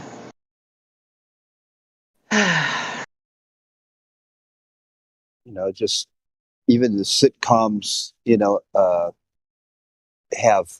they're giving you messages of how to think about stuff that, Yeah.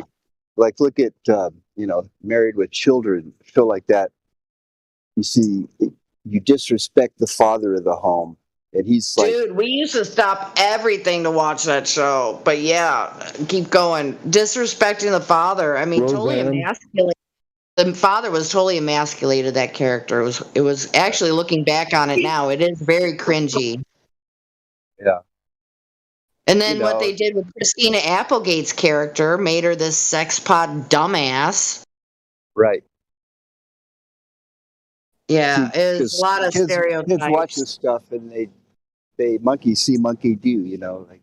Oh, that's Oh, the way yeah. you're supposed to be in society. All the girls wanted to look like Christina Applegate. I mean, everybody had their hair like that and had tight dresses like that. And, it's almost like she was doing the opposite of slut shaming. Slight glorification. Yes. Well, look at Hannah Montana. Turned into this. Oh my God, that's a demonic week-long seminar. Are you kidding? That Miley Cyrus. Oh my God. Yeah, I wouldn't doubt it if like her and Britney Spears, they wanted to do all that stuff. They put them through this mind control programs and stuff. I mean, yeah, and gave them certain programs, a set of beliefs, and they willfully did all those things. Who knows what the It's just like we were saying with the rap industry, the pop music. They start out, kind of innocent and cute, and then they just get sluttier and sluttier as it goes. Did you see that one music video that Miley Cyrus did a couple years ago? I think it was like maybe 3, and she was all in red latex. No, I don't It think I've was seen really like. I haven't seen What? any of her videos. Oh my God! It was like a porno. Of course. I mean, sure, we've seen TNA forever, right? Right. A full bodysuit, and she was, I don't remember, but she was twisting around some other female. I mean, so, fans of hers, longtime fans of hers, are watching this, and this is okay, that you can just do that willy-nilly. Well, it's like when kids watch adults do stuff, the kid just figures out, okay, well, all this stuff is normal. Adults, Especially if it's done under the age of 7. Especially because they say that children, I think definitely under 5, I don't remember the years, so forgive me, but the child's mind is in a different brainwave station where they're literally a sponge. They are getting programs written, and neurological pathways are being formed with habits, and it's incredible. I mean, so yeah, I'm sure they tried to replicate that for this MK Ultra bullshit. It's all part of. All the entertainment that we get comes from the top down. From the controllers down to the people. Right.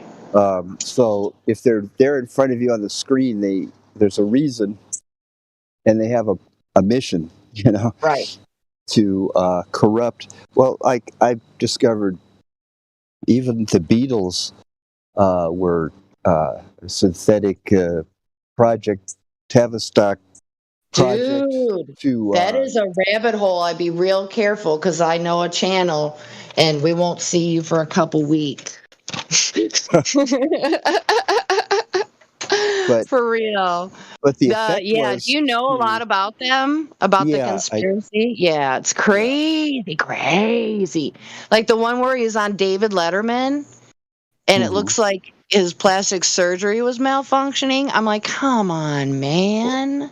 Well, there's that one interview, the so-called Paul McCartney was talking to David Letterman, and he, right at the end of it, they were talking about, hey, that rumor that you died, this and that. And anyway, at the very end of it, David goes, oh, that was the other part of it. There was supposedly a guy who looked like you that,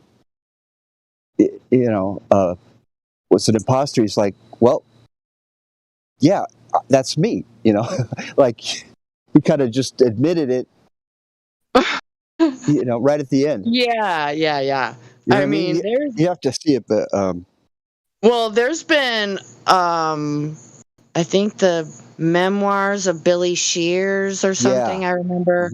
I read that. Who's the guy that has the YouTube channel? You probably already know it from the sounds of what you're saying.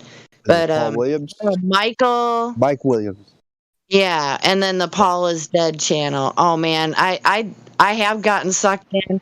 What gets me is when you're looking at it from a forensic science point of view. You're looking at things that cannot be changed, like height and which hand you use to play your instrument.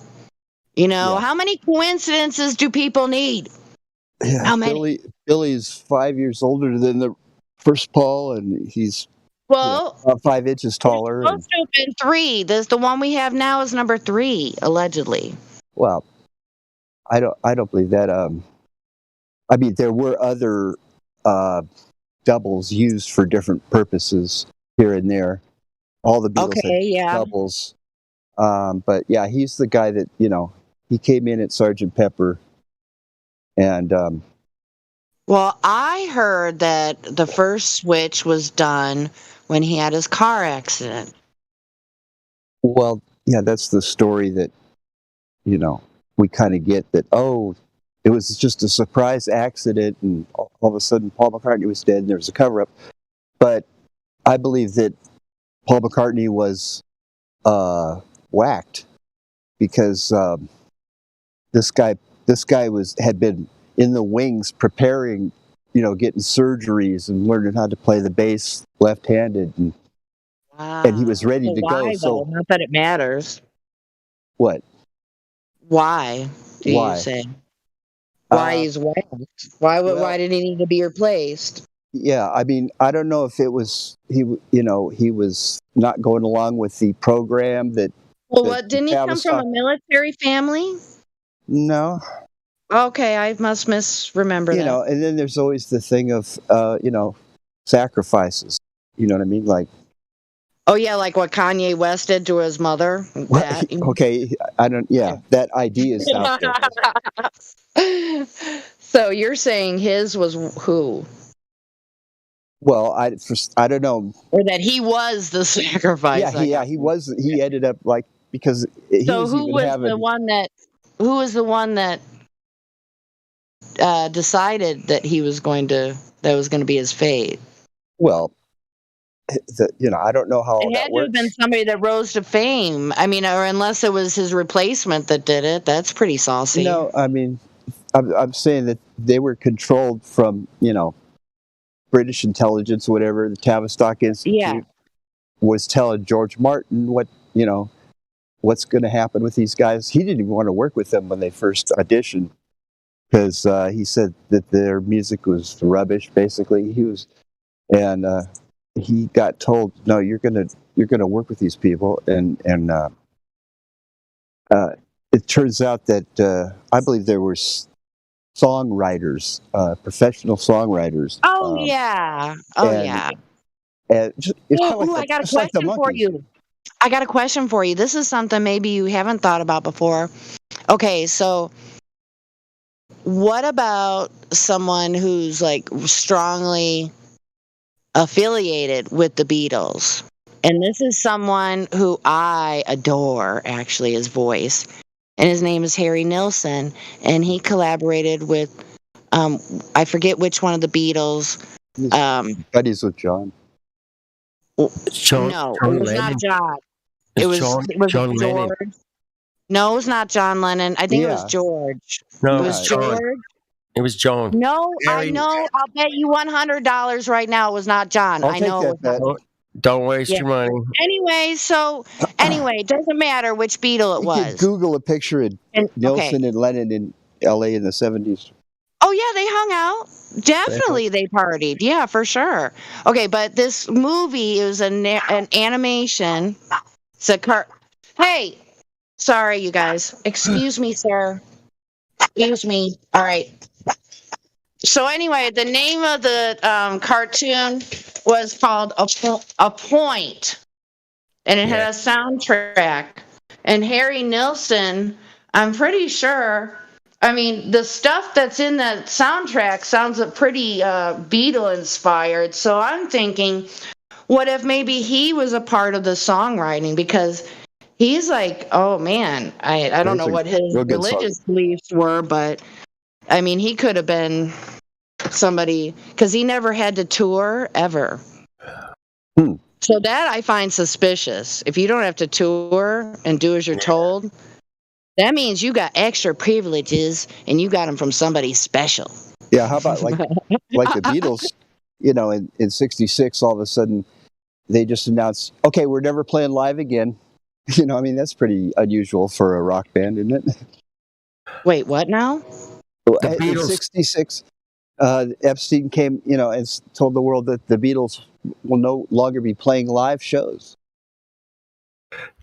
We're just a studio band from now on, from 66 to 1970. Yeah.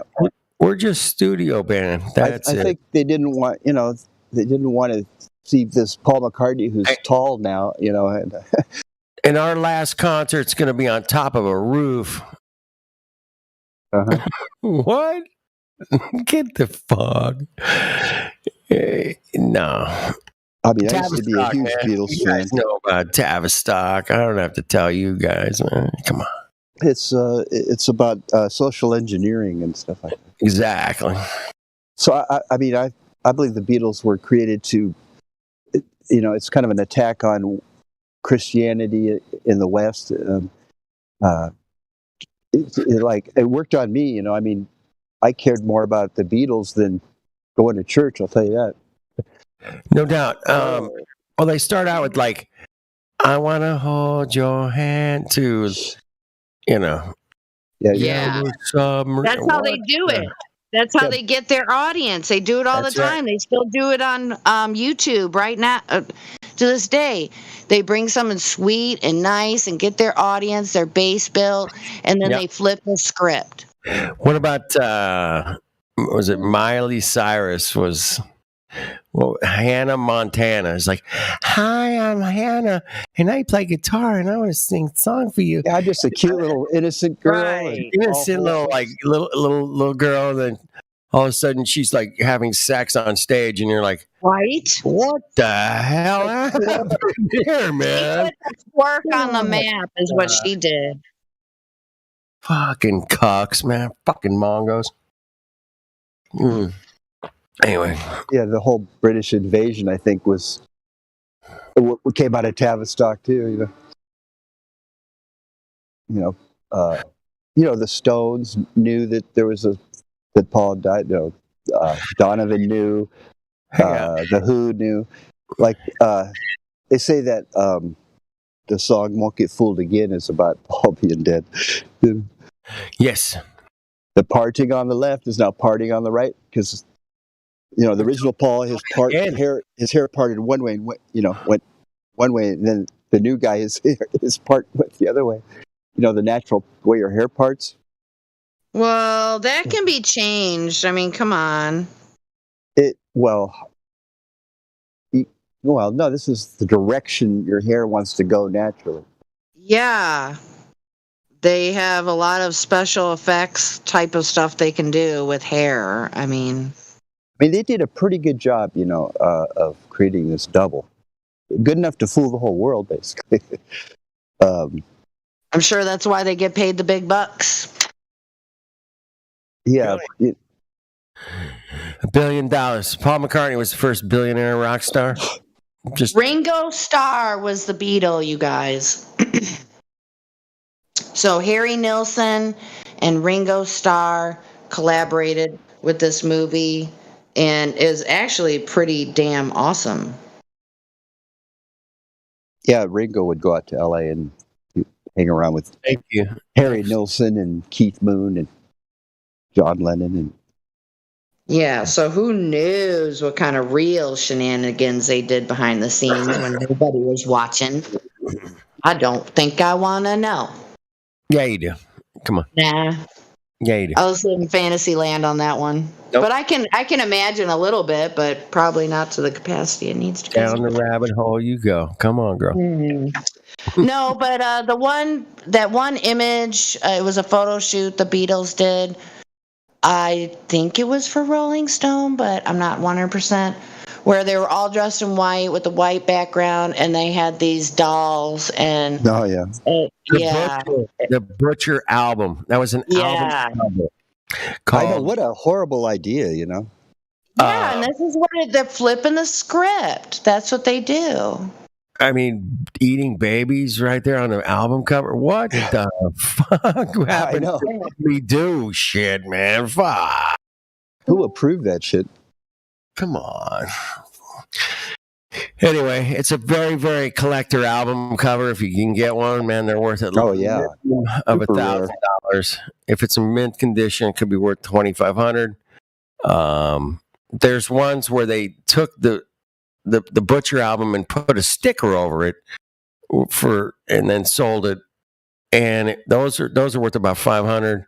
But yeah, if you can get an original Butcher album. Did they slap like the new artwork, like glue it right on top of the Butcher cover? Yes, yeah, they did. Because the replacement picture was, there's a shipping case or whatever, a big trunk, and Paul's in the trunk, and the other ones are kind of standing around the trunk. Yeah, so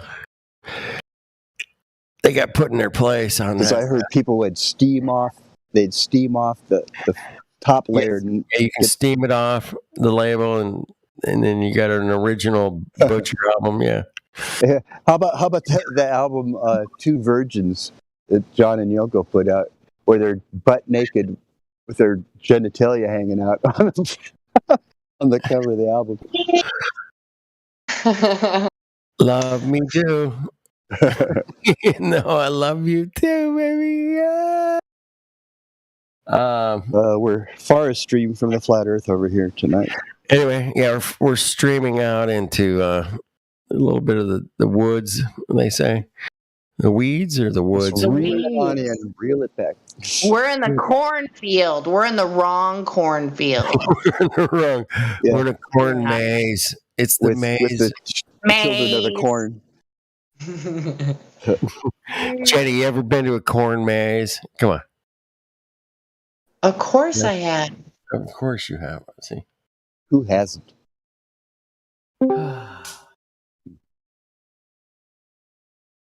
Whenever I ever hear the word corn and maze, I always think of that one freaking Adam Sandler movie. Oh, what was it?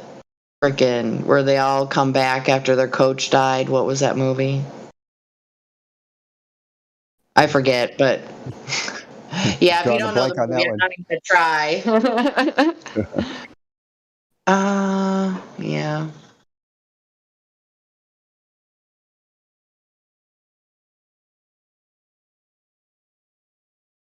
Oh. You ever seen Little Nicky? Yeah, and that's something I wish I could unsee. Yeah. For sure. Oh, whoa. Whoa.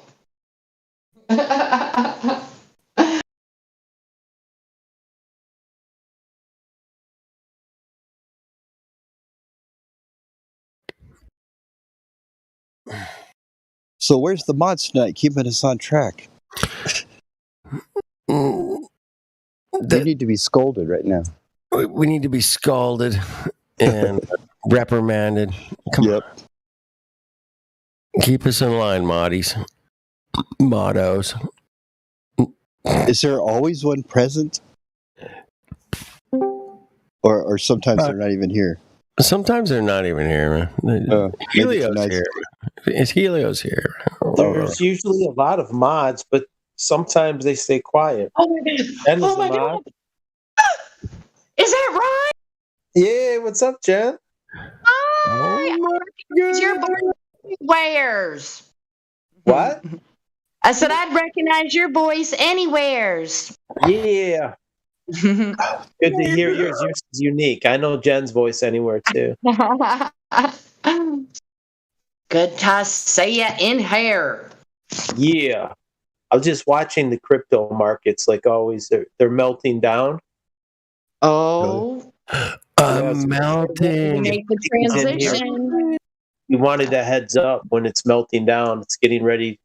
I mean, it might take longer than I think because yesterday hit a bottom, and then today it's been really choppy. Well, that's because the federal government's going to take it over. That's why. I hope not. I'm going to try and get the hell out as quick as possible. Get the F out now. Run. Well, no, I want to grab the coins and split, and I'll just keep them for the future, like in case they do like Bitcoin. I'm buying some. I'm not buying Bitcoin because it's already huge. I'm buying the smaller altcoins. Hoping that they mature into something like Bitcoin that's worth tens of thousands of dollars, and then I'll be able to retire off of it. Nobody thought, like, let's say 10 years ago when you could buy Bitcoin for like $5, no one ever thought it would go to $60,000 or $70,000. Oh my God. For one coin. At one coin. Well, they're 29 right now, and they're down from 69,000 earlier this year or last year. But when they first came out, they were selling them on eBay because the guy had like PayPal receipts from 2009, and at the time, one transaction, someone sold 1,300 Bitcoins for $1. I'm like, oh my God, 1,300 for $1? Because you could mine them for free, and they didn't really have any intrinsic value. And they're like, well, shit, I got these things on my computer. Let me go make $50. See if anyone wants them. And they were just selling them on eBay. Kind of like NFTs right now, yeah. Well, NFTs started out expensive, dude. They're like, what the? You're paying $50,000 for this? Yeah. This JPEG on your phone? Yeah, but I own it. So fucking what? It's like, I mean, you can buy an NFT right now for 50 cents. I think it's money laundering. Like, have you seen the Cyberpunk NFTs? They're like, yeah, there's no way. And those things are going for huge money. It's and ridiculous. I think it's a way. Let's say like Hunter Biden's artwork. That's what it reminds me of. It's horrible. Yeah, hundreds of thousands of dollars for this cheap ass artwork. It has to be money laundering. There's no other explanation. Definitely. Gotta be. Oh yeah, I made these. Oh wow, you mean someone's actually paying you millions of dollars for? Yeah, I took a shit on a canvas and I sold it for $6 million. What's that? This is like I took a shit on a canvas and it sold it for $6 million.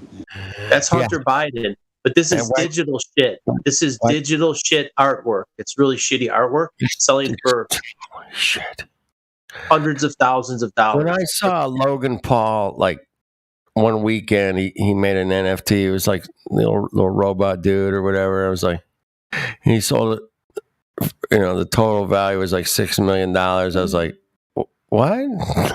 What? Come on, man. That's a damn lie. I was like, you, sir, are a liar. You, sir, are Mongo. He's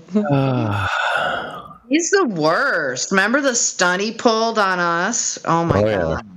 That's the only reason I know who he is because he pulled that bullshit on us, man. When you say us, what do you mean? Flat The Flat Earthers. Earth community. Well, he Oh. tried to get all of us, but I mean, I remember when it was a big secret on who the special guest was going to be for the Flat Earth conference, and so yeah, I never would have guessed it was him. Yeah. And they said it was somebody famous. And I was like, oh God, I hope it's Jim Carrey. Please be Jim Carrey. But that's obviously not even close. I'm like, He's oh. internet famous. He's not really famous. He's just internet famous. Correct. Yeah, that's different. No. Yeah, no, I'm glad you brought that up. You're exactly right. Yes, definitely. Because if he went He's down just the a little street, puppet. He's just a little sock puppet is what he is. right? So. Like only younger people would recognize him. Like my nephew knows who he is, and like Right. young kids. So if anyone's like a little bit older and not really into internet shit, he could walk right past you and you wouldn't even know it. Like, hey, Well, who the they hell is start these people out as kids on YouTube and stuff. Look at James Charles. He was like, I think he was like 12 or something when he first started really doing YouTube videos on his own, and you could tell it was in his room and all that. And when he grew up, he became he got his audience and everything, he just put himself out there. And then somehow he became the first cover boy, like as in cover girl. Yeah. The makeup. Did he do makeup and stuff? Yes. Okay. Yeah. So it's just odd how they get an innocent young person. Yep. Like, I mean, before high school, young. He might have been put in place, Jen. He might have been selected. Yeah, for sure. Because he's on the payroll for, that one place where he's at all the time, and I think he's gone to dinner with the CEO, whatever her name is. I can't remember. But, so how many coincidences do you kind of need? I think they put him in place to try and normalize men wearing makeup. Like, oh, well, look, they're setting it up probably for something even worse because transgenderism he's still is what it's young. about. Yeah, well, I don't know if he wants to be transgender. Well, no, because he's but done drag and like a drag queen thing. yeah. But what I'm meaning is they're getting these influencers or whatever you want to call them. They're getting them young so they can build their fan base and their following, and then they flip the script. You got to corrupt the next generation. That's how they do it. They get the Disney stars and they corrupt the next generation. Well, people are kind of, Disney is not the shining star it used to be with everyone. They're just, it's just not. So they got to figure out other ways to do their missions. They move to like Nickelodeon or other things. Yeah, it's all branched out like a big web, but, a lot of people go on YouTube. So that's why you see all these quote unquote influencers. They're with everything. It's how they sell stuff now. You know where they're at is TikTok. The ones that cater to the youngest. I refuse. Hey guys, it's SpeedMC here, and I want to say the Earth is a sphere, not flat. Okay, see you later. News alert. Okay, why do you say that? What makes you say that? Why are you saying it's a sphere? Oh no! I think he's just trolling us, thinking, "Oh, we're going to get all triggered." Say he must have problems with his mic. We've never heard that before. We're so triggered. Or maybe he got a knock at the door and he's having a pizza right now. Maybe that's it. Hopefully not. Midnight. I don't know if they have delivery at midnight, but oh, not anymore. You got the munchies and it's midnight. You could order Domino's. Be there in 30 minutes. I don't know when is that dude still in here? I think you can't get anything past 10, really. 10 o'clock is when they stop. They close the doors. Sometimes on the weekend, they stay open a little longer.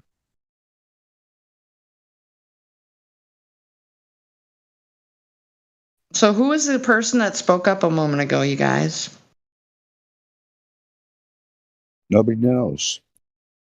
Well, Maybe he correct. dipped out. He came and trolled, and he dipped out. The Earth is a globe, but he failed. Yeah, he just trolled and jumped out. He thought we would get upset. He's like, "Oh, how dare you? How dare you?" We'll be like Greta, "How dare you?" That's so weird. You're just going to come and say it's a sphere, and then that's it. So I've heard worse. But well, yeah. I mean, who checked that guy in? I don't know.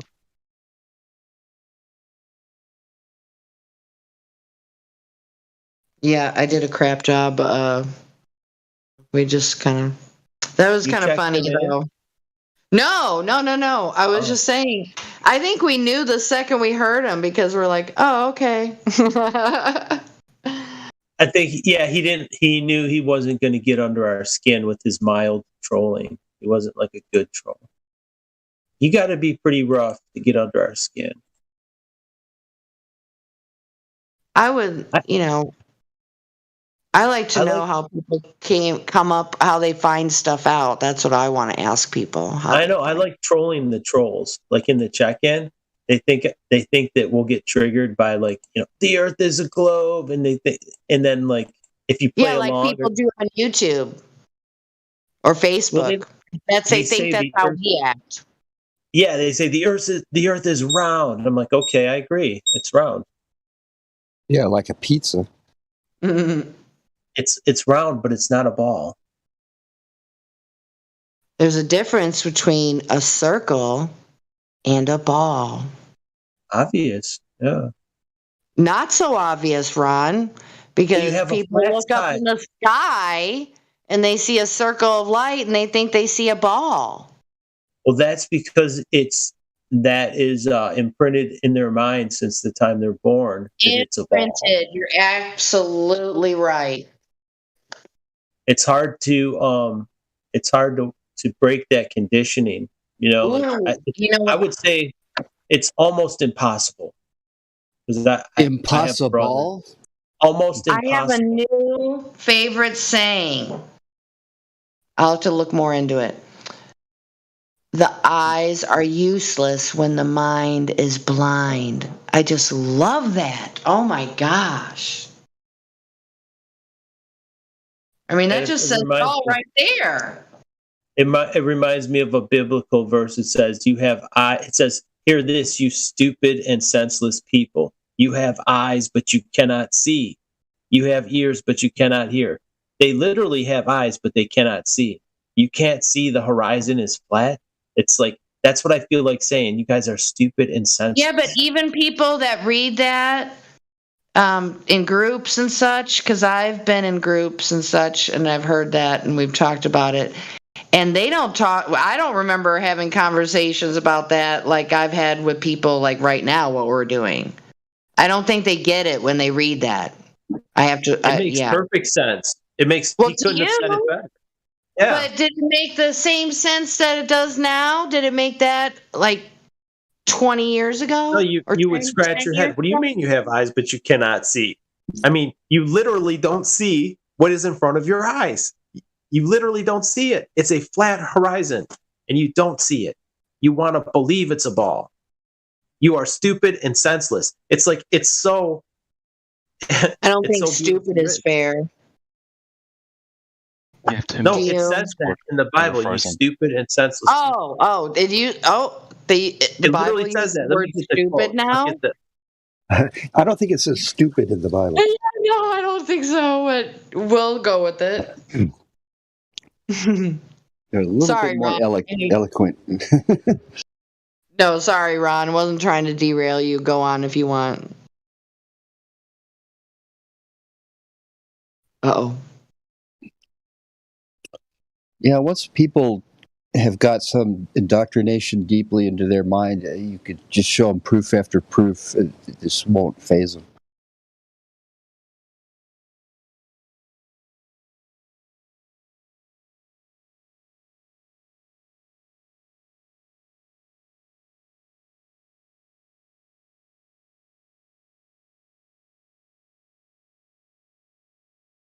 What happened? Went totally silent in here. Well, hopefully I didn't. Well, we lost Ron for a second. He muted, so he must got a call in. No, I'm here. I didn't want to make any noise. My price alert was going off. Oh, okay. Is this See, it says this Jeremiah Someone's infighting on 5:21. SpeedMC. Do you want help? Excuse me? What was that? My dog that's acting a fool tonight I don't know what's going on.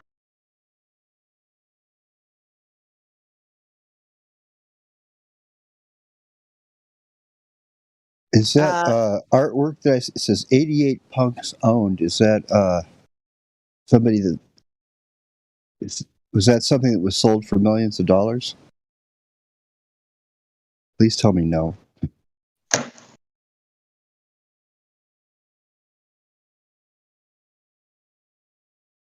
Can you repeat that? Wolfgang Flat. Yeah. It says 88 punks owned. Okay. See it there in the stream? 88 punks owned? I don't know. Are you on the live stream voice text?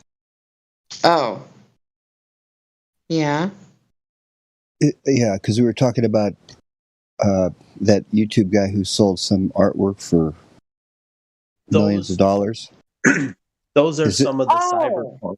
They're called cyberpunks, and it's like, you know how you have Nike shoes, Adidas shoes. These are cyberpunks. It's a particular brand, and those particular cyberpunk NFTs sold for shit tons of money. And that's why I'd like to look into who actually created them, because the artwork is not worthy of the price that people are paying for these. I mean, it's not even a painting. It's just like horrible. It's a pixel, dude. It's a JPEG. It's just a pixel art. Garbage. I don't understand why it's a thing. They all look stupid. Because I think it's money laundering. I think the person who created them, the people buying them, keep their identity secret. So let's say you wanted to, I needed to launder $100 million. You just buy these stupid JPEGs off me.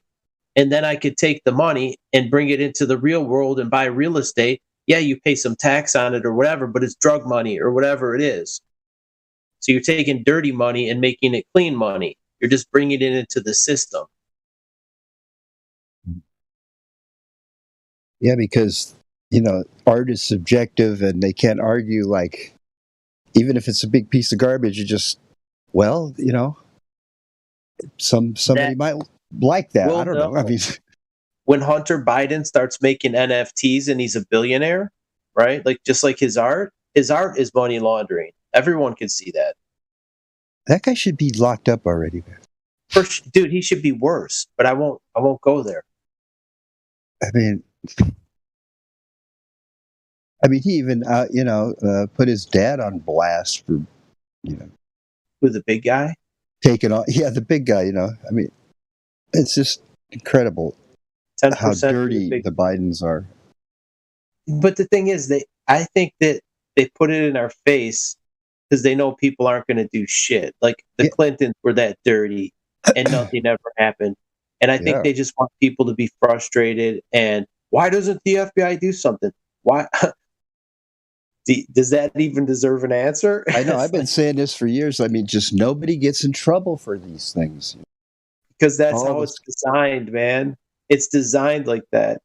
Because they're in the big club, and you and I are not in the big club. Right? Well, actually, they're just the low-level people. The people in the face, like okay, Biden, he really has no power. He ain't really calling any shots. He's a mouthpiece. He's a mouthpiece. And whatever, dude, he does what he's told, just like all these people. Yeah, he's owned. But they don't care. Like all these people, they live pretty well. Like him and Nancy Pelosi, and they get their dirty money and their millions, and they live much better than us. But they're complete sellouts, and they're not calling the shots. They're not really running shit. They act like they do. Well, that's part of the role. You have to Wasn't act like that the hey? Wasn't It's show remem- business. Remember when Pelosi got in trouble for going in that beauty salon and acting like nothing was happening in the whole world? John. I Yeah, heard she her must have husband. not done what she was told because she had to be publicly humiliated. And you know what, people found out where she lived, and for some reason they were hanging hair dryers in the trees by her house because there was a lot of beauticians that were out of work. And then Miss Things just sauntering around, kind of pissed people off real bad. Yeah, but the thing is, they've got it to where you can't really do shit about any of it as an individual. Well, you can't change their system. Their system is in place until we pull the plug. You can do is disengage. But we can pull the plug. They're getting into our business, though. If enough people Yeah, reveal there's a- how they reveal what's going on, then we could pull the plug on that system, and then nobody will use it. Like when everyone realizes how corrupt it is, then the system fails to have any authority. That's the only way to dismantle it, is with just shining the light on how it's actually built. Yeah, but you say when people, figure out it's so corrupt, then it'll all fall apart. Well, at this point, it's just in your face corrupt, just overly so, and it's still happening. We still can't. I get really, it, but nobody people gets in trouble. I mean, there's nobody watching out for us. I had this argument with flat earthers. Even people think they can fix the system by voting in new people into the corrupt Oh my system. God, no! I know. That's the problem. And it's like, no, we'll just fix it. We'll vote harder. We'll get new people in, and they'll fix things. Oh, that's ideally that's the way it's supposed to work, but Well, that's what keeps you like a donkey chasing a carrot. They throw you a bone and say, "Oh, his poll numbers are down," and then they replace one of the minions, and the people think, "Yeah, we won a small victory. Let's keep at it, guys. We're winning," and nothing ever changes. They just keep you chasing that carrot endlessly. It's like a high school kind of, what was student council, but it's like a nightmare. It's worse, and it's much worse. It's like, this is impregnable. I mean, but it's not indefeatable. We could defeat it. That's why they censor us at every turn. And what I'm saying is, when they find out how corrupt when you learn that the earth is flat, you also learn that all the governments of this world are in on the same deception. They're all on the same page. That means they're all on the same team, every one of them. And when that happens, and you know how you can prove that? From the Antarctic Treaty. And having a globe in the classroom and saying they have some people on the International Space Station and they're going to space together.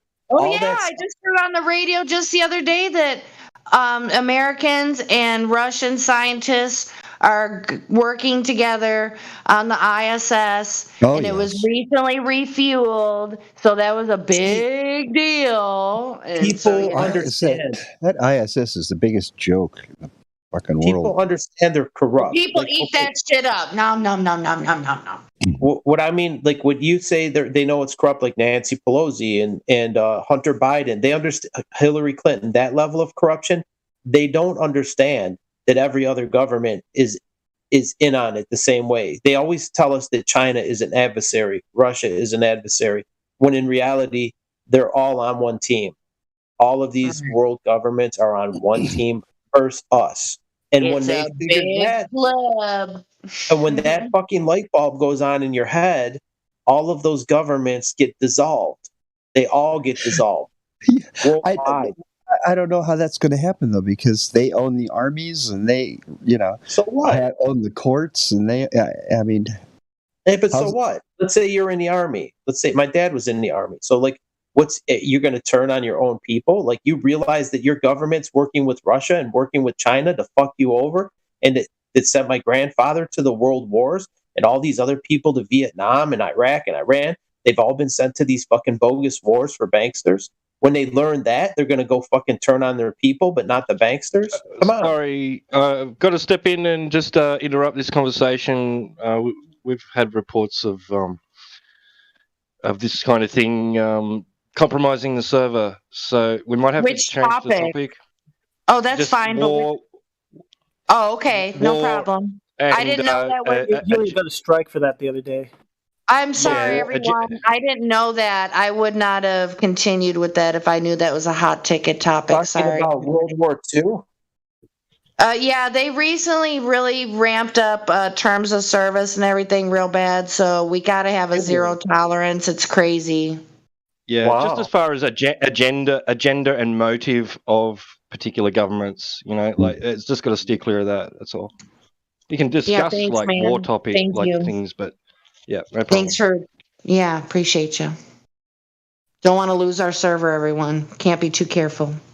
I can't believe that we're at this I know it. point in America where we can't just chit chat about whatever Well, we we feel like. can. It just can't be live stream. We can talk all what we want to talk about on voice and chill chat or whatever, but we can't do anything with text because that would be Discord would have something. But yeah, it doesn't matter to me if I'm recorded. I just, I'm sure I'm on a list already somewhere. Yeah. I think all of us are, dude. We're all monitored. Whether you like it or not, you're being monitored. You have a file on everybody. Yeah, I mean your phone, like all the if you look at your phone, it tracks out all your movements. It probably has passive listening and recording devices with the camera and all that shit. Mm-hmm. It's already with you at all times. And not just your phone, other devices, the Internet of Things. There's stuff in your house that you don't realize that's probably got the same stuff in it. Pinhole cameras, recording devices. I It's know. all connected to When your they Wi-Fi. finally get their entire surveillance grid in place, it'll be, It's pretty there already, dude. I don't know anybody without a cell phone. It's like their grid is Right. in place. Even homeless people have cell phones. It's like, mm-hmm. and then they got cameras on all the streets. They got them on the schools. They got them on the stores. All that network of cameras tied into the internet. They got them on doorbells. They got them everywhere. That circle camera on the doorbell. Every single intersection in America has cameras. Pretty much, yeah. Yeah, I mean, eventually they'll be watching what you buy at the grocery store, and if you buy too much of one thing, they're gonna, Already do, man. give you demerits on your social credit score. I get the coupons for the shit I buy the most, like Kroger and the store Meijer. They send me coupons for the stuff I buy every week. Like, oh, you bought this, this, and this. Well, here, I mean, okay, great. Give me some coupons, whatever. But it's like, if they have that, so do other people. And you know what's crazy? I was, I don't know if you heard this before, but I was at a store buying some of these Jimmy Dean breakfast sandwiches, and they were on sale. And I got picked up 4 boxes because they were like $2 off or something. I'm like, okay. I don't want to come back here when I scan these and then they scan it at full price and I got to go all the way through the store that's bigger than a football field. Here, look, see, and then walk all the way back to the cash. I didn't want to waste any time. So I just took a picture with my phone. Anyway, this is years ago. This is before I was even a flat earther. And I was listening to Alex Jones on TuneIn Radio. There was an app called TuneIn and you could listen to streams. And an advertisement came on my phone for $1 off Jimmy Dean breakfast sandwich at Meijer. So from the little picture, there was no photo or anything. You took a photo of this thing. Of a barcode. It was a barcode at a store. Oh my God. A barcode with the price. It was, the barcode and the price of the item. And I just wanted to show the people, here, see, here's your sale price card. It's in the, frozen foods display. So from that, I got a coupon on my phone listening to the live stream. I'm like, what the fuck? Because in the fine print, all the apps. You just took a picture and it went into your photos and that was it? Well, here's what it went on my photos. But when you buy an app or when you download an app, even a free app like a Flashlight or TuneIn Radio, it says that in the terms of service, you have to agree to let it look at all your photos and all of your contacts and whatnot. So from that barcode, it figured out that there was a product and I got sent a personal advertisement to me, directed at me. I'm like, wow, what? That's crazy. Yeah.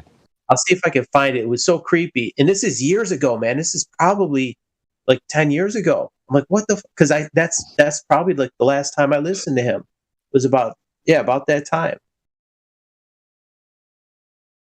I love Alex. Everybody gives me shit for it, but I don't care.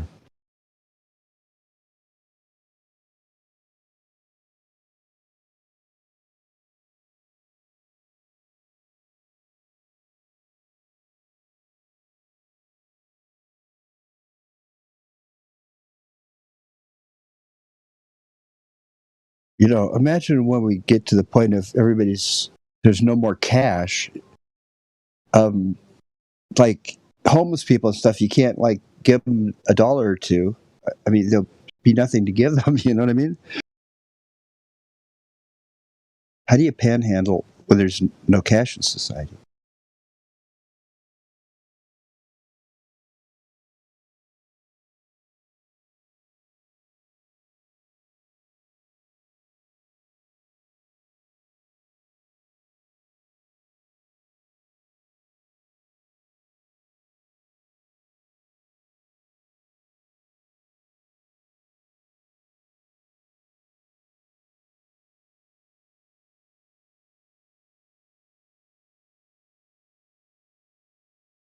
I'm looking at every single person in here has their mic off except me. Oh my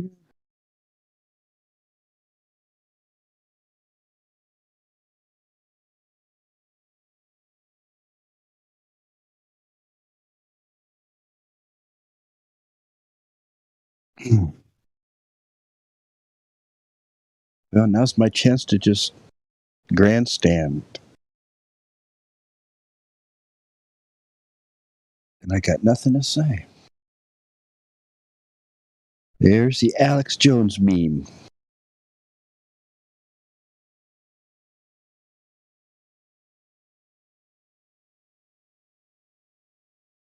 He was real upset that day.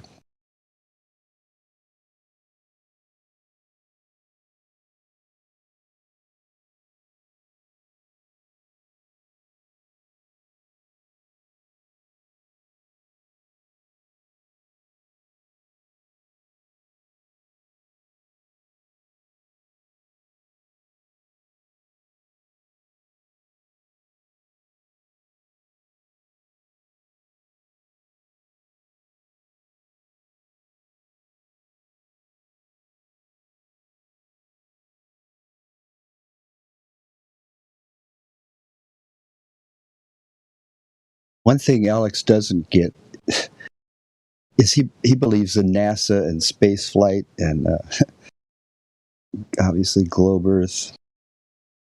I don't know why he can't wake up to that.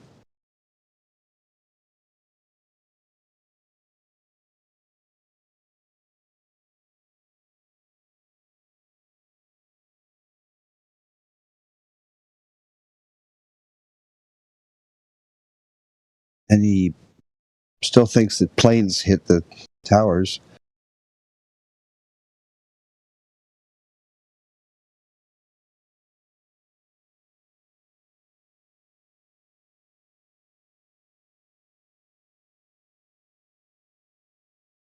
That's because he's controlled opposition. Alex Jones is basically a higher level shill. That's the claim. I haven't seen any indication of that. Do you know who Bill Hicks is? Oh my God.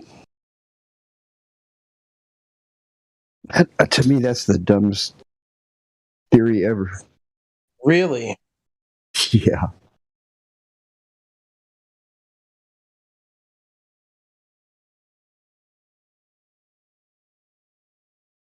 That's Bill Hicks. Yeah, no.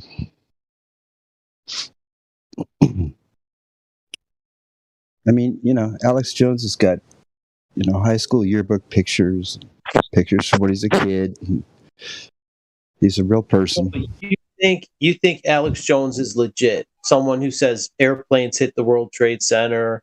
He believes in outer space. So he's legit. Yeah. Well, I figured that's what he believes. I mean, I don't have to agree with every single thing he ever said. Opposition. They have people, right, that put out. I'm not saying everything that he puts out is not true. he does put out some good stuff because he sent me on my way to not trusting all this official media. And then I turned my scrutiny on him. I said, well, what about you? Well, look at this, this, and this. And then I just figured out, I'm like, aha, he is a higher level controlled opposition. He's going to reveal some truth that you're not going to hear on mainstream media, but they have different layers. They have layer 1, layer 2. It's like an onion. They have all these layers of different controlled opposition. You have the mainstream media. That's the biggest net. And then some of the fish swim through the netting, and then you catch them with the next net or the next net or the next net. I'm just like the one that swam through all the rips and tears, and I found my way out of the net because so few people are going to find your way through all those holes in the net, right? Almost nobody. Less than a 0.5% or 0.1%. Some people get caught on the final net, would be like Alex Jones. He's like the last net to capture the people that went through all the different layers of mainstream media and keep them contained, keep them in his camp. What's he covering up? What's he lying about? He's covering up 9/11, which you just talked about. He's covering up space. He's covering up the fake shootings, like the one he recanted on, the one in Connecticut. Yeah, I mean, I believe he figured out that nobody got shot at Sandy Hook. Well, yeah, won't touch the two main truths. But now he's got to like say, I believe people died, you know, because he's got like 20 lawsuits from these people. The person that you trust is now feeding you lies. That's what I'm saying. He's like one of the final levels of controlled opposition. So, well, Alex said it, so it must be true. Well, because he's right about the Illuminati. He's right about the New World Order. He talks about them in those general terms all the time, but he doesn't talk about Israel. Well, I mean, it comes up. You know, he said he doesn't. Have you ever heard him talk about the USS Liberty attack? Yeah, it's in one of his films. He did. Okay, when? I forget which one it is. That's where I learned about that USS Liberty attack. Well, that's good. But the thing is, talking about 9/11 and airplanes and stuff, that's well, just, this was back in 2002 or 3 when they were, you know, trying to figure out what happened. And, you know, the idea of no planes wasn't even on the radar anywhere yet. You know. Well, it's like, where is he today? His stance today on this stuff. I'm not saying he's. I mean, that's just, it is what it is. There, even controlled op will give you some truth. They have to give you some amount of truth to make themselves believable, so that the people who are skeptical trust them. Like, no, he talks about the Illuminati and the New World Order and Bohemian Grove. Like, yeah, I did learn a lot of useful stuff and about those things I just mentioned, and the Federal Reserve and all that shit. So he does have some good, but on the big topics, he's always going to revert to the official narrative, like Sandy Hook, like outer space, like all the 9/11 official story. I just think he actually, you know, thinks that, you know, NASA is real and stuff. I mean, I would say, man, you don't know NASA's fake? I mean, come on. No one could be that stupid, especially if you know about all the other things, like if you know about Bohemian Grove and the New World Order and the Club of Rome and the Bilderbergs. If you know about that, there's no way you could be that stupid and not know about the NASA fakery. Yeah, he's like a jump off truther. Like you start out, like I did, like listening to him, and then once you figure out more stuff and you're really looking to truth, he becomes unappealing. Right. And you look at the actual truth, like flat Earth. Yeah, if I ever called up at his show, I would ask him, like, Alex, you don't know that NASA's fake? Come on. He knows. He won't touch it. Or you know, when the plane hits the building and just glides in and doesn't bust off a piece, you know. He told us about fluoride in the water. He told us about a lot of useful stuff. I'm not saying, but that's what controlled opposition will do. Like rat poison is 99% food and 1% poison. So even if Alex gave you 99% truth and 1% lies, he's still feeding you half truths. And the bigger picture is to maintain the official narrative on space, on 9/11, on Sandy Hook. So if you believe all this other stuff, they allow you to know about Bohemian Grove because it's out there. They go to the Bilderbergs. They have the Council on Foreign Relations and the Federal Reserve. People have known about this shit forever, right? They got books, The Creature from Jekyll Island. People know about that shit. Ron Paul would even talk about that shit. Right. There's certain things that they don't let you know, and that's one of them's flat Earth, because it ties them all together. It reveals that they're all one big entity. They're all one big hydra. All these governments of the world, they're one hydra. And they're unified on at least that one thing. On at least that alone, space and the globe, they're on the same page. That tells me they're unified. It's a unified one world government. Nobody dares step out of line and tell the truth. Yeah, I just think Alex shies away. He shies away from aliens and weird. Yeah, he doesn't want to come out flat Earth because he's aliens is not related to flat Earth. That's some fake shit. It's into the area of kookiness. You see, he tries to stay with more like something he can really prove. Let me see. You're a flat earther, so what? I think you need to journey a little bit further down the road, and you'll figure it out. You'll piece this together. What am I missing? The big picture. Alex is like really. He's not that important to the big picture. Okay. He's pretty independent, So you think. He works for Time Warner. I don't see how that works. Well, that's who pays him. I mean, is there any proof on the planet that that's fact? Now, you just said the Earth is a planet. So that's another suspicion. Like, I don't know any flat earthers that call the Earth a planet. It's just out of habit, Like you say, this guy's the biggest liar on the planet. I mean, yeah, it's flat Earth. What but planet? I don't know. It's a phrase. What do you call it? I should refrain from using that terminology. Don't catch him up on that. Just ask him the 3 questions. When I found out the Earth is flat, right, I realized it's not a planet. And to me, like, that's one of the things that makes me cringe. It's like fingernails on the chalkboard when I hear people refer to the Earth as a planet and they're flat earthers. It makes me cringe. Or people say global or all over the globe. That's a little bit like a global warming is it's actually like a thing that people call it. So it's not as cringy as calling the Earth a planet. They're still both kind of a little bit like the global warming, but what else would you call it so that the common person would know what you're talking about? Yeah, I get you. Yeah, just drop the T and you got a plane.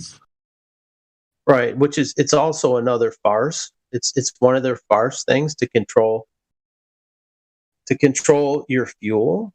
They call it carbon emissions, and it's greenhouse gases causing global warming. It's like, well, wait a minute. It's a trace element. It's like 0.2%. It's essential for plant life, and you're calling it a pollutant. It's not a pollutant. It's a trace gas, and it's absolutely essential. Without it, the world dies. That's what they want, so. Right, but. I know, dude. This global warming is bullshit. You said this word starts with a G. Global. What's the root word for global? What's that? I've never heard any of these words before because I come from a different time. A different time. The globe is fake and gay. Yeah. I just started following an Instagram channel, Space is Fake and Gay. Does anybody know who that is? I know him. I know him. That's my boy. Okay, good. Yeah, because shit's fucking hilarious. Oh, now space is gay. Well, Space has been It's gay. always been gay. Always gay. it's been gay. Dude, you guys are on fire. Fire. Gosh, Yeah, I Eddie, can't wait. Eddie Bravo's busted Alex Jones balls on Joe Rogan about the flat Earth. I wrote that in one of my songs. Space is fake and gay. It's like What do you guys think about the moon, though? Like, what do you think about Hold on, that? I want to hear him finish Moon's talking gay about his too. song. Oh, He's talking about his music. Hang on. Yeah. Oh no, I made some songs. I'm not the best singer. I'm like pretty shitty actually, but I rate the lyrics and I put them to different musical tracks. I do like a parody, and I've been working with.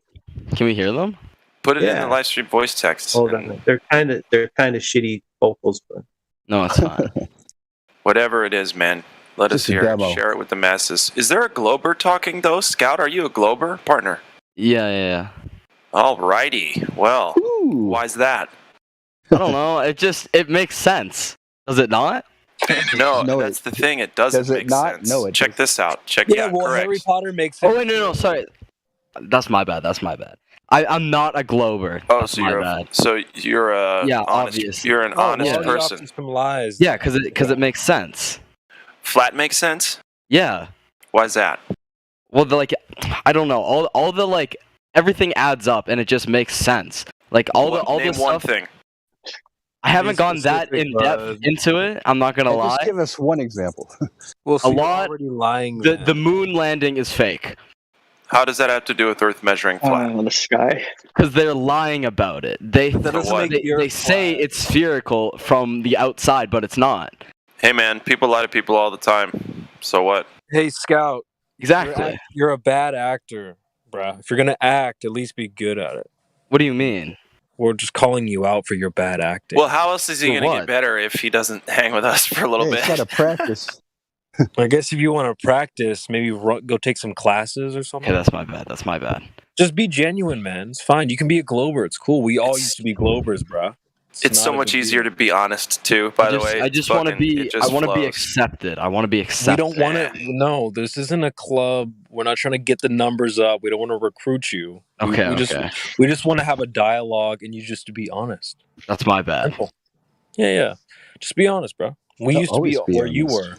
But if you're just gonna like goof off and try to act and stuff like that, we just don't have time for that. Yeah. Okay. It's too late in the game for that. Do you know you sound fat?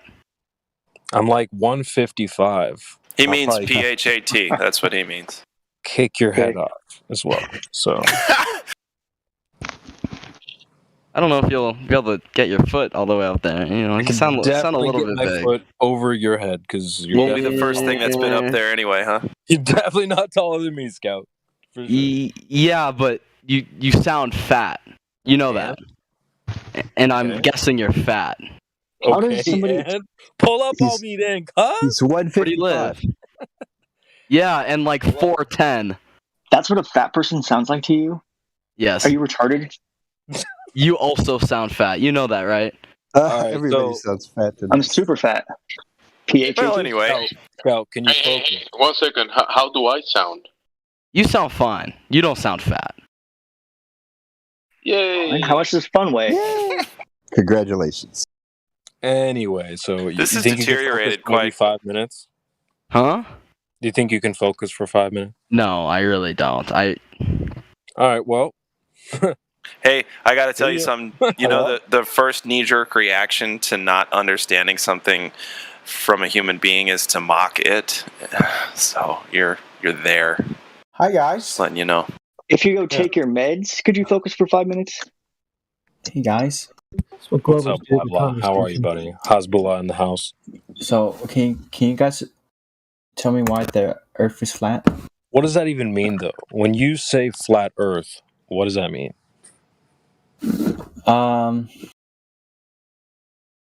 Flat. Yeah, what does that mean? We're asking you what that means. It does have mountains and valleys, but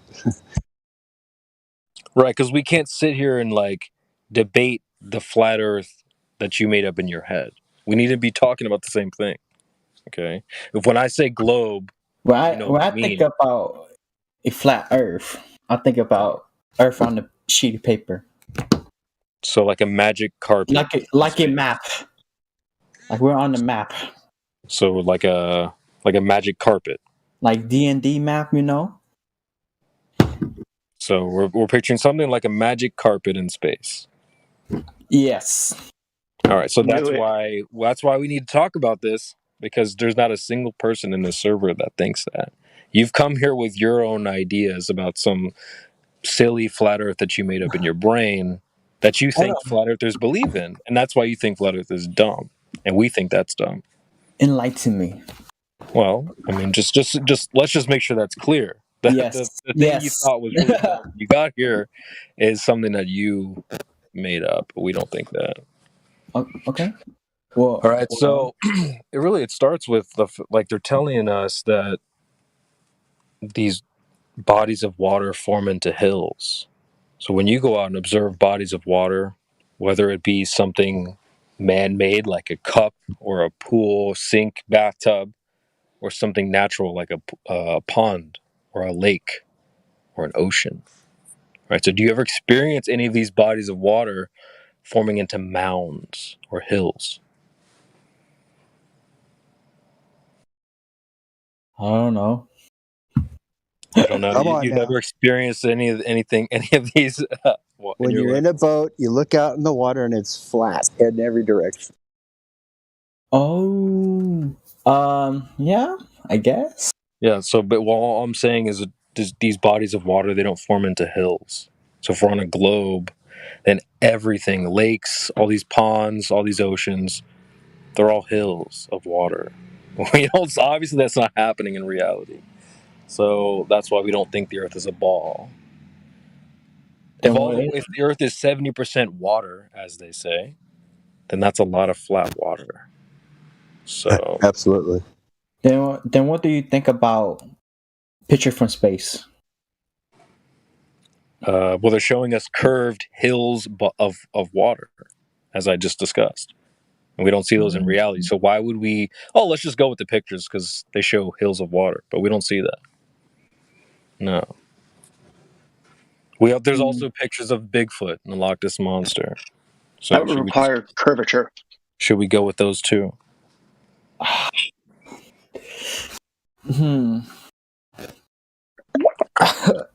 It's hard.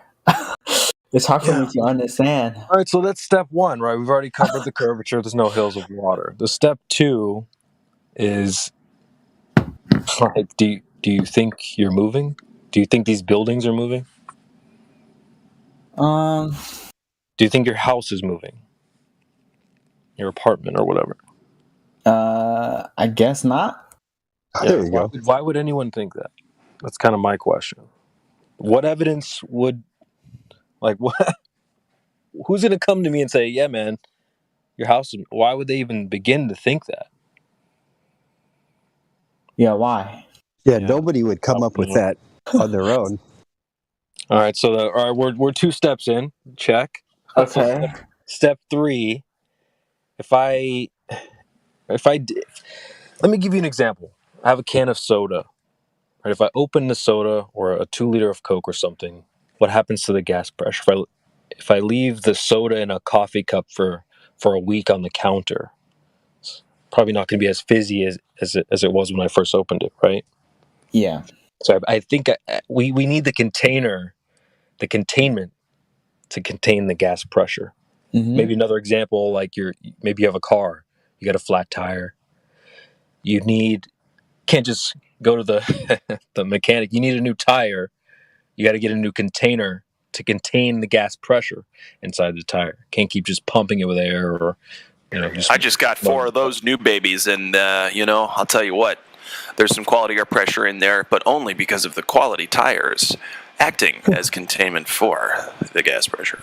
Well, yeah, not gravity, the tires. I was going to say, Glass sort of made the mistake. He should have just got the gravity edition. Oh, yeah, could save some cash on that. Next time. Thank you. Exactly. All right. So those are 2 examples, blah, blah, of gas pressure with a container. So we'd like to know if you can think of or demonstrate an example of gas pressure without a container? Without a container.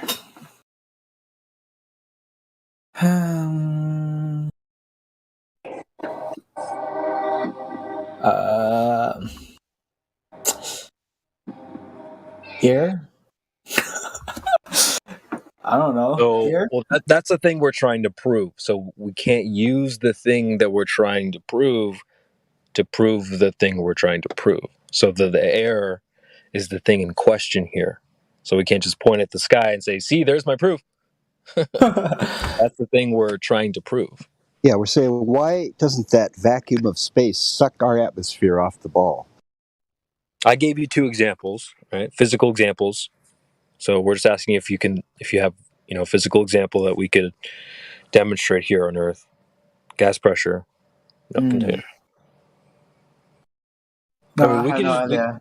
Yeah, that's cool. We can just rip the Band-Aid off because you're not the first person we've asked this to. You're like maybe the 20,000th person we've asked, maybe more. Well, the thing is, none of us can, right? I have no idea where to find gas pressure without the thing for which the gas presses to. You know what I mean? It's Gotta got to have press both against things. something, huh? Yeah, right. That's why the word pressure is used. PRESSURE. Right. Yeah. So you need the container. So, boom, we've covered gravity. Sorry, not gravity. Curvature, rotation, and gas pressure. Right. So, no water hills. These buildings don't move. You definitely need a container for gas pressure. So we have gas pressure on Earth. I'm guessing it's contained. So I'm guessing. What do you think, fellas? Do you think we can go to space or anything like that? I think if you want to go to space, you're going to have to jump into your screen. Then what happened if Elon Musk? Yeah, I was just thinking you might need a Neuralink implant to go to space. No, what happened if he actually goes to Mars? Then he's not going to fucking Mars, man. Well, first of all, Earth would have to be a globe, which it measurably isn't, and it would have to be adjacent to a near perfect vacuum, which has never been demonstrated. So I don't think that's happening. Say, let's say if it does. Are you able to see the chat, blah, blah? Yeah, but let's say that we go to Narnia. Let's say we go to the Emerald City. Then what? Why would we say that? What's the point? Yeah, I'm feeling what Central's saying. Blah, blah. Can you see the chat? Yeah. You you see what I posted at 2 minutes past the hour? Nope. Dude with the striped shirt. I used to watch. I'm a '90s baby, so I grew up watching Blue's Clues. And if you do a Blues Skidoo dance, you can jump into a picture frame. You can jump into the TV. So I think if you want to go to space with Elon Musk, you're gonna have to do a little Blue Skidoo and jump into your iPhone or your TV. Wait, so do you guys believe that the Earth is round or flat? We don't believe. Yeah, we're trying not to do beliefs here. Maybe that's what you're doing. That's why you're asking us that question. Have you not realized where you are right now? Blah blah. No.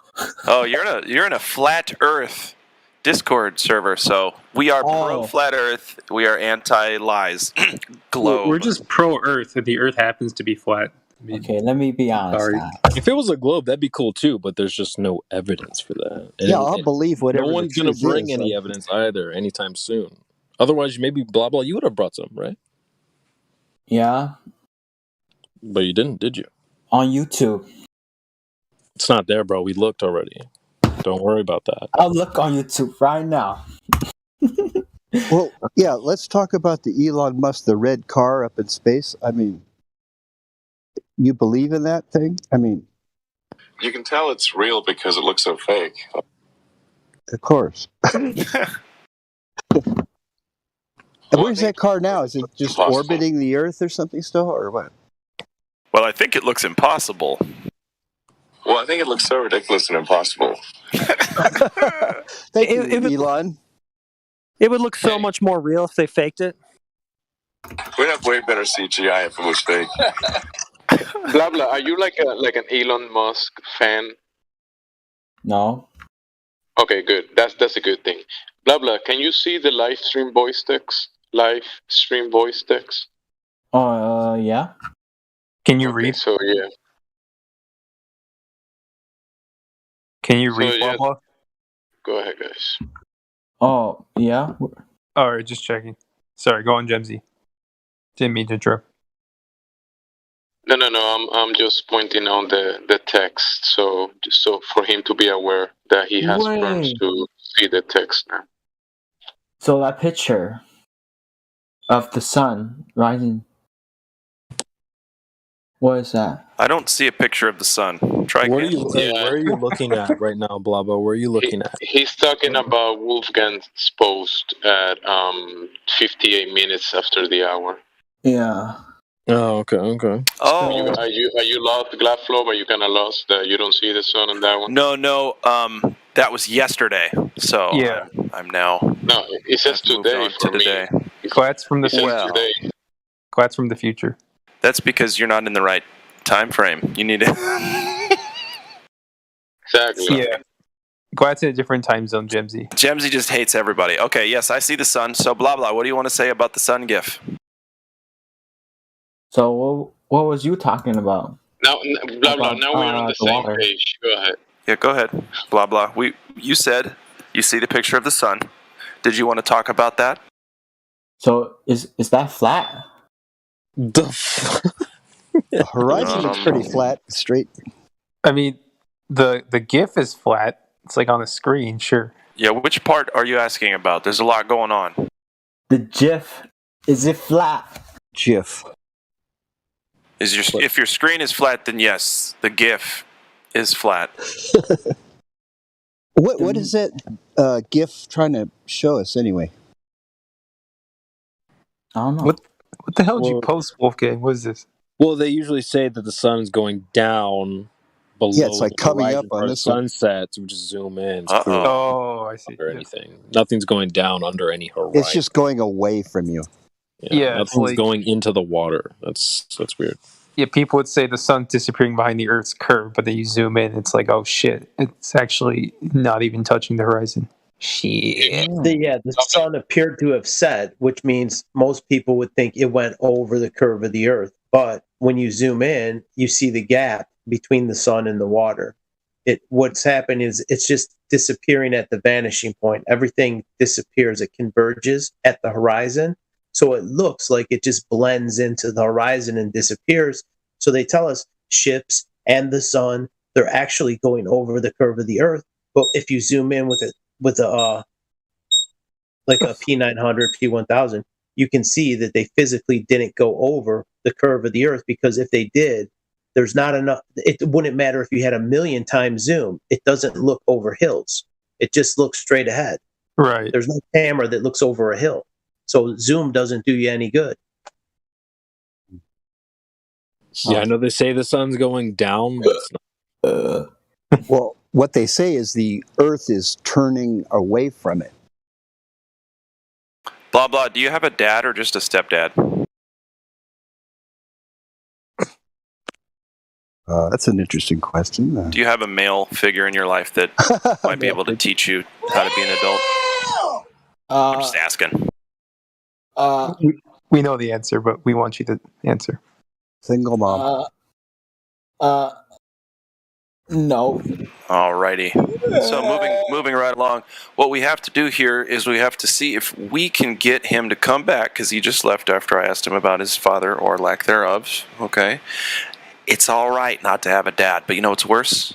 To think you're living on a spinning water pair. That's worse. Somebody better pick up that phone, because I think Glatt just called it.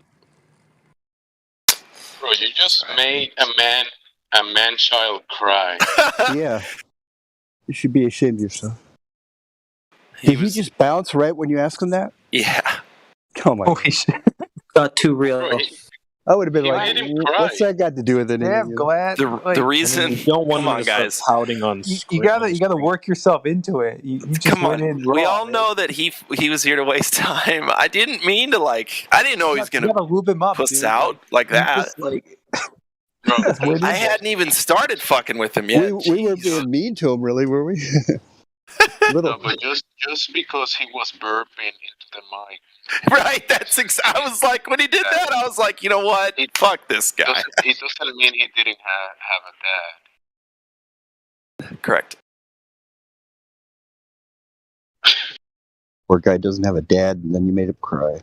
It was a solid clue that he didn't have a dad, though. Look at how it turned out. Guess what? Glatt's his dad now. Yeah. Draw up the adoption papers. we got another person, Mia. Anybody talk to Mia? CB, you're too kind. All Go right. ahead. You say you got a new person? Go ahead, guys. Take it away. Send to the next one. Yeah, there's a Mia here. Hi, Mia. Love it. Hey, it's Mia, everybody. Mia, do you respond to your name? Hello. Do you have control of your mic? She's gonna hang up on you now. All right, then. You guys were talking about. Give me the cold shoulder. You guys were talking about daddy issues, and now some people are gonna be scared about opening their mic. Don't be scared, folks. We'll be gentle. Yeah, just don't burp into the mic, and yeah, like don't project your daddy issues onto us. It's not my fault. It's not my fault if your dad left you. This is my step ladder. I never knew my real ladder. That was good. So does Mia stand for missing in action a-holes, or was it stand? Apparently. Mia, the way it's written, it means missing in action again. Yep. It's like my joke, except less funny. I think Good Boy brought her along. She's shy today. Oh, dude, Good Boy is here? Is he? Yeah. Says she doesn't really speak. All right, then. Keep your secrets. If you have a question, you could type it in the text on the live She stream. did. She had She a question in the lobby. She said, is it a flat sphere? Whoa. That's the dumbest question ever. No, That's definitely daddy issues. that can't be real. She's Mia is shy. I know her. She doesn't really speak, according to Good Boy, in the chat. Yeah, it's just the difference between a sphere and a circle. One's 3D, one's 2D. That's like a lot of Gen Z. A lot of them like the text, but they're just really they're really shy to speak. Oh my god, really? Yeah, but because they're so used to texting, they feel awkward speaking around people. Dude, I'm not even gonna. They text people they're in the room with. They just can't handle it. Yeah. I still understand how phone anxiety is like a thing, but it is a thing with younger people, like not being able to speak on the phone. I mean, the live stream definitely does have its own, vibe. It's not normal, I would say. So I'll admit that, but it is weird that people don't want to speak, like not face to face, but at least like. If you go on the live stream, there's only like 4 or 5 people watching most of the time. It's like, and they're the same regulars, so it's like whatever. It's not. If there was like a huge audience, like, oh my god, there's like 10,000 people. There's like. You mean There's YouTube literally dozens of people listening in, but not even the number matters to her. It's people. Well, if it's a lot of people, I could see getting some kind of like, whoa, maybe people being freaked out by it. But it's like it's just like a small room like this. Don't feel shy. Speak up. Yeah, it's just like there's 4 people listening on YouTube and 14 Mossad agents. Like, don't worry about it. Yeah. Oh, we don't care about them. They're always listening, whether you like it or not. Whether your phone is even on. You could turn your shit off and they're still listening passively. Yeah, so it's mostly just the same people who are always listening to you, so no big deal. I always tell them to fuck off because I know they're listening, and I like to troll them back. That's why I eat a lot of gassy foods. Because like everyone's phone monitors them. Like everywhere you go, it'll tell you where you went. You went to McDonald's or you went to Starbucks or Kroger. It'll track you. It'll see when you were driving, when you were walking, how long you were at each location. You can look in the log and find this stuff on Google.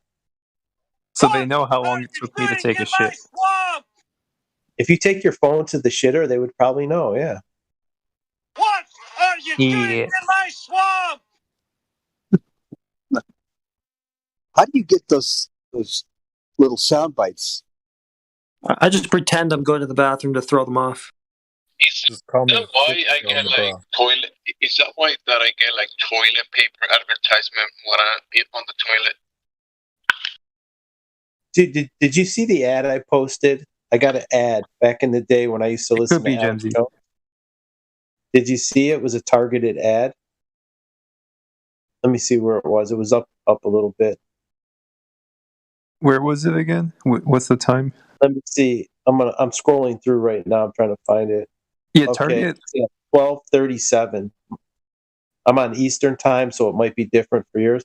It was for Meijer, a store it's like a grocery store. Oh yeah, I see it. Save $1 at Meijer. Jimmy Dean breakfast sandwiches.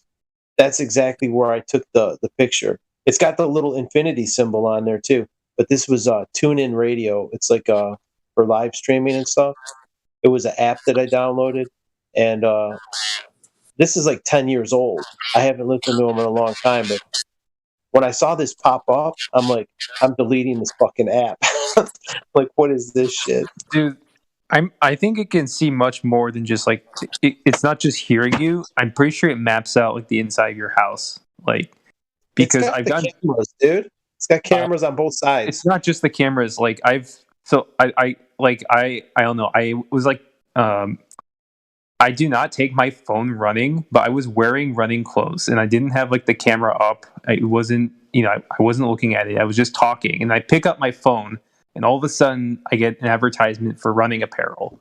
And I've never searched that. It's just like it must be like mapping with some kind of like, I don't know, like sonar. I think or it's some weird listening, dude. It's listening because if you're like, oh yeah, I really like Starbucks mochaccino or whatever, boom, there goes an ad on your phone. Starbucks mochaccino, save $1. You're like, what? It's like the creepy thing too is like I think that the front camera also looks at your eyes. It also I think there's an algorithm based off of your action. Like if you react like different in post, it'll be like, oh, what did he just look at? And then it tracks your eyeball movement, dude. It can tell what you're looking at on the screen.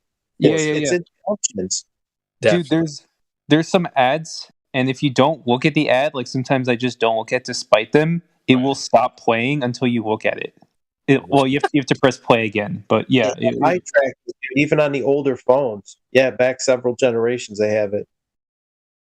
Damn. I put tape on mine, dude. I got tape on mine. On your front camera? So does Mark Zuckerberg. I'm like, Mark you Zuckerberg. guys. That's based. Mark Zuckerberg also has tape on his thing. He puts a jack. He takes a headphone jack and he sticks it in on his in the sound port, so it can't passively listen. But I'm sure they have backup mics. Dude. They got more than just a little pinhole mic, and they probably got workarounds for that shit too. Like if you put the headphone, he has a headphone jack with the cord cut off, and he jams that in there so that it doesn't passively listen, according to him. I mean, they don't even have headphone jacks anymore, though. I know. They're like wireless. Yeah. No, but on his laptop, why would they get rid of headphone probably jacks? have them. What's that? Oh, so they can sell you other stuff, obviously. Oh, so you have to buy the dongle deal. Yeah, that was the older laptop. This was several years ago. Did that? Yeah. Where's the feedback? Somebody does have feedback. Yeah, I noticed that. Most of them don't even have an optical drive. They don't have like a DVD drive on them. They're just like everything solid state. You can get them. You can get a laptop with it, but they're it's not standard equipment on most of them. I like having that. You could pop a movie in.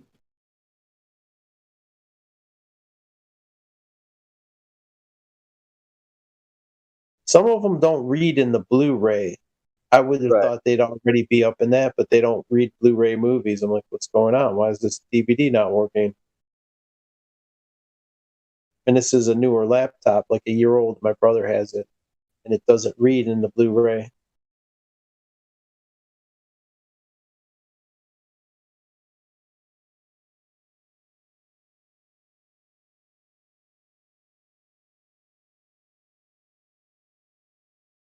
Do we still have the new people in here? Any noobs? We have several new people, but they seem a little bit shy. Like, I know Nick the Noble. I remember him from VC. You guys can explain to them like why the Earth is flat. Just start listing reasons and see if they have more questions as we go. They're not going to say. Yeah, my thing lately is like, who cares about the shape? This place just doesn't move. And if it's not moving, then we're not on a globe spinning and flying through space. That whole thing is just broken if this place doesn't move. Yeah, if you're spinning, their whole model collapses.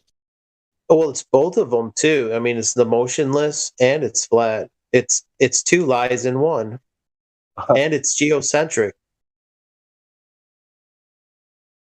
Yeah, So I think all people of just these- get so stuck on, well, they come up with their own flat earth, sloppy, floppy disk in their brain, and they're trying to debunk that the whole time. No, dummy. We're not talking about any shape or anything like that. This place doesn't move. And if it wanna know doesn't move, it's not a globe. So Something else that's interesting. We're coming up on the summer solstice on June 21st, and this particular time of year, you can see the sun for more hours if you're in the northern region of the Earth above the equator. If you travel far enough north to, say, Canada or Alaska, you can witness the sun circle you above the horizon for 24 hours. So you go outside at midnight and you'll see the sun and you'll feel the sun on your face. You'll see it and you'll feel it for the entire day and night. It's always up. So you can literally watch it circle you. So if you think we're circling it, you have to be freaking delusional. You could just time-lapse photography and just track the sun rising, going over your head, and then over to the west. yeah, I mean, I was thinking back about that today because, like, we all used to be Globers. So, like, when I would look at the sun, obviously we all see the same thing, but I would cast a spell on myself and I would tell myself, no, I'm really actually, falling backwards and stuff like that. So it's just weird. Like, we all see the same thing though. We all see the sun moving, but I don't think they realize the implications of that until you start looking into this topic a little bit more, because most people are just casting a spell on themselves and others. So yeah, the sun never actually goes over the horizon. It just travels around in a circle. When they say, oh, the sun went over the horizon, that's not true, because someone asked about this gift that I had where the sun appears to have set. And then when someone zoomed in with a P900 or P1000, you could see the gap again. When you increase the angular resolution, you see the gap appear between the water and the sun. So it's all just a matter of your where the vanishing point is at your focal distance. Like if you're just with a naked eye, your focal distance to the horizon is about 3 miles from sea level if you're 6 feet tall. So if you take the sun, let's say the sun was 10 miles away, and then you take an 83 times optical zoom camera, you just increase that angle of your optical resolution, and then you make you increase the distance to the vanishing point. So the sun appears to be rising again just by zooming in on it. It's not literally coming back over the horizon. It's just going over a flat body of water, just like it appears. For any skeptics or on the fencers or hardcore globers, next time you're out and about and you observe the moon and the sun above a flat horizon in the sky during the day, ask yourself a question. How come the moon isn't on one side of the stupid planet and the sun on the other?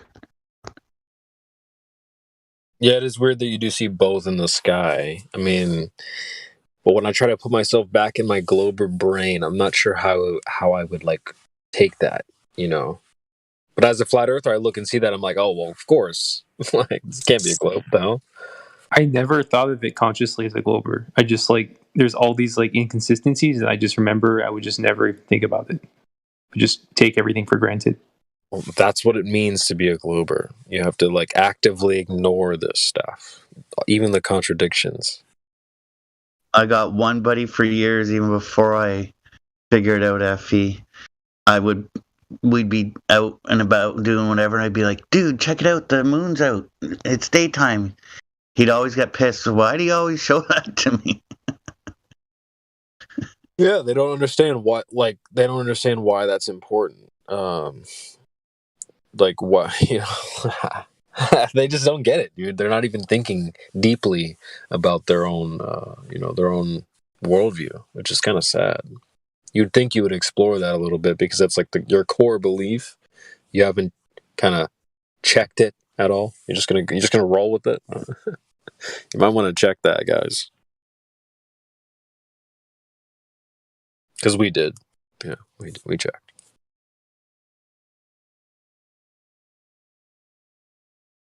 And it's not a globe. So,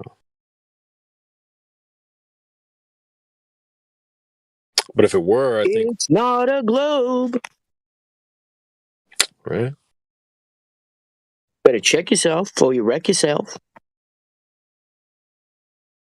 It's like, but if it were a globe, I think we'd be cool with that. We just need some real evidence. But no one's bringing that. So until then,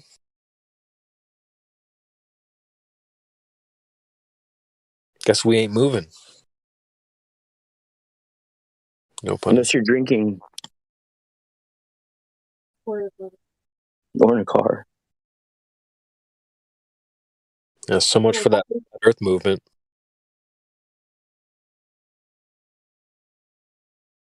And we don't feel spinning.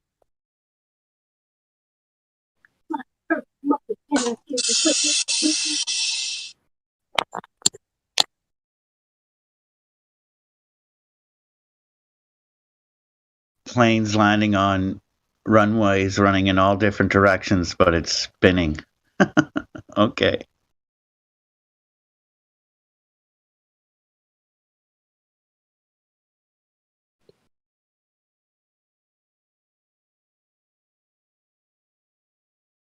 The plane has special technology, Flatman. Imagine trying to dock a boat and the dock's moving as you're pulling into the harbor. And your boat is spinning. And the water is also whirlpooling. And the dock, yes, as Flatman Can said, the dock is not, it's not rooted. That bitch is moving too. Good luck docking, fam. Spinning boat in a whirlpool, moving dock. Have fun.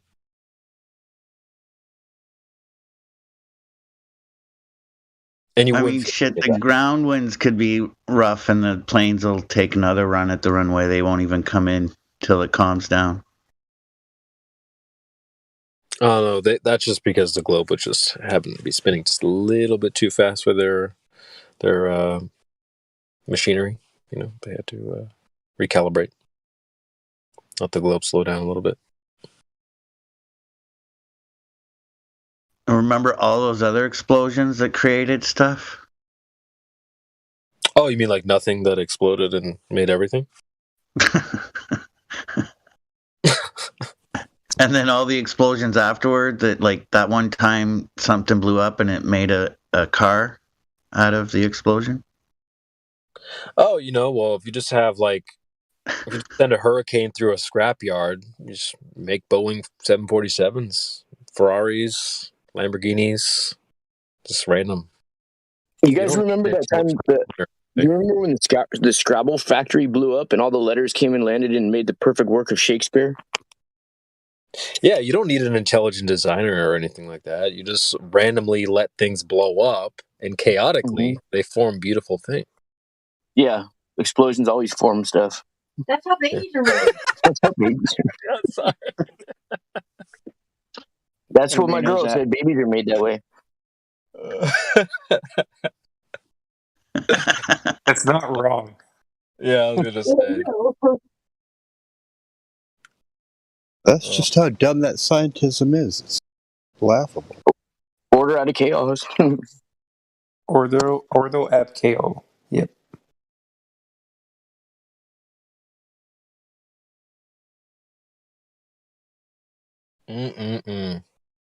Crazy, man. God damn it, Glatt. You scare all the Glovers away. Now we don't even want to yell at. OG Take Notes is back. Let's see who else we got. Oh, we got people.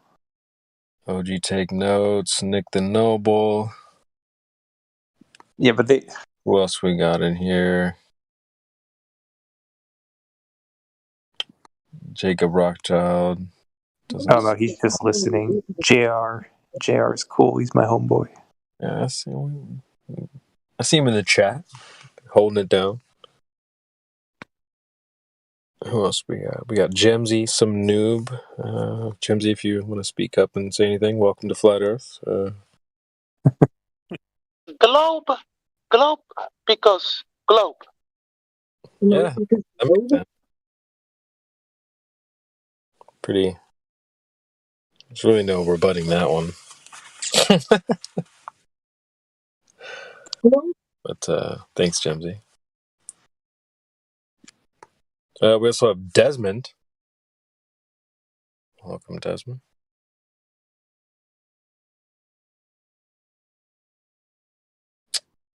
And that's about it.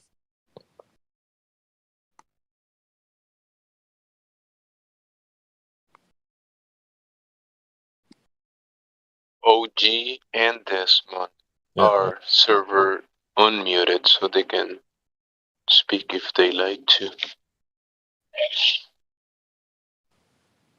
Yeah. If you guys just want to speak up and tell us if you notice they're starting to move at any point, just let us know. I think otherwise we'll just stick with it's not moving. So.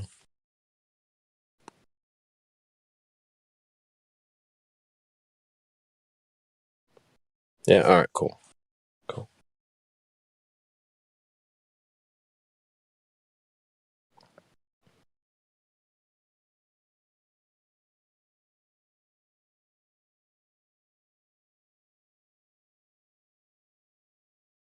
Yeah, at this point, fellas, we're just doing victory laps. It's fourth quarter's already passed. Game's over. We already won.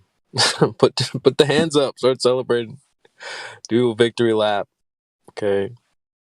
It's too late in the game for these guys. It's 2022. You guys still think you're on a spinning ball? Come on, man. Really?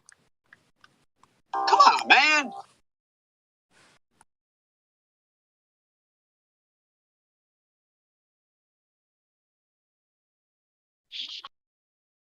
Come on, man.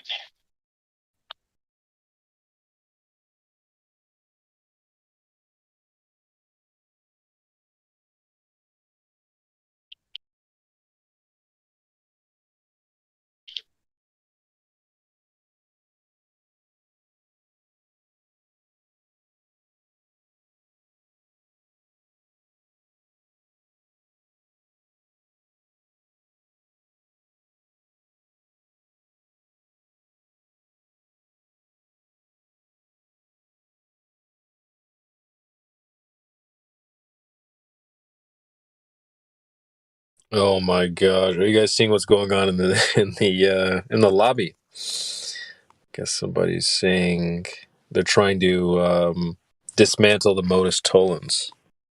So that's fun. He's saying the modus tollens is mathematically faulty logic.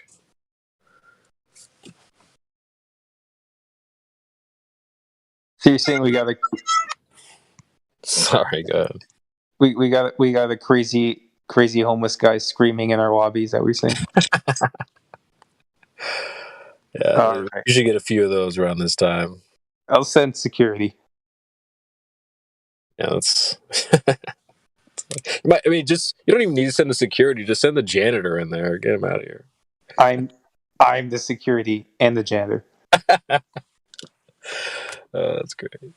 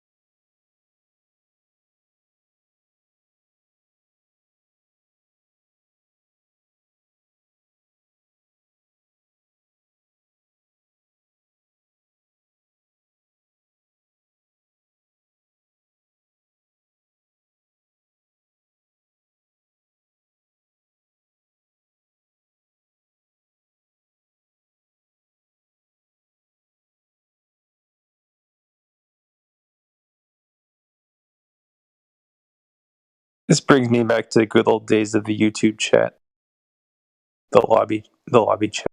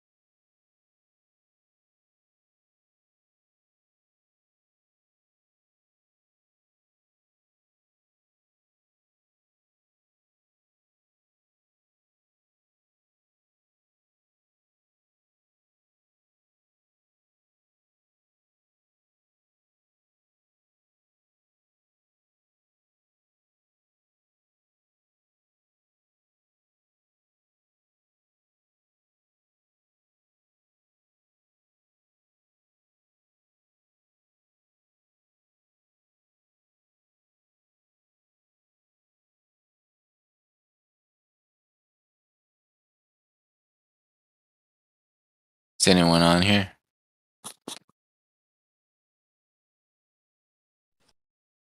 Yeah, we were just waiting on somebody to roll in. What's up?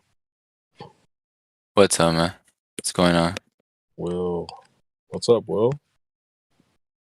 Who am I talking to? My bad. Third down from the top is CB. Ah. Just in the chat, clowning on some goofballs is all. The usual. What, some Glober? Yeah, what's this guy saying? How do you know rockets come back down? And I hit him with... I said gravity, so now he's trapped. You put him in a conundrum. Oh crap, he's arguing my argument.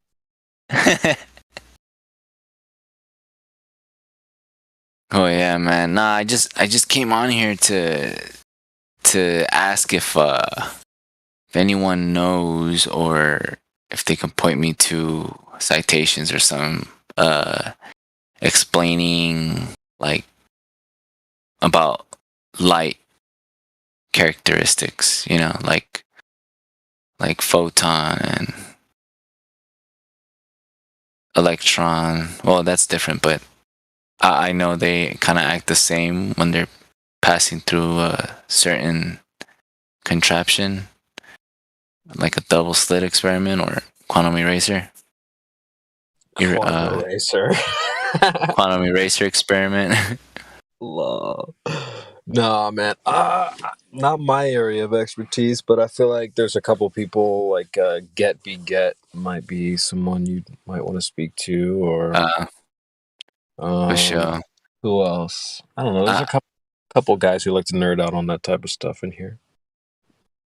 Not me. All right, for sure. I'm definitely not an expert in that field, in those types of fields. All right, for sure. No, it's because I've been kind of like hitting myself over the head like for the past few months, trying to figure out if we could see this light particle, you know.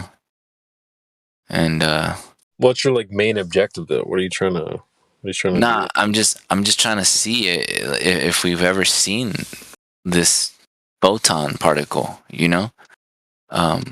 Anyone's taking a picture of it, but they say it's too small. Also, you could maybe talk to Indio. Indio, one of the admins. If you ever see him around, you could ask him. Maybe he'll be in the chat sometimes, in the lobby. If you cool. But yeah, I don't know, man. I mean, what do you? Is somebody like got somebody bringing you some fire arguments and you trying to like debunk them, or like what's going on? It's me. It's me. Like I'm saying like since we haven't seen it, you know, like how can it be? Like how can we be like oh, for certain it's this or not that, you know? Have you ever asked yourself like, what if it's neither? Exactly. Exactly. Like, what if would you accept that there's a possibility you'll never know? Yeah, I'll accept that. But right now things are kind of looking more like that, you know, more like I don't know. No. Yeah. You know? Yeah, man. Honestly, man, like I'm cool with a little bit of mystery, you know, and I also I don't want my boys, you know, my squad, my homies, like going on wild goose chases for things that might be a waste of time. Maybe it's not. Maybe you'll learn something you can come back and teach us. But it's like, I do think there are bigger things to focus on. And if there's nobody in your life that's like, man, trying to like dunk on you with light and particles and stuff like that, then like, I don't know, man. I bet you could apply your time and learn some other things that might be helpful to you as well. Yeah, I get you. Don't let me rain on your parade, because maybe you'll learn something and then you can come back here and then teach us, and then we can, you know, teach others. So maybe there's that chance as well. So I leave that door open. Yeah, of course. I'm always questioning and researching on different topics. But this one just kind of stuck with me, kind of like almost for a year now. And I mean, I've been researching other things, studying other things, doing some other stuff too. But I mean, this one's just been on my mind. Like, what if it's not that, or what if it's not anything? What if we don't know? You know, like. Yeah. But yeah. Well said. Like exactly like what you said right now. I'm like, yeah, I'm totally open to that conclusion. You know? Yeah. That's good. I think that Flat Earth does bring an element of mystery. Like, what is the sun? What's the moon? A hell of a lot of mystery. And I actually enjoy that. I think that a lot of new people to this topic don't realize that that's not really even a problem. A lot of them seem to think that, well, if you don't have an answer, then you're wrong. It's like, well, that's not even true on the globe side. Yeah. They'll admit that they don't know much about the oceans. They'll say they know more about space. So It's like, well, there's an element of mystery there. So what, is the globe wrong because they don't know about the oceans? Like, no, that's not how that works. So no, we have an element of mystery here as well. Eclipses, sun, moon, all this stuff. So just because we don't have a story attached to it doesn't mean it's not, you know, a reality. Yeah, I feel you, man. Yeah, I'm always questioning things like I mean, like even ever since this topic got brought up and I stepped into it, like started researching, I'm like, whoa, like wait a minute, then this changes everything, you know? Like this changes like there's so much more that we don't know than what we do know, especially given from the narrative, you know? Like they tell us, like you said, like we don't know much about our oceans, you know? So well, not a lot about our oceans, like, so, and the narrative tells us like we know more about our moon, but I know that's not real, you know. So it just leaves like more to the imagination, you know, and I think that's cool. Yeah, it is cool. Yeah, it's cool. Yeah, it's just weird how they try to give you explanations and stories for everything on the other side, and you're just supposed to roll with that. Like, no, I'm not gonna roll with that. No. Yeah, and whenever I'm in like debates with like these globers and like morons, like they think that just because, like you said, you know, like I don't have an answer like to like what the sun is, you know, or the moon or the stars or whatever is in the sky, like they say, oh well, you're wrong, like my ball my ball earth is right. Like what? Like yeah, like that's not a win, dude. Like you don't win like that. You know? They're basically, all they're saying is like, but I have a story. It's like, okay, so when did you verify anything about that story? Well, everyone else says it. And like people, it's just weird. It's this weird confidence that it's like they opened up the textbook from 5th grade and they just start reading out of the book like that's like gospel. It's like, okay, so when did you go and check to see if that's true? Oh, well, I didn't. It's just in this book. Okay, so no, we're not just going to roll with what the book says. We'll go out and check for ourselves just to make sure. And if it's not true, then we'll dismiss the book. So stop reading it to me, you weirdo.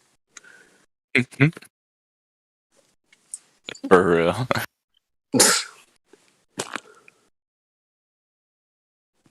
It's just funny, man. It's just too late. Like, it's too late in the game, right? I first heard about Flat Earth in 2017, so it's been like 5 years now. Yeah, me too. I mean, we're supposed to be, if we were, I love to think of it this way, right? When you're 5 years old, that's when you start kindergarten, right? That is, like, so how many,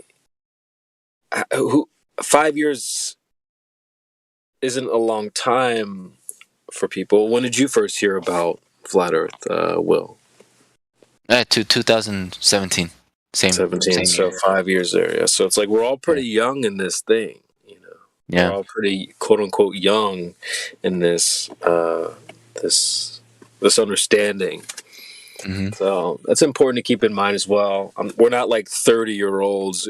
I mean, I'm sure there's some people who've been flat earthers their whole life, but I think majority of people spent the majority of their lives on the other side. Yeah. So, yeah.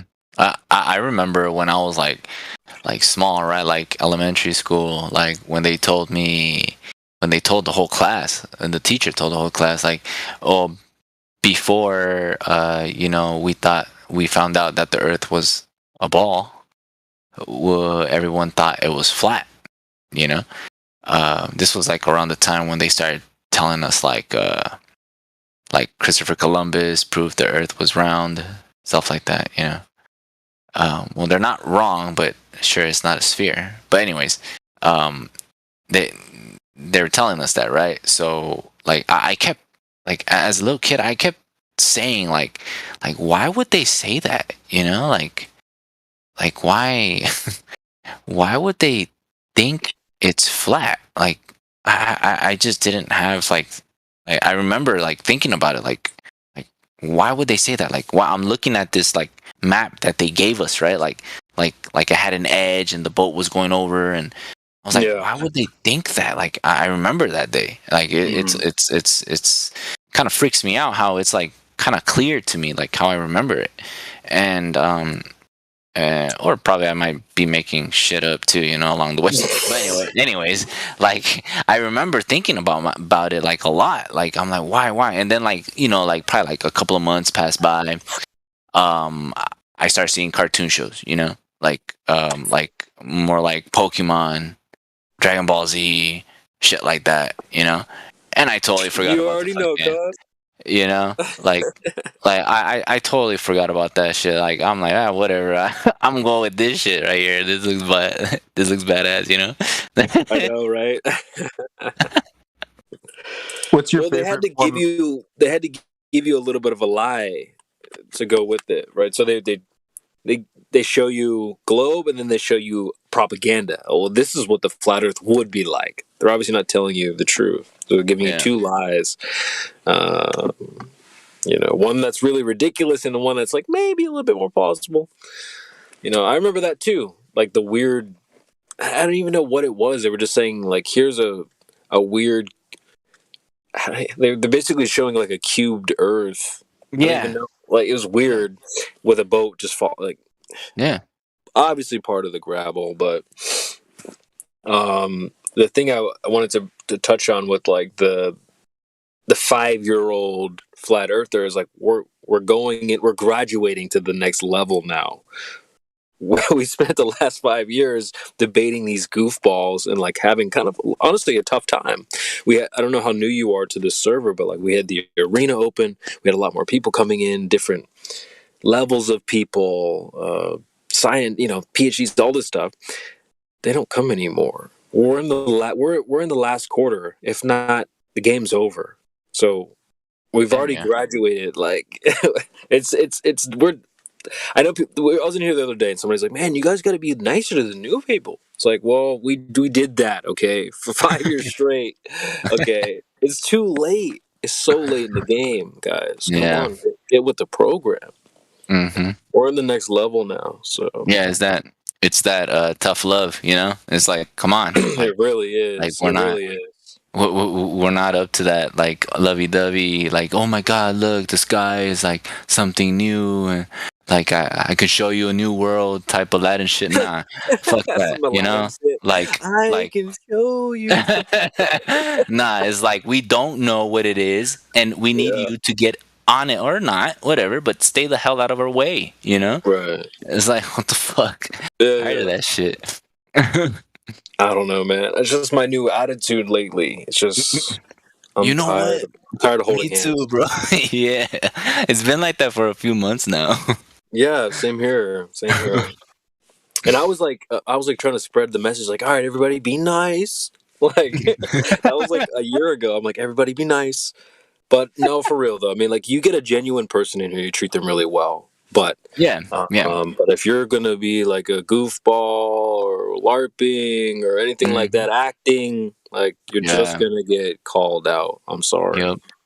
Yep. And then they act like the victim, and it's like, I know. Like, you're dude, mean. Why are you being mean? It's like, dude, you're acting poorly. Like, stop it, dude. For real. You know what though? Like I kind of like in a way I kind of like hated, I guess, like coming to this topic, because now like when I ask my friends stuff and they're totally oblivious to the topic, but some say like, oh yeah, I've studied a little bit of physics, chemistry, stuff like that. But once you hit them with the questions, like it's impossible to have a vacuum next to gas pressure without the gas going into the vacuum, Right. And then they start telling you like all these things, like no, because of gravity and all this stuff, and then I'm like, I'm just like, damn, man, like no way, like damn, I'm gonna like. He might become a anti-flat earther, or just like, or right.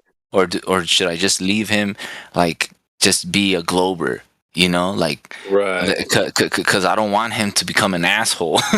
You know, Right. I know so what you like, mean. I know what you yeah, mean. man. So like, I'm stuck. Like, I'm like, damn, I can't talk to him anymore. Like, you know, Dude.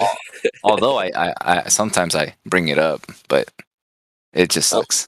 I'm over here like picturing you trying to defuse a bomb. Like, do I cut the yellow wire or do I cut the green wire? Like, shit, dude. That is how it is, though, man. I feel you. Like, I do worry that some people would. I can see how you would worry that some people would like, you know, just you go push haywire. the wrong button. Now they're like anti-flat Earth. I definitely feel you. I've seen that before. Agent Smith comes out, you know, like it's those that are like asleep, you know, or they just turn into Agent Smith. Like, that's about it. The NPC thing is really interesting, man. Like, I wonder, there's not that many original thinking, you know, genuine people. We see it in here all the time with the programmed NPCs. That's why they come in here just regurgitating the same lines over and over and over again, thousands of times. It's not original. I can't do it. Yeah, like I find that kind of scary, you know? Oh my god! Because it's like, yeah, I know. It's like, you know, these people exist now. You know, like, these are like, I guess you can say, like, the Walking Dead. You know? Yeah. Just going around, regurgitating, not thinking for themselves, just living life. You know, like, just going through the motions. Think of the vicious cycle here. They say that, well, everyone believes or everyone knows, right? The masses of people believe so and so. Well, the masses of people are dummies. It's like, yeah, that's why they're called dumb masses. So dumb funny. masses. You know? Yeah. Oh exactly. my gosh! Like, I watched this video the other day on Instagram. It was like some dude going around. Obviously, the editing, they picked the dumbest people, but like, they were going around to some beach and just asking random people, like, "Hey, what do you think about what was this war? Who was between the Revolutionary War? Who fought in this war?" You know, just asking them really pretty obvious questions, and people were like, they were literally asking people like, "What's the country above and below America?" They were like, So it's like, these are the people that the Globers come in and be like, well, everyone believes it's a globe. Well, everyone are these dummies that don't know what country's above North America. Exactly. Like, they don't know where they're at. Like, come on, dude. Yeah, they don't know where they're at. Like, I remember, like, back when I was like, what, like, I don't know, teenage years. Like I was like, wait, I'm in the United States, and I'm trying to like locate, like, you know, on like different types of maps, and I couldn't really find it. But then, like, I had to orientate myself. I'm like, oh, there you are, okay, you know. But I couldn't go straight to it. Like, I kind of had a problem back then. But like, now these people that like you said, come in here, you know, NPCs, people out there being asked what are the, I mean, they're grown adults, bro, you know. That's the saddest part, you know, bro. That's crazy, bro. That's what scares me too. Like, damn, like, these people just don't think, you know. I know. It's like Santa Claus for big kids that never grew up, really. Yeah. Outer space, gravity, black holes, dark matter. It's just the same thing as like the Tooth Fairy and like reindeers and elves and all that stuff. Literally. Oh, bro. Oh my God. Like, one of my friends, like, he has 2 daughters, right? And like, he told me the other day, he's like, dude, like, my oldest daughter thought the Tooth Fairy was real, and I had to break it down to her, and she's like, what, 16, you know? Whoa. And yeah, and he's like, and even my youngest daughter, she's like 12, like, she had to tell her, like, yeah, Tooth Fairy's not real. You know? Wow. Yeah, bro, like that. I'm like, whoa, it's so crazy nowadays, like how kids or people, you know, can be really deceived. And especially us, we're told, like, you know, as little kids, elementary school, you know, it's like, or even before that, like on TV, like, the earth is a ball. It's like, Literally that easy, you know? It's so crazy. But it's just weird. I love pressing on new people when they get here. I'll be like, okay, sorry, 1 second. Hold on. One second. It's all good.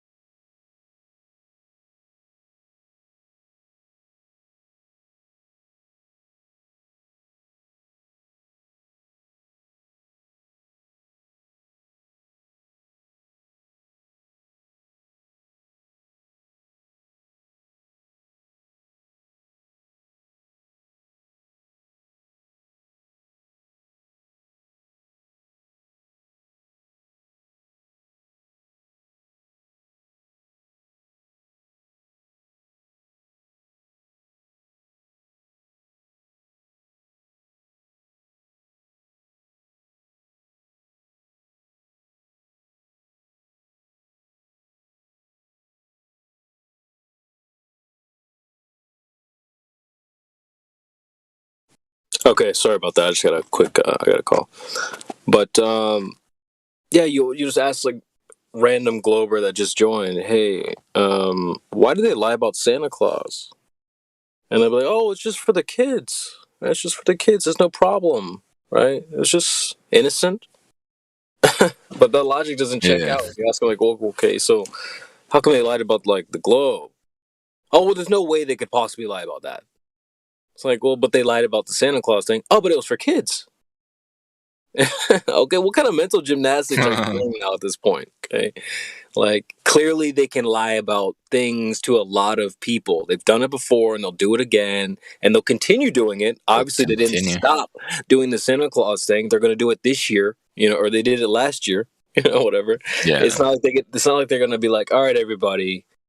We know you all know Santa's not real. They're not going to do that. So they're not going to do that with the globe either. They're not going to just stop shooting rockets up in the sky. And the way I think about all of that is the same way I think about Christmas. Like when Christmas time rolls around, what do? They start playing the freaking music at all the corporations, all the businesses, all the trees go up and all this stuff. So when they shoot rockets, all this stuff, they're just dusting off the old Christmas tree. They're just playing the Christmas carols and all that. They're just trying to bring the spirit. It's just the same old tradition, and they're not going to stop. they're not going to stop. They say, okay, by the way, just so you know, we never left. They're never going to tell you that. Are you kidding me? So, I don't know, man. It's just fun. It's so funny at this point. We know too much.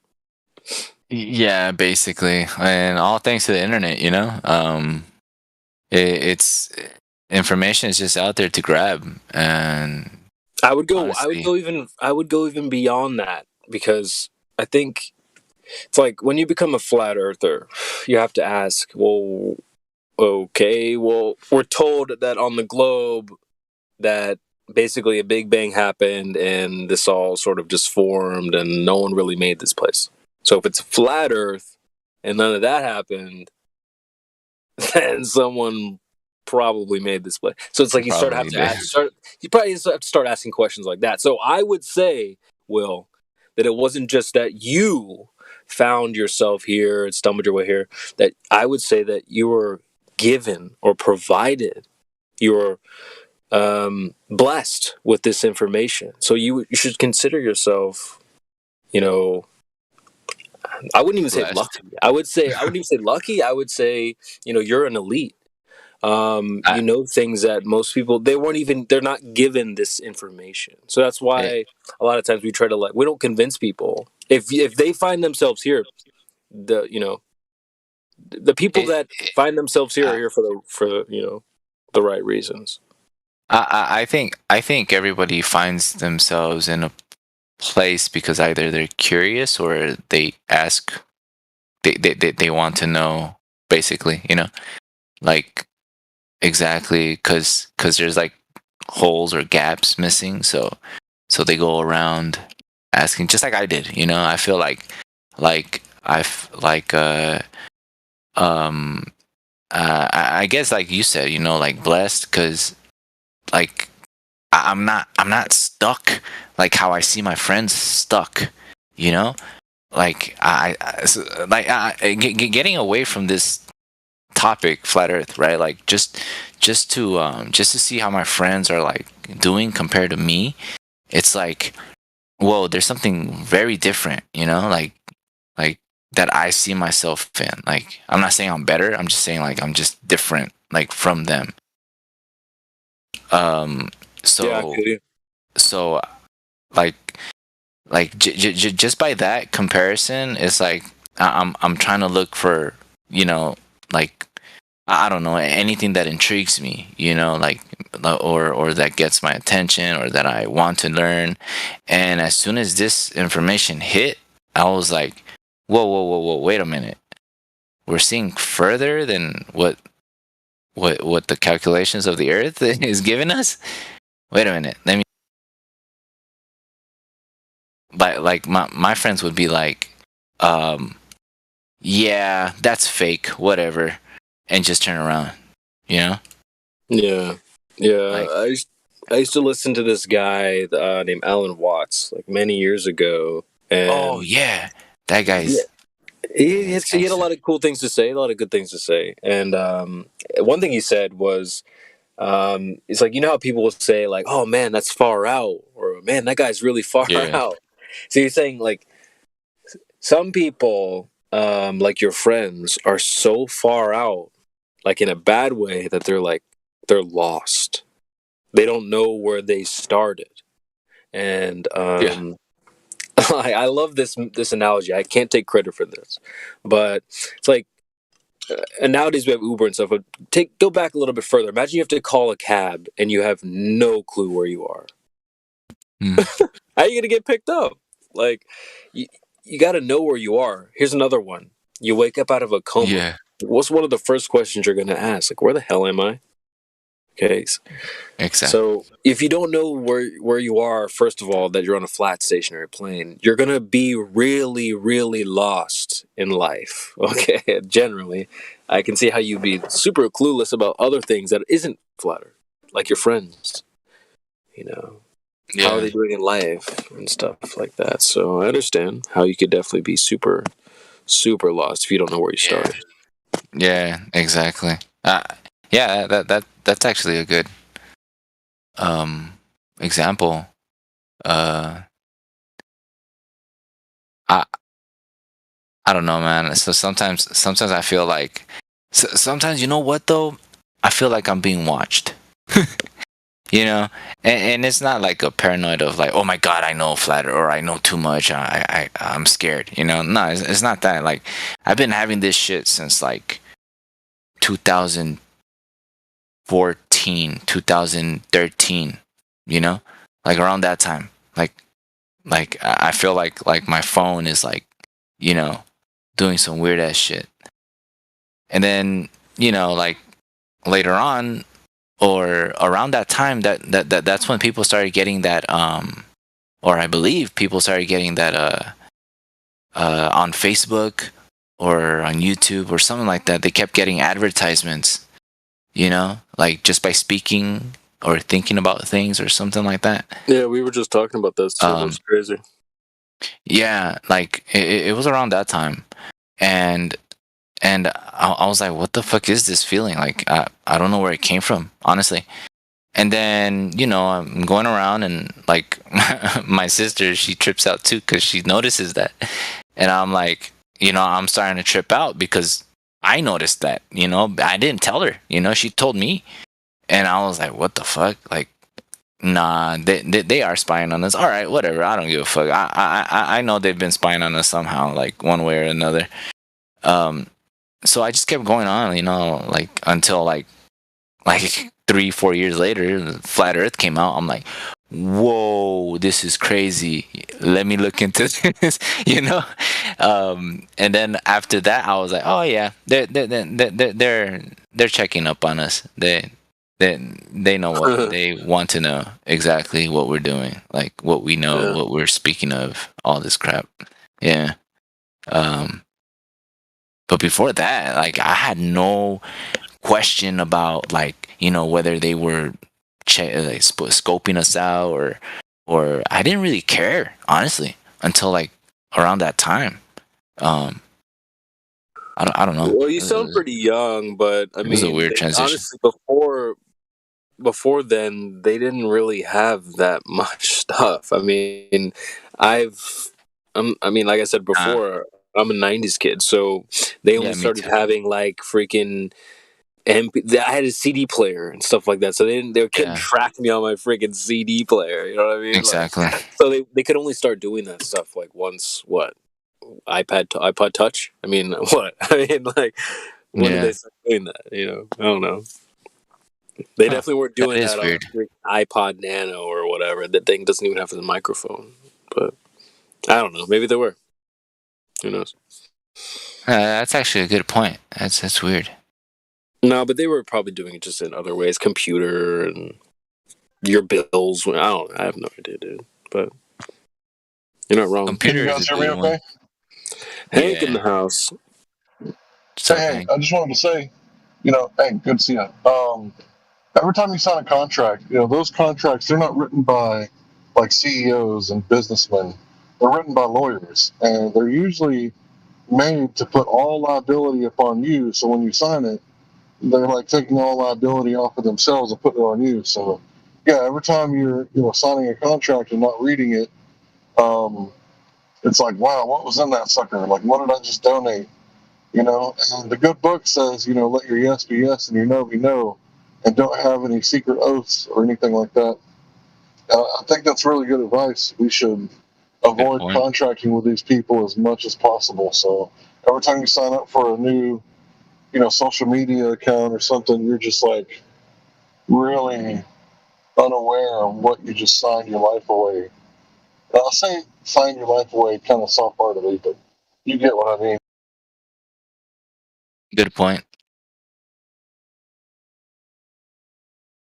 Yeah, it is true because, I mean, I've tried to like read through just one like sign up contract or whatever, and bro, the wording on there is like it'll take you like probably like another year to go through all that stuff to know exactly what they're talking about.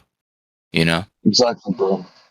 So you're raised in school, right? You know, like proper grammar, uppercase at the beginning of the sentence or for a proper noun, and everything else is like lowercase letters.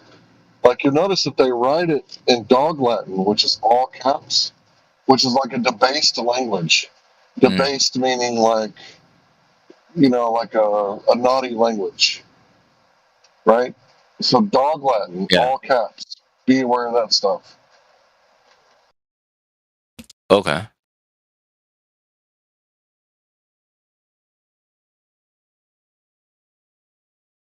Thanks.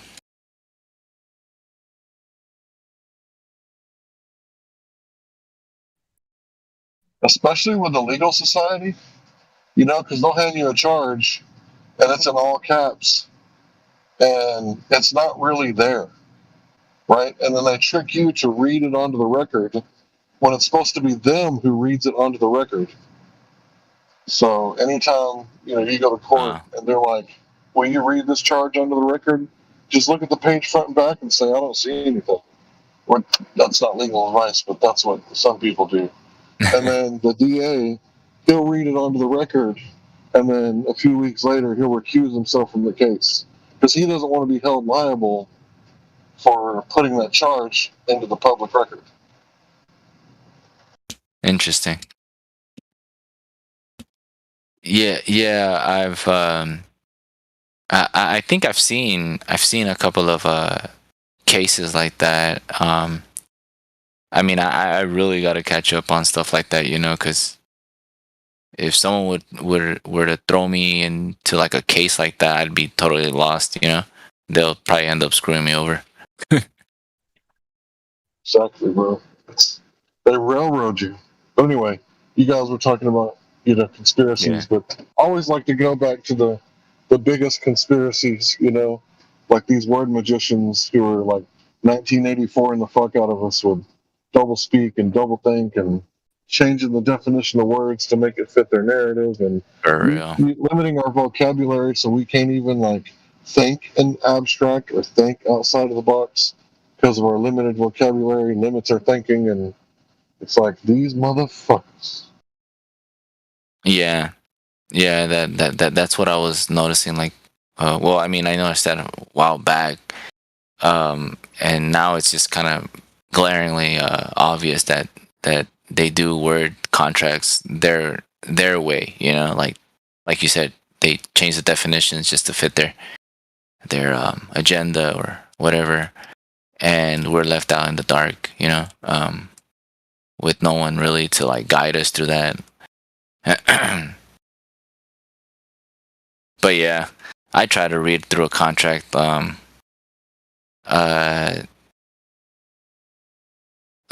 time I remember, I was just going through one, and I was just like, God dang, this is just gonna take too long to like for me to decipher, and it's literally not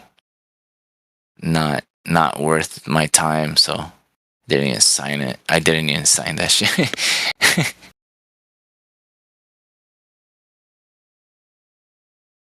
Well, yeah, guys, it was good talking to y'all. I gotta go. Yeah, I was Y'all just have gonna a say good the same night. thing. It was nice chatting with you, Will. You have a good night, brother. Thanks. Take care.